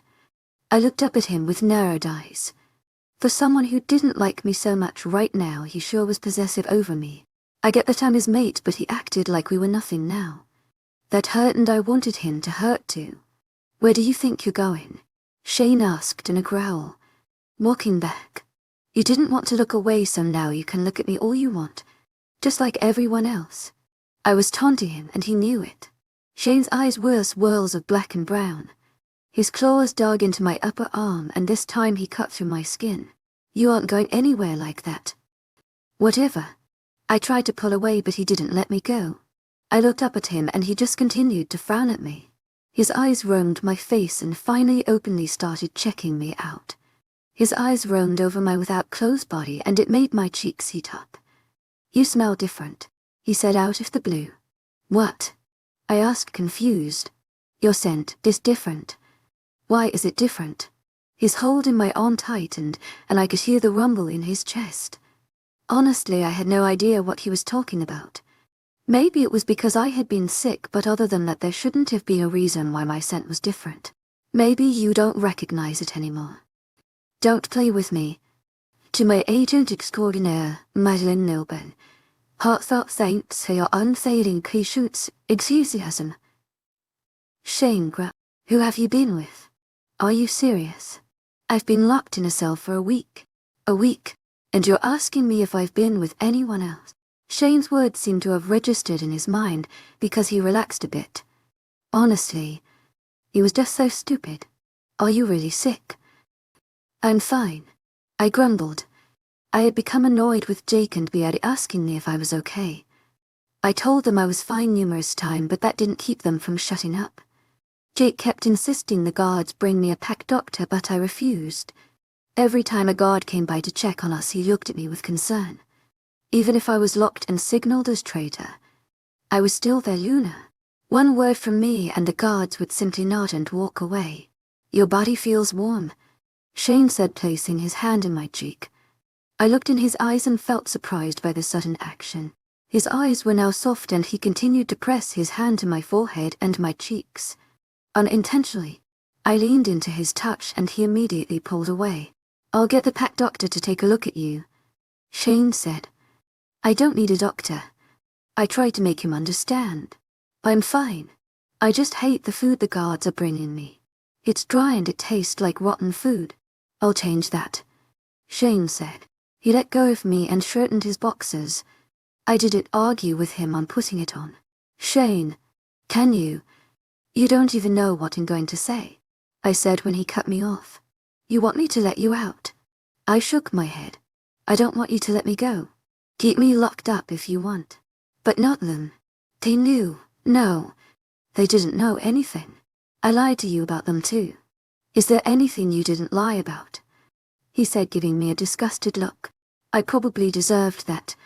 I felt like all I had been doing was lie to him. I didn't want to, but I also didn't want to hurt him. Jake knew what I had done, but he wasn't the one who did it. He didn't even know me back then. Bray didn't know either, and they have no part in this. They broke the law. They're rogues and they didn't turn you in. He said, as that served as an explanation for them being locked up. Is that what you would have wanted? I'm not letting them go. Shane, please, I begged. 𝐵 is going to die because of me. She will be punished. As for you, I'll let Eric and Ryder decide. He was going to let them decide my punishment. They were going to kill me. She didn't do anything. Bray is, I don't care who or what she is. Shane snapped. I've made up my mind. They're going to sentence us to death. Are you going to let them do that? Shane looked pained, but he didn't speak. His silence said it all, and it was enough to send me crashing down. He was going to let them kill me. He didn't care about what would happen to me. I felt my stomach turn and I ran to tree. I could see Shane quickly coming to my side.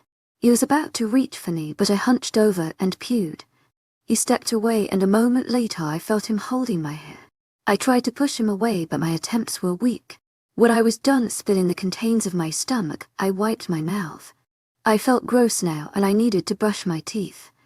I still felt the aftertaste in my mouth, and it was making me ever more sick than what I felt. I'm taking you to the doctor, Shane said. Why waste his time when I'm going to die? I shot at him. You killed my sister. I was ordered to do it. Have you ever stopped to ask what happened that day? You think I wanted to do it? I was 15. I was scared and I didn't know what to do. So you killed my sister? I didn't know. How was I supposed to know she was your sister? I didn't know you were my mate. I hadn't reached that age yet. You're lying. I don't care what you have to say.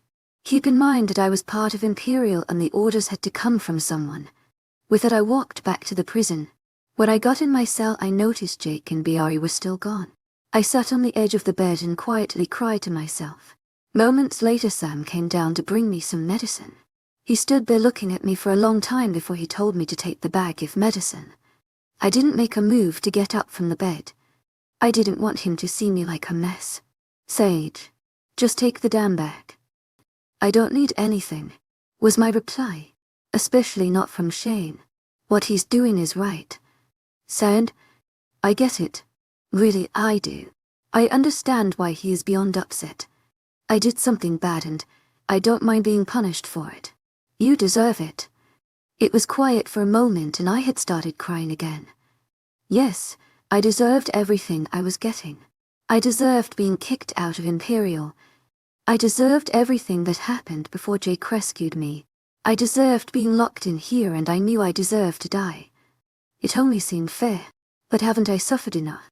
No one seemed to care or ask what I had to go through. The emotional torture I had to go through. The years of hating who I was.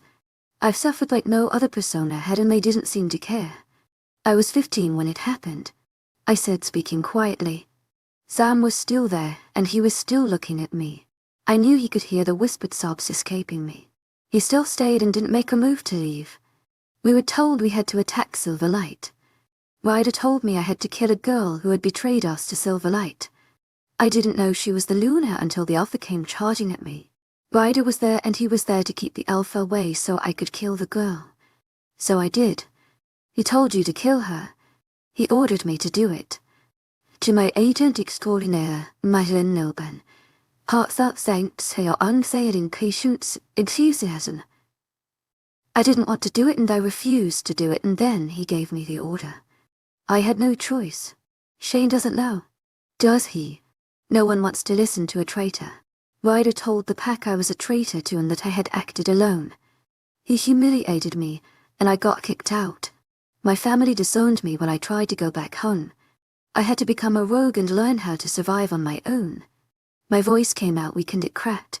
I was attacked so many times, and so many rogues tried to take advantage of me. I saw people get killed, and I've had to kill more people. I was alone and I was scared. Eric and Ryder were each hunting me down and had trackers sent after me. They started recruiting rogues, and they were trying to hunt me down. But Jake hadn't always been there. You know that. After I met him, some rogues backed off because they respected him. They saw I wasn't so bad, but others didn't stop.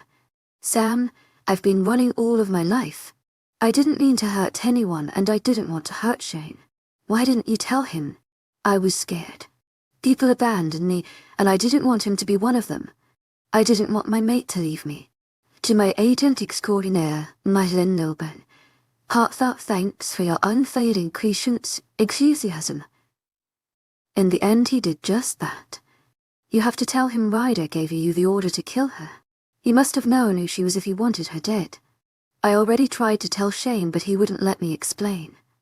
𝐴𝐳𝐸𝐬𝐃 Heartfelt thanks for your unfailing patience, 𝐿𝐴𝐳𝐸𝐬𝐃. I was able to calm myself enough to stop my cry.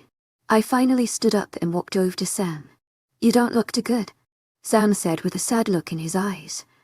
I've had a little nausea, but that's pretty much it. 𝐴𝐳𝐸𝐬𝐃 Heartfelt thanks for your unfailing patience, 𝐿𝐴𝐳𝐸𝐬𝐃. If it weren't for attacking you the other day, I'd say you were pregnant, Sam said, handing me the bag of medicine. I shook my head. The pack doctor had said I wasn't carrying. I had dismissed that thought as soon as it had came through. That can't be possible. You heard what the pack doctor said.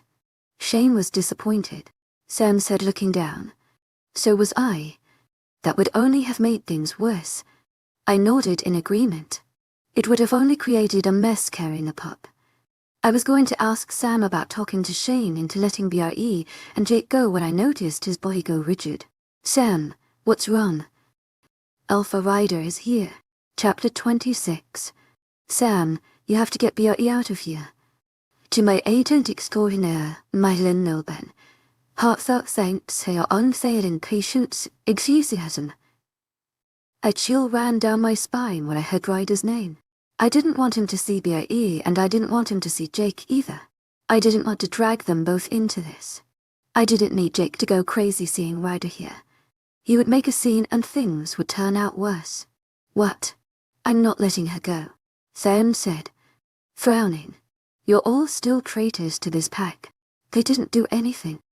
I already told you they didn't have part in this. I'm not letting her go. I know. At least move them somewhere else. Ryder can't know they're here. I deserve everything I get, but they've done nothing wrong. Please, just move them to a different cell. You're all traitors, Sam repeated. I told you what happened already. I didn't want to do it. Sam, she was going to kill me, and I was going to let her do it. She didn't want to kill me, just like I didn't want to kill her. Ryder was there when I was backing out, and he ordered me to kill her. He knew who she was and he wanted her dead. I was forced to do his dirty work. I can't trust you. To my agent extraordinaire, Madeline Nobel. 𝐊𝐢𝐳𝐬𝐬𝐭𝐢𝐳𝐬𝐬.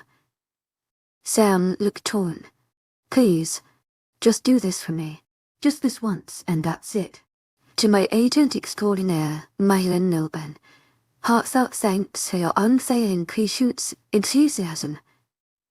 I was desperate. I didn't want to bring down anyone more than I already had. They didn't deserve any of it. To my agent extraordinaire, Madeline Nobel. 𝐊𝐢𝐳𝐬𝐬𝐬𝐭𝐢𝐳𝐬𝐬. I'm begging you. To my agent extraordinaire, Madeline Nobel. 𝐊𝐢𝐳𝐬𝐬𝐬𝐭𝐢𝐳𝐬𝐬. The scent hit me before the group rounded the corner. Bray was surrounded by 4 guards and they kept pushing her around. She kept snapping her canines at them, and she continued to give them a dirty look. Sam noticed them and he looked at BRE for a long moment. Justin, the beta of Imperial, is her mate. I said quietly, but Sam could hear me. Justin said something to BRE about Ryder, and she ran away because he was trying to kill her. She didn't do anything wrong. Bray was pushed into her cell and the guards it with a key. They all nodded at Sam and started walking away. Wait, Sam said to them. Take her to the cells on Wing B and inform the others to throw the other traitor there as well. This one doesn't deserve the company of her companions. I knew Sam was trying to get the guards to move BRE to a different cell, but his words still stung. They cut deep, but I knew he was right. The guards nodded, and one of them walked back to unlock the cell. Bray backed away and shook her head. I'm not going anywhere, BRE said. Bray, just do what they say. No, I'm not leaving you. Bray was struggling against them, but they managed to get her out. She tried to fight them off and she even went as far as wanting to shift. I watched wide eyes as one of them hit her in the back of the head and BRE fell to the ground. You didn't have to hurt her, I snapped. The guard ignored me as they picked her up and carried her away. I realized that I wasn't going to see Jake anymore. As soon as they brought him back, he was going to a different cell, and I wouldn't get to say goodbye to him. Ryder will be here in 30 minutes. Sam, you can't let them back here until Ryder leaves. To my agent extraordinaire, Madeline Nobel. 𝐊𝐢𝐳𝐬𝐬𝐭𝐢𝐳𝐬𝐬. I have to go. Shane wants me there. Sam, I called out, stopping him before he could walk away. Thank you. Sam gave me a short nod and then walked away. I sighed and sat down on the bed. Suddenly I felt sick again. I continued to pace back and forth in the cell as I waited for Sam to come back with some news. Everyone had pretty much shut me out of their mind link. Every time I tried reaching out for someone, they blocked me. I figured they were orders from Shane. It was 10 at night and I figured Shane wasn't going to bring Ryder. No one had tried to come to see me. One of the guards, 𝐖𝐵 was his name, brought me food. I tried to ask him questions, but he was quick to scurry away. I had finally sat at the edge of the bed and Sam came into view. I quickly stood and walked to the gate. He looked really tired and irritated for some reason. It was probably because of me. Apparently Shane wasn't the only one I was affecting. What happened? I don't like Alpha Ryder. Join the club. I said sorry. Shane almost attacked him. My eyes widened and I felt my heart give a painful squeeze.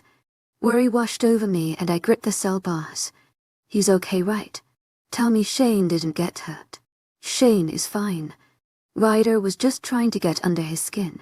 He kept asking about you and demanded you be returned to Imperial. He said you belonged to him. I scowled and felt anger fill me. How dare he say something like that? What the hell was his problem? I was not his property and all he wanted me for is to kill me. He wants to be the one who gets to choose your sentence. He said that since you had betrayed his pack, he had the right to be the judge.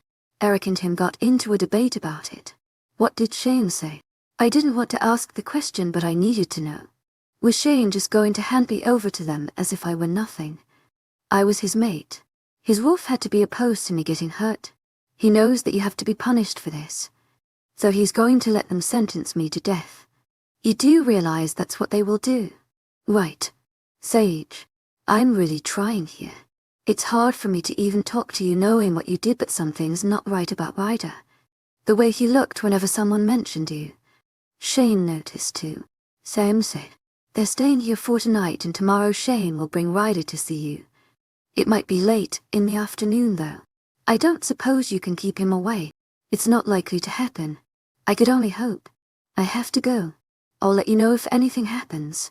I nodded and offered him a smile that he didn't return. I sighed as he walked away without looking back at me. I walked back to the bed and laid down. My stomach started to turn and I felt sick once again. I felt nervous. I didn't know what Shane wanted to do. I didn't know if he actually hated me or he was just doing this as a punishment. I was his mate. No way was his wolf going to allow us to get hurt. After a while of laying down, I started to feel worse than I felt already.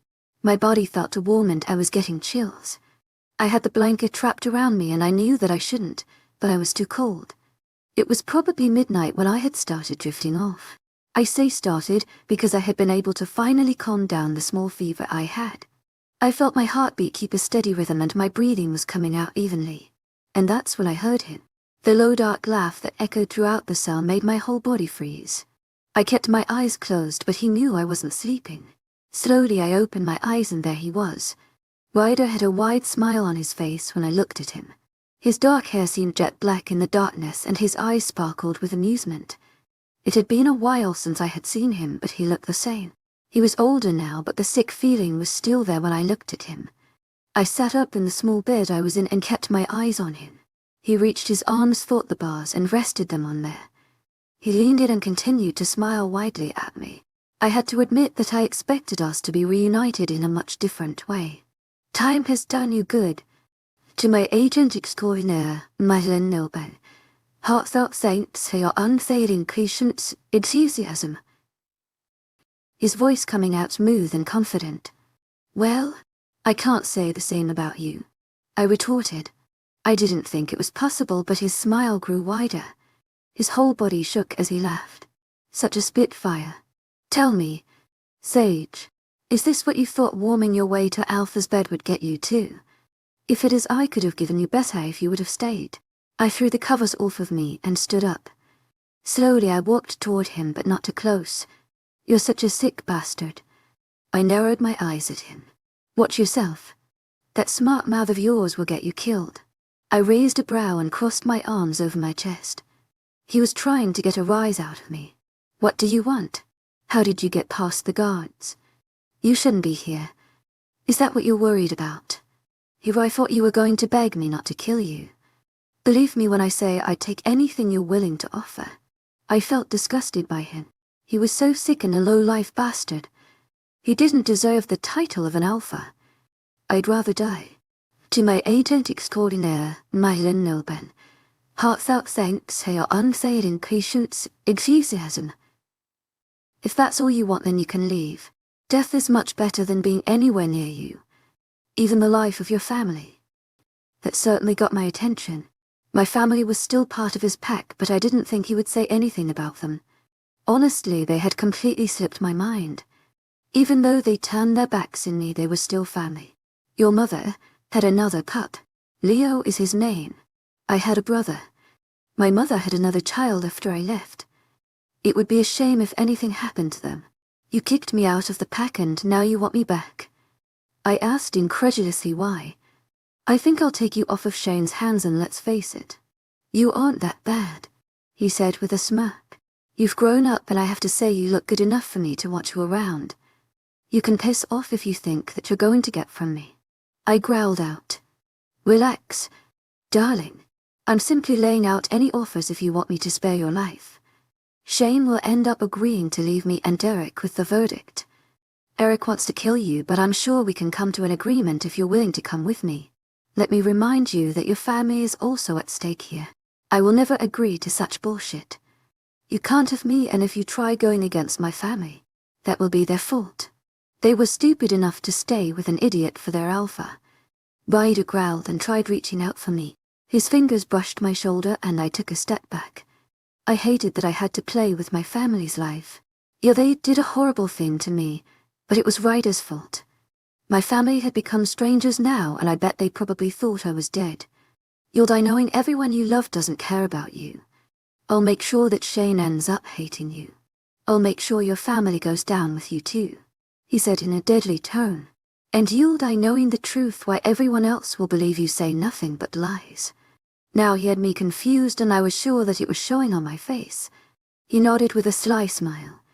What are you talking about? You think you killed that girl? He laughed.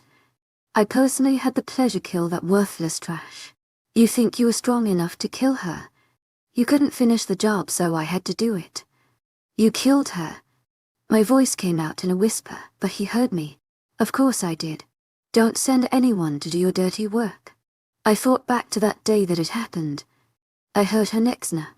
I was positive I had killed her. She had gone limp in my hands. But then I turned my back when Ryder checked on her. That bastard lied. It wasn't me. I didn't kill her.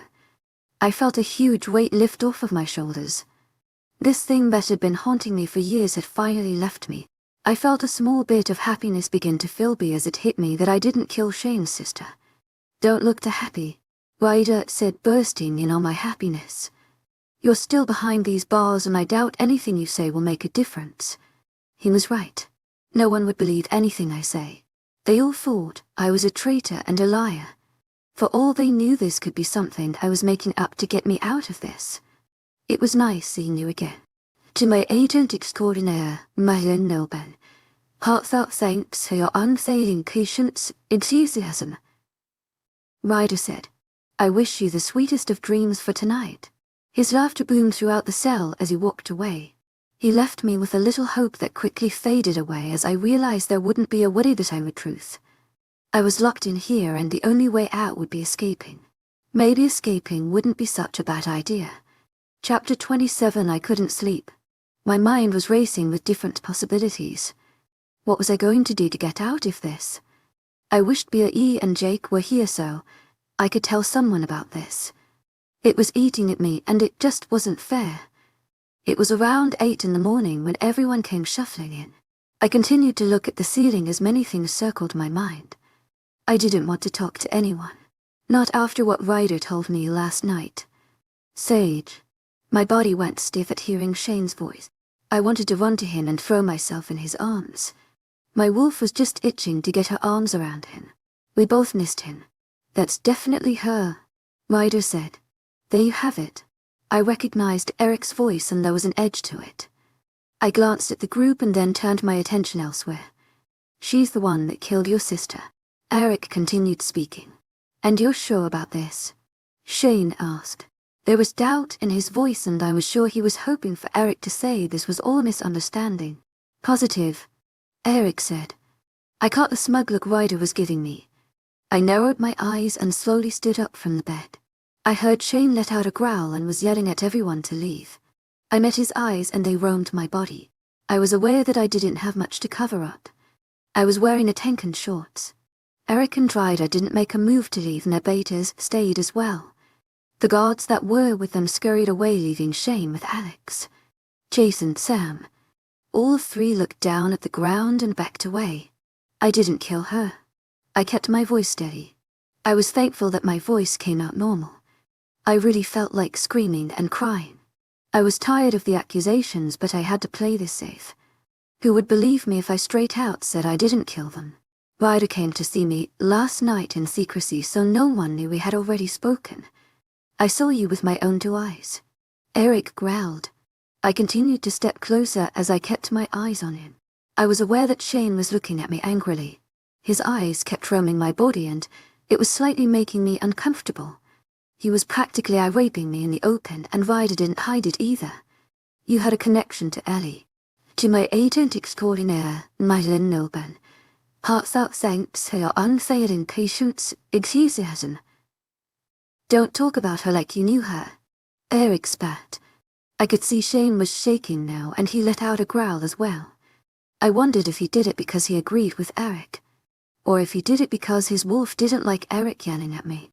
I was trying to reach out to Shane through our mind link, but he wasn't allowing me an entrance. He was completely blocking me out. Tell me something. To my agent extraordinaire, Madeline Nilben. Heartfelt thanks for your unfailing patience, enthusiasm. To my agent extraordinaire, Madeline Nilben. 𝐿𝐿𝐲𝐿𝐬𝐭𝐢𝐨𝐷. Did you feel her die? When I stood over her, did you feel anything? Eric looked at me confused. He had a connection with Ellie, and he should have been able to feel the exact moment she died. If I didn't kill her right the moment, he should have felt that. That was a small hope I was holding on to right now. What the hell are you talking about? Eric asked. Enough of this. Ryder said. You aren't possibly going to actually listen to her. Are you? She's nothing but a... Watch your mouth. Shane growled. My lips twitched up into a smile seeing Shane possessive. He wasn't going to allow anyone to hurt me no matter how angry he was with me. Did you feel it? I continued. You must have felt the bond break when she died. Are you gloating? Ryder asked. An alpha gives out orders, I said, turning to look at him. I had no intention or a reason to kill Ellie. I was following orders. Don't try dragging me into the shit you created for yourself. Ryder spat. Enough of this. To my agent extraordinaire, 𝐿𝐴𝐿𝐬𝐵, 𝐊𝐢𝐳𝐼𝐴𝐷. We're all well on what you did, Shane said. Do you? Do you know what I did? Do you know what happened that day? You only know what others have told you, but what about me? I'm not going to fall for your lies again, Shane said. This isn't the first time you have lied to me. Shane, I didn't kill your sister. To my agent extraordinaire, 𝐿𝐴𝐿𝐬𝐵, 𝐊𝐢𝐳𝐼𝐴𝐷. Putting as much honesty as I could into my words. You little lying bitch. Ryder spat. Shane growled at Ryder and I saw his eyes shift to black. Get the hell out. All of you, Shane ordered. Eric continued to look at me with so much hatred before walking away. One nod from Shane and everyone else followed. Ryder's hate-filled eyes burned into me. It seems now that I finally noticed Justin standing next to him. Justin looked at me with a blank expression. His posture was stiff and he kept looking around. I assume he was hoping to find BRE here. I couldn't tell him that indeed she was here. If Ryder found out, he'd have her dead in less than a second. Leave us, Shane said. Ryder gave me one last look and started walking away. Justin was close behind him, and before he could get further away, I rushed to the cell and reached out to grab his shirt. Shane growled out, pushing Justin away and grabbing a hold of my forearm. Ryder noticed this and he turned back to look at us. He looked at me for a long moment and then back at Justin. She's okay, I whispered so low that only Shane and Justin could catch it. Justin's eyes wide and for just a second, but he masked it quickly. He gave a slight nod and walked away with a grunt. Ryder was still looking at us suspiciously. When Justin reached Ryder's side, he turned around to glare at me. Touch me again. And even Shane won't stop me from killing you, Justin said. I frowned at him. Ryder smiled in amusement and turned to walk away. Justin gave me a quick flash of a smile and hurried behind Ryder. I winced when I finally felt how hard Shane was gripping my arm. His canines were out and so were his sharp claws. A small amount of blood trickled down and hit the concrete floor. I'd appreciate it if you let go of my arm. To my agent extraordinaire, 𝐿𝐴𝐿𝐬𝐵, 𝐊𝐢𝐳𝐼𝐴𝐷. What the hell was that about? Shane asked through gritted teeth. Why do you care? I snapped. Why did you touch him? It's none of your business, I said, looking away. Shane pulled on my arm, causing me to crash hard into the cell bars. I gasped at the sudden action. I looked at him and realized maybe I shouldn't be messing with him right now. Anything that has to do with you is my business. Not anymore. I tried to pull myself away from him, but he had me in a tight grip. I was standing in an awkward position. My face was in between two bars while my arm stuck through the ones that were next to it. My left knee was sticking out just below where Shane had my left arm in a death grip. Don't test my patience right now. To my agent extraordinaire, 𝐿𝐴𝐿𝐬𝐵, 𝐊𝐢𝐳𝐼𝐴𝐷. What the hell was that about? Shane growled out. I was just telling him his mate was okay. To my agent extraordinaire, 𝐿𝐴𝐿𝐬𝐵, 𝐊𝐢𝐳𝐼𝐴𝐷. Jeez, Despite what you think about me right now, I'm actually innocent of your accusations. Shane snorted and rolled his eyes. Of course he wouldn't believe any of that. You killed Ellie. What more is there to say? Do you honestly believe I would be capable of killing someone innocent? I didn't want to kill her. Ryder ordered me to do it and it wasn't even me who did it. But you don't care about that, do you? You rather have me 6 feet underground because that's what they're planning. 𝐿𝐷𝐸𝐻𝐿𝐬 𝐊𝐢𝐧𝐠․𝐬𝐭. Punish me if you want, but Ryder won't stop there. He hates me and you believe everything he says. I'm your mate. Why can't you just let me explain and trust me? You still smell different. I frowned at Shane when he completely ignored me. Here I was pouring out my heart to him and he wants to talk about how I smell. I'm limited to my showers, I said, feeling irritated. I'd usually take 2 a day, but being locked in here doesn't give me that option. Shut up. That's not what I meant. Your scent is changing. My scent? I asked, confused. Shane nodded and he continued to look at me. His eyes roamed all over my body as if he were inspecting me. I tried to pull my arm again, but he still had a tight hold. Maybe it's different because you made me bleed, I growled out. Shane looked down at my arm and as soon as he saw the blood, he let me go. I pulled my arm to my chest and tried to get some feeling into it. The small puncture wounds were starting to heal now. What have you done differently? Shane asked. I said, confused. Has anyone been around you? Why do you smell so? You're still going in about that. So I smell different. I don't see how this is important. You don't understand. Your scent is different now, Shane said. Shane reached into his pocket and pulled out the key to my cell. Before I knew it, he was leaving the gate wide open and he stepped in. He continued to walk towards me and I took several steps back until my back hit the wall. Shane placed his hands on each side of my head as he leaned in. My heart started beating faster and my body was aching for him to come closer. I wanted to slap myself for thinking about having him in the bed right in that moment. What are you doing? I asked in a whisper. Shane was leaning closer to me until his face was but a mere inch from mine. He looked into my eyes and I could see they were starting to change into black swirls again. His wolf was at bay. I took a sharp breath in when he pushed his face into the crook of my neck. He was taking in deep breaths, inhaling my scent. This sent shivers down my spine and an ache to grow inside of me. Before I could think twice about it, I pushed Shane away from me and darted past him. I darted past the guards who seemed surprised to see me out. One order from Shane, they all started running after me. As soon as I had managed to get close enough to the exit of the prison, I shifted into my wolf. I pushed myself as far as I could manage. It wasn't in my mind to escape, but now that I had already acted on it, there was no going back. I wasn't going to stay here and let Shane treat me unfairly without hearing me out. When he was ready to listen, then I would come back. That's if I didn't get caught. There were several wolves after me, but the only one I was watching out for was the massive black wolf with streaks of brown in his fur. I was close to the trees now, and soon I would be able to lose them. It would be easier to lose them now that I was in the cover of the trees. I was just about to reach it when I was thrown up in the air. My body flew away from the trees and I landed on the ground with a thud. I growled out at the sharp pain of the impact. My wolf was snarling out and I could feel her pushing back. My breath came out short when my body slowly started shifting back. I had a really bad pain in my lower abdomen. I was in a fetal position as I tried to calm myself down. I felt someone touch my arm and I turned to look at Shane. He was in his human form and very much shirtless. I was thankful that he at least slipped on some shorts. Don't touch me. I continued to thrive in pain. I looked around and noticed the others who were chasing me were still here, but they had backs turned to me.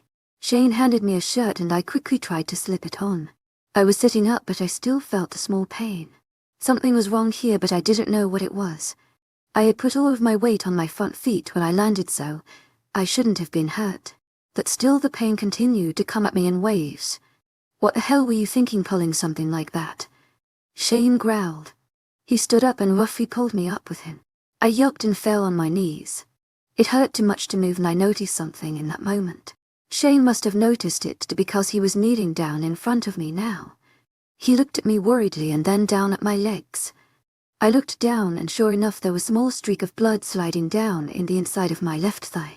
I froze and looked at it wide-eyed. "We need to get you to the doctor," Shane said. Without a warning he wrapped an arm around my back and under my knees. He barked some orders out to fan around us and they fled. Shane hurriedly ran with me in his arms. Closing my eyes, I wrapped my arms around his neck and held into him right. I opened my eyes when the cool air hit my skin. We were at the house now and Shane was heading up the stairs. We entered his room and he set me on the bed. I was very much aware that I still had blood coming out from somewhere. I was too scared to even check, but I was sure it was in my lower area. "Does it hurt?" Shane asked. "Did you feel anything break? Did you land on something?" "I'm really sorry, Sage. I didn't think you would get hurt. I don't know what happened. To my 𝐿𝐷𝐸 𝐸 𝐻𝐿𝐷𝐸 Lisa, our pack doctor is on her way. As if on cue, an older lady walked in with a small kit in her hands. Shane nodded to her as she rushed to me. She looked at the small blood that stained the insides of my thighs and lifted up the shirt I was wearing. "No," I said, swatting her hand away. Lisa jumped back when I did that. I gave her an apologetic look. "I want you to leave," I said to Shane, not meeting his eyes. "I'm not going anywhere. I don't want you in here right now and I don't need you to pretend like you care. Leave. I told you I'm not going anywhere." "I really need to take a look at this," Lisa said. It was agonizing having her check on my lower area. I winced every time she tried to move me. "We'll have to take you to the infirmary." "Why, what's wrong?" Shane said, asking the question I had swirling in my head. "She's bleeding quite a bit and I need to make sure it's not severe," Lisa said. "We need to make sure nothing happens to the baby and—" "Whoa, wait, what?" I said, confused on what Lisa was saying. At the same time Shane said, "What baby? Luna, you didn't know you were carrying?" Lisa asked now, looking a bit uncomfortable. "To my 𝐿𝐷𝐸 𝐻𝐿𝐷𝐸 A pup?" Shane asked. "No way. I am not. Am I?" Chapter 28. My eyes still locked with Shane as we continued to stare at each other. He was sitting on a chair across the room with his elbows resting on his knees and his chin resting on his knuckles. I was sitting up on the bed with my back propped up against the fluffy pillows. We were waiting for Lisa in the infirmary to come back and show the results. Lisa took ultrasounds and took blood samples. I had stopped bleeding and it wasn't as bad as Lisa thought. Since I hurt myself, she wanted to make sure that I hadn't lost the pup. Turns out I was indeed pregnant. Not too far along, but very much pregnant. Shane hadn't left my side and I wasn't sure if I was relieved or if I wanted to kick him out. He didn't deserve to be here with me after what he had done. He hurt me and because of him I could have lost the baby I was carrying. He was the one who threw me and made me hurt myself. I knew Shane wouldn't have done that if he had known, and honestly I couldn't hold it against him even if I wanted to. "Did you know about this?" Shane asked quietly. "Are you seriously asking me that?" "Yes, I am seriously asking you that. Of course I didn't know," I snapped. "When Eric attacked me the drive, Ednan said I wasn't pregnant. I was feeling sick, but I didn't think it was because of that. Now that I thought about it, I knew exactly how it was that I ended knocked up. Shane and I had mated the day before Eric had attacked me. I wasn't pregnant then, but it didn't take long for me to actually get pregnant. I was pregnant." The thought continued to run through my mind. My wolf was jumping with excitement and, honestly, so was I. This is what I had been trying to do for months. Although I would have preferred this to happen at a different time and under different circumstances, I was still happy, but I wasn't sure I could say the same about 𝐊𝐢𝐳. Shane kept an emotional face and continued to eye me suspiciously. I was waiting for him to ask me something stupid like, "Is it mine?" He would say something stupid like that. I knew he didn't trust me right now, but he can't be that stupid. If I would have mated with someone else, he would have felt it and even smelled it on me. "That's why your scent was different." "My scent?" Shane nodded and stood up from the chair to sit next to me.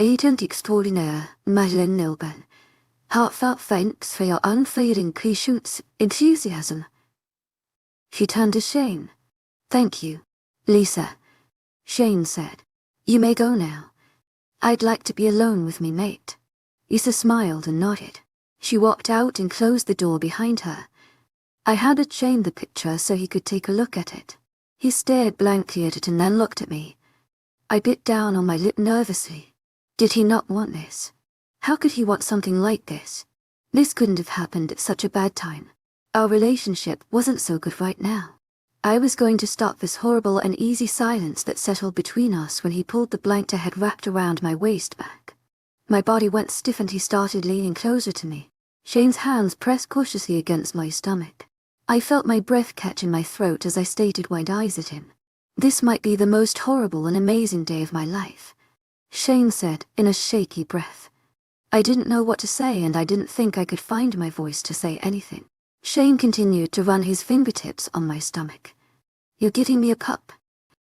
Shane looked up at me questioningly. I was confused with his actions and why he kept touching me. Wasn't he pissed at me?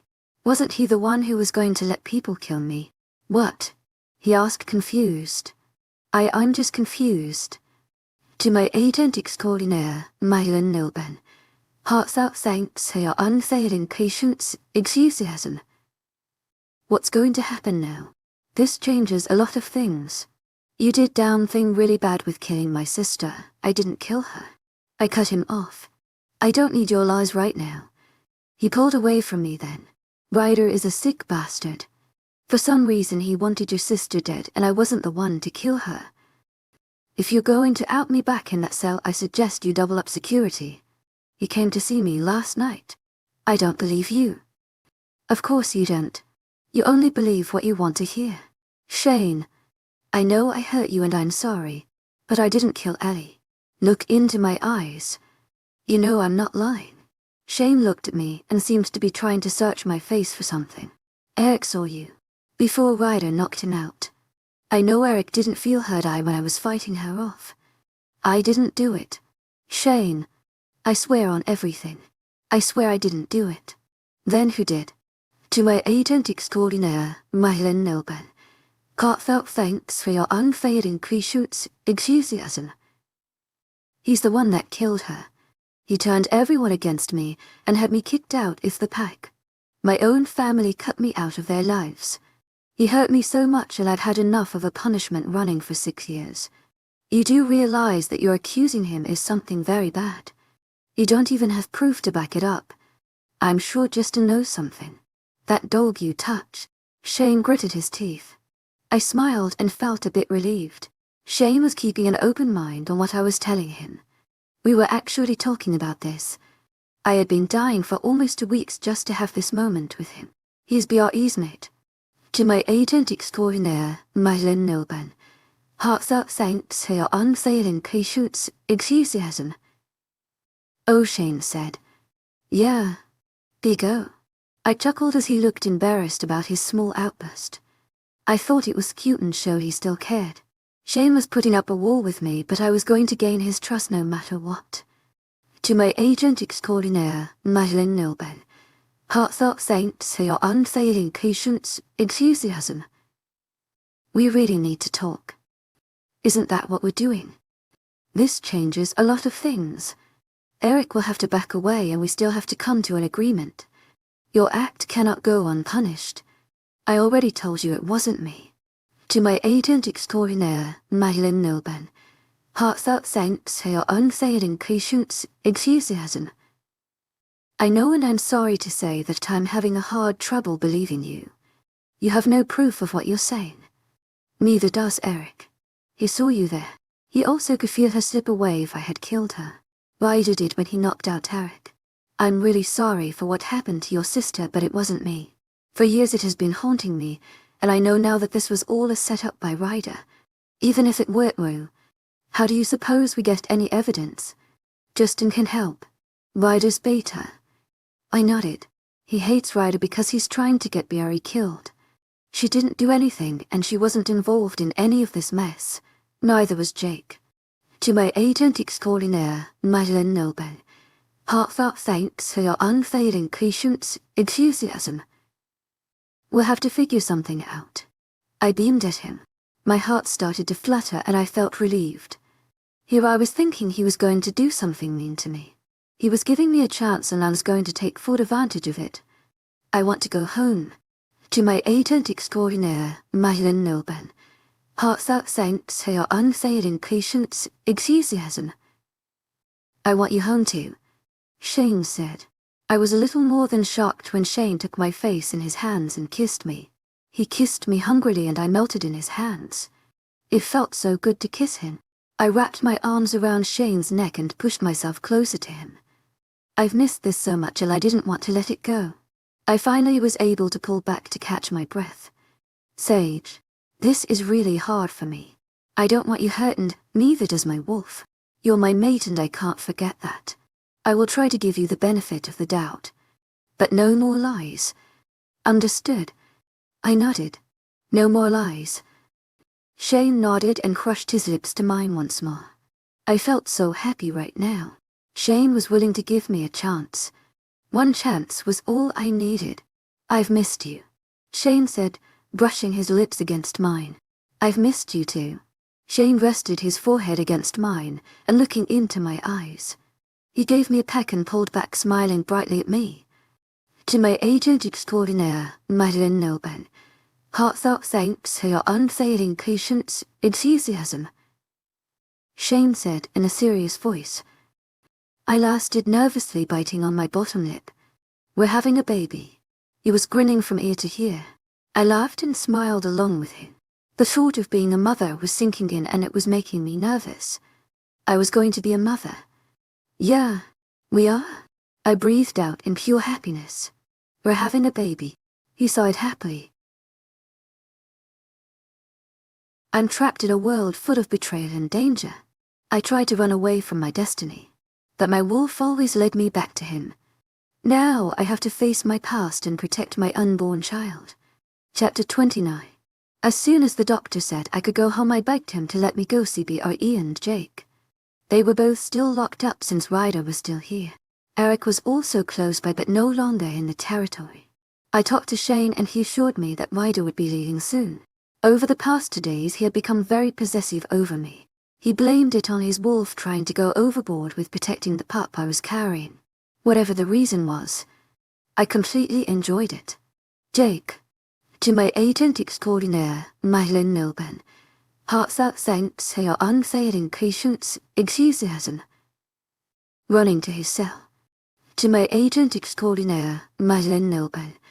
𝐊𝐢𝐳𝐬𝐭 I hated the stupid bars for being in the way of me hugging him.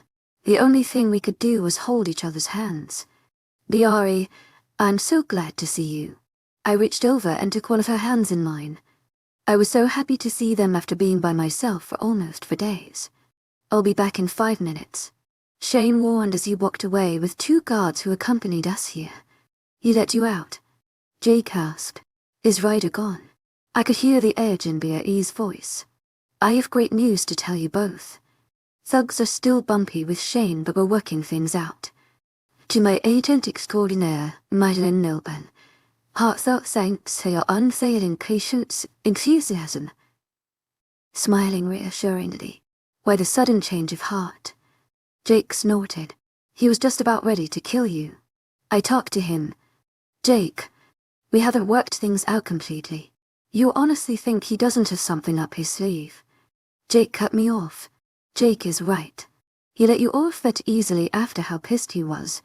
BRE added. He won't let anything happen to me and he won't hurt me. Especially now. My smile fell. They were making it hard for me to give them the good news. I wanted this moment to be a happy one. I was going to have a baby with my mate. What could be more better than that? Why now? You can't trust him so easily after Jake. I'm pregnant. I blurted out. What? Bray said, surprised. I dropped both of their hands and played with them nervously. I was now looking down and feeling nervous. They were both quiet for a long moment. Are you sure? Bray asked. I am. I had a bit of an accident and ended up in the infirmary. That's how I found out. I bit down on my lip. How could you be so stupid? Jake said quietly. I looked up at him and saw disappointment flash in his eyes. That broke my heart and made me feel like bawling in tears. This was not going how I planned. Jake, this is the best thing that could have happened. To my agent extraordinaire, Madeline Milburn. 𝐊𝐢𝐳𝐬𝐭 Shane will hear me out and he's decided to trust me. Just like that. Sure, he's trusting you. Jake said sarcastically. Not that I'm not happy for you, but what's going to happen now? Are you seriously expecting him just to forget everything? BRE said. We're going to work on it. To my agent extraordinaire, Madeline Milburn. 𝐊𝐢𝐳𝐬𝐭 What happens if you don't work it out? What if the kid comes and he tosses you to those 2 psychos? Jake said. This is bad. To my agent extraordinaire, Madeline Milburn. 𝐊𝐢𝐳𝐬𝐭 I'm happy. To my agent extraordinaire, Madeline Milburn. 𝐊𝐢𝐳𝐬𝐭 To my agent extraordinaire, Madeline Milburn. 𝐊𝐢𝐳𝐬𝐭 I'm having a pup and this is going to be a good thing. I thought you guys would be a bit more supportive. I guess I was wrong. Shane will let you both out when Ryder leaves pack territory. I didn't wait for their response. I left to find Shane and he was already making his way towards me. Once reaching me, he wrapped his arm around my waist. I understood Jake's reaction and I thought about it myself. I wanted this to be a good thing, but I also thought of other possibilities. I knew this was hard for Shane and he wouldn't just forget everything that happened. I was scared for what would happen after the baby would come. I didn't know what could happen. What if Shane wanted to let Eric and Ryder deal with me? Right now the pup was stopping him from allowing this to go any further. Will it be that way after?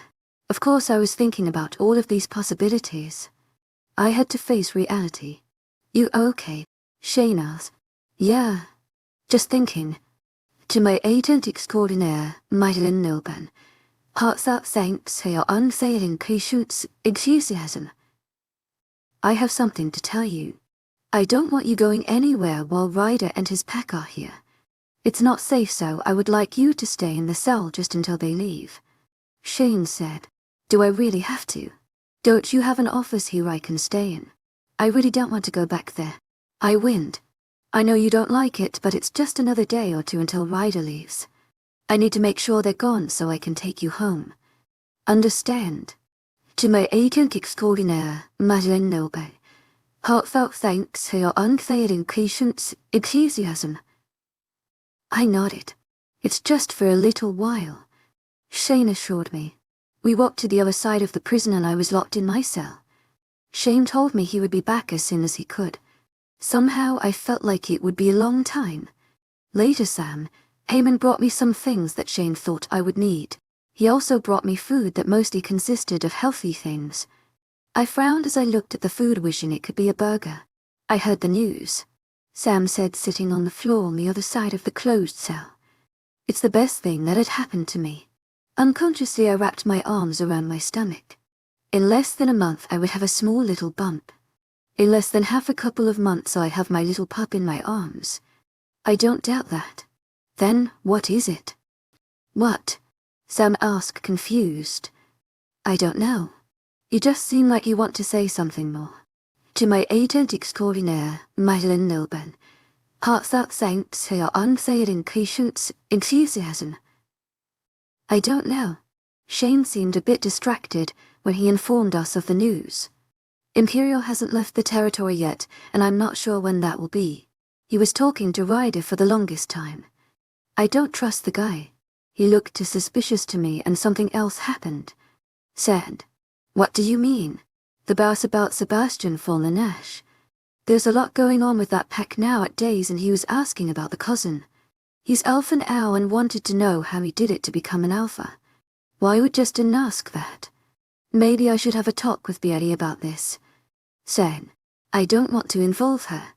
Ryder is psychotic, and if he takes anything out on her I would never forgive myself. Justin is protecting her, but I'm not sure what is up with him. I haven't told Shane yet, Sam said quietly as he looked down at the flood. Why not? Sam looked up at me and gave me a look that said, are you seriously asking that? I moved closer to him and sat on the cold floor in front of him. I've been thinking over what you told me the other day.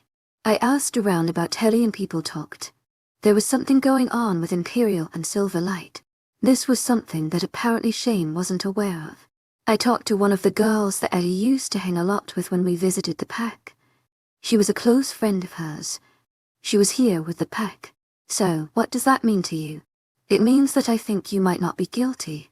I don't trust that guy, and it's clear to not only me but to Shane as well, that the guy has a thing for you. I was glad that Sam was actually trying to help me with this. I knew she would believe me.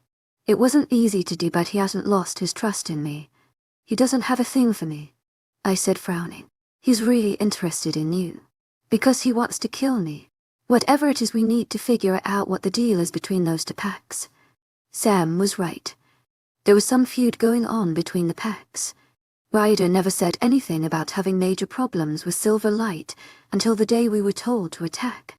No one questioned his decisions, but he was hiding something. He had another motive for killing Ellie, but I never even thought to find out what it was. Okay, so what do? We make a plan, Sam said, actually smiling for what seemed like the first time in a while. Chapter 30. I stood in the room looking at myself in the square mirror. I turned side to see if there was any difference in my physical appearance. I looked more tired than usual, and my skin had paled from being locked up. There were dark circles under my eyes from the constant lack of sleep. I worried a lot lately, and I was scared that Shane might not really be okay with this whole thing. My clothes felt big on me now, since I hadn't been eating well either. I was having morning sickness.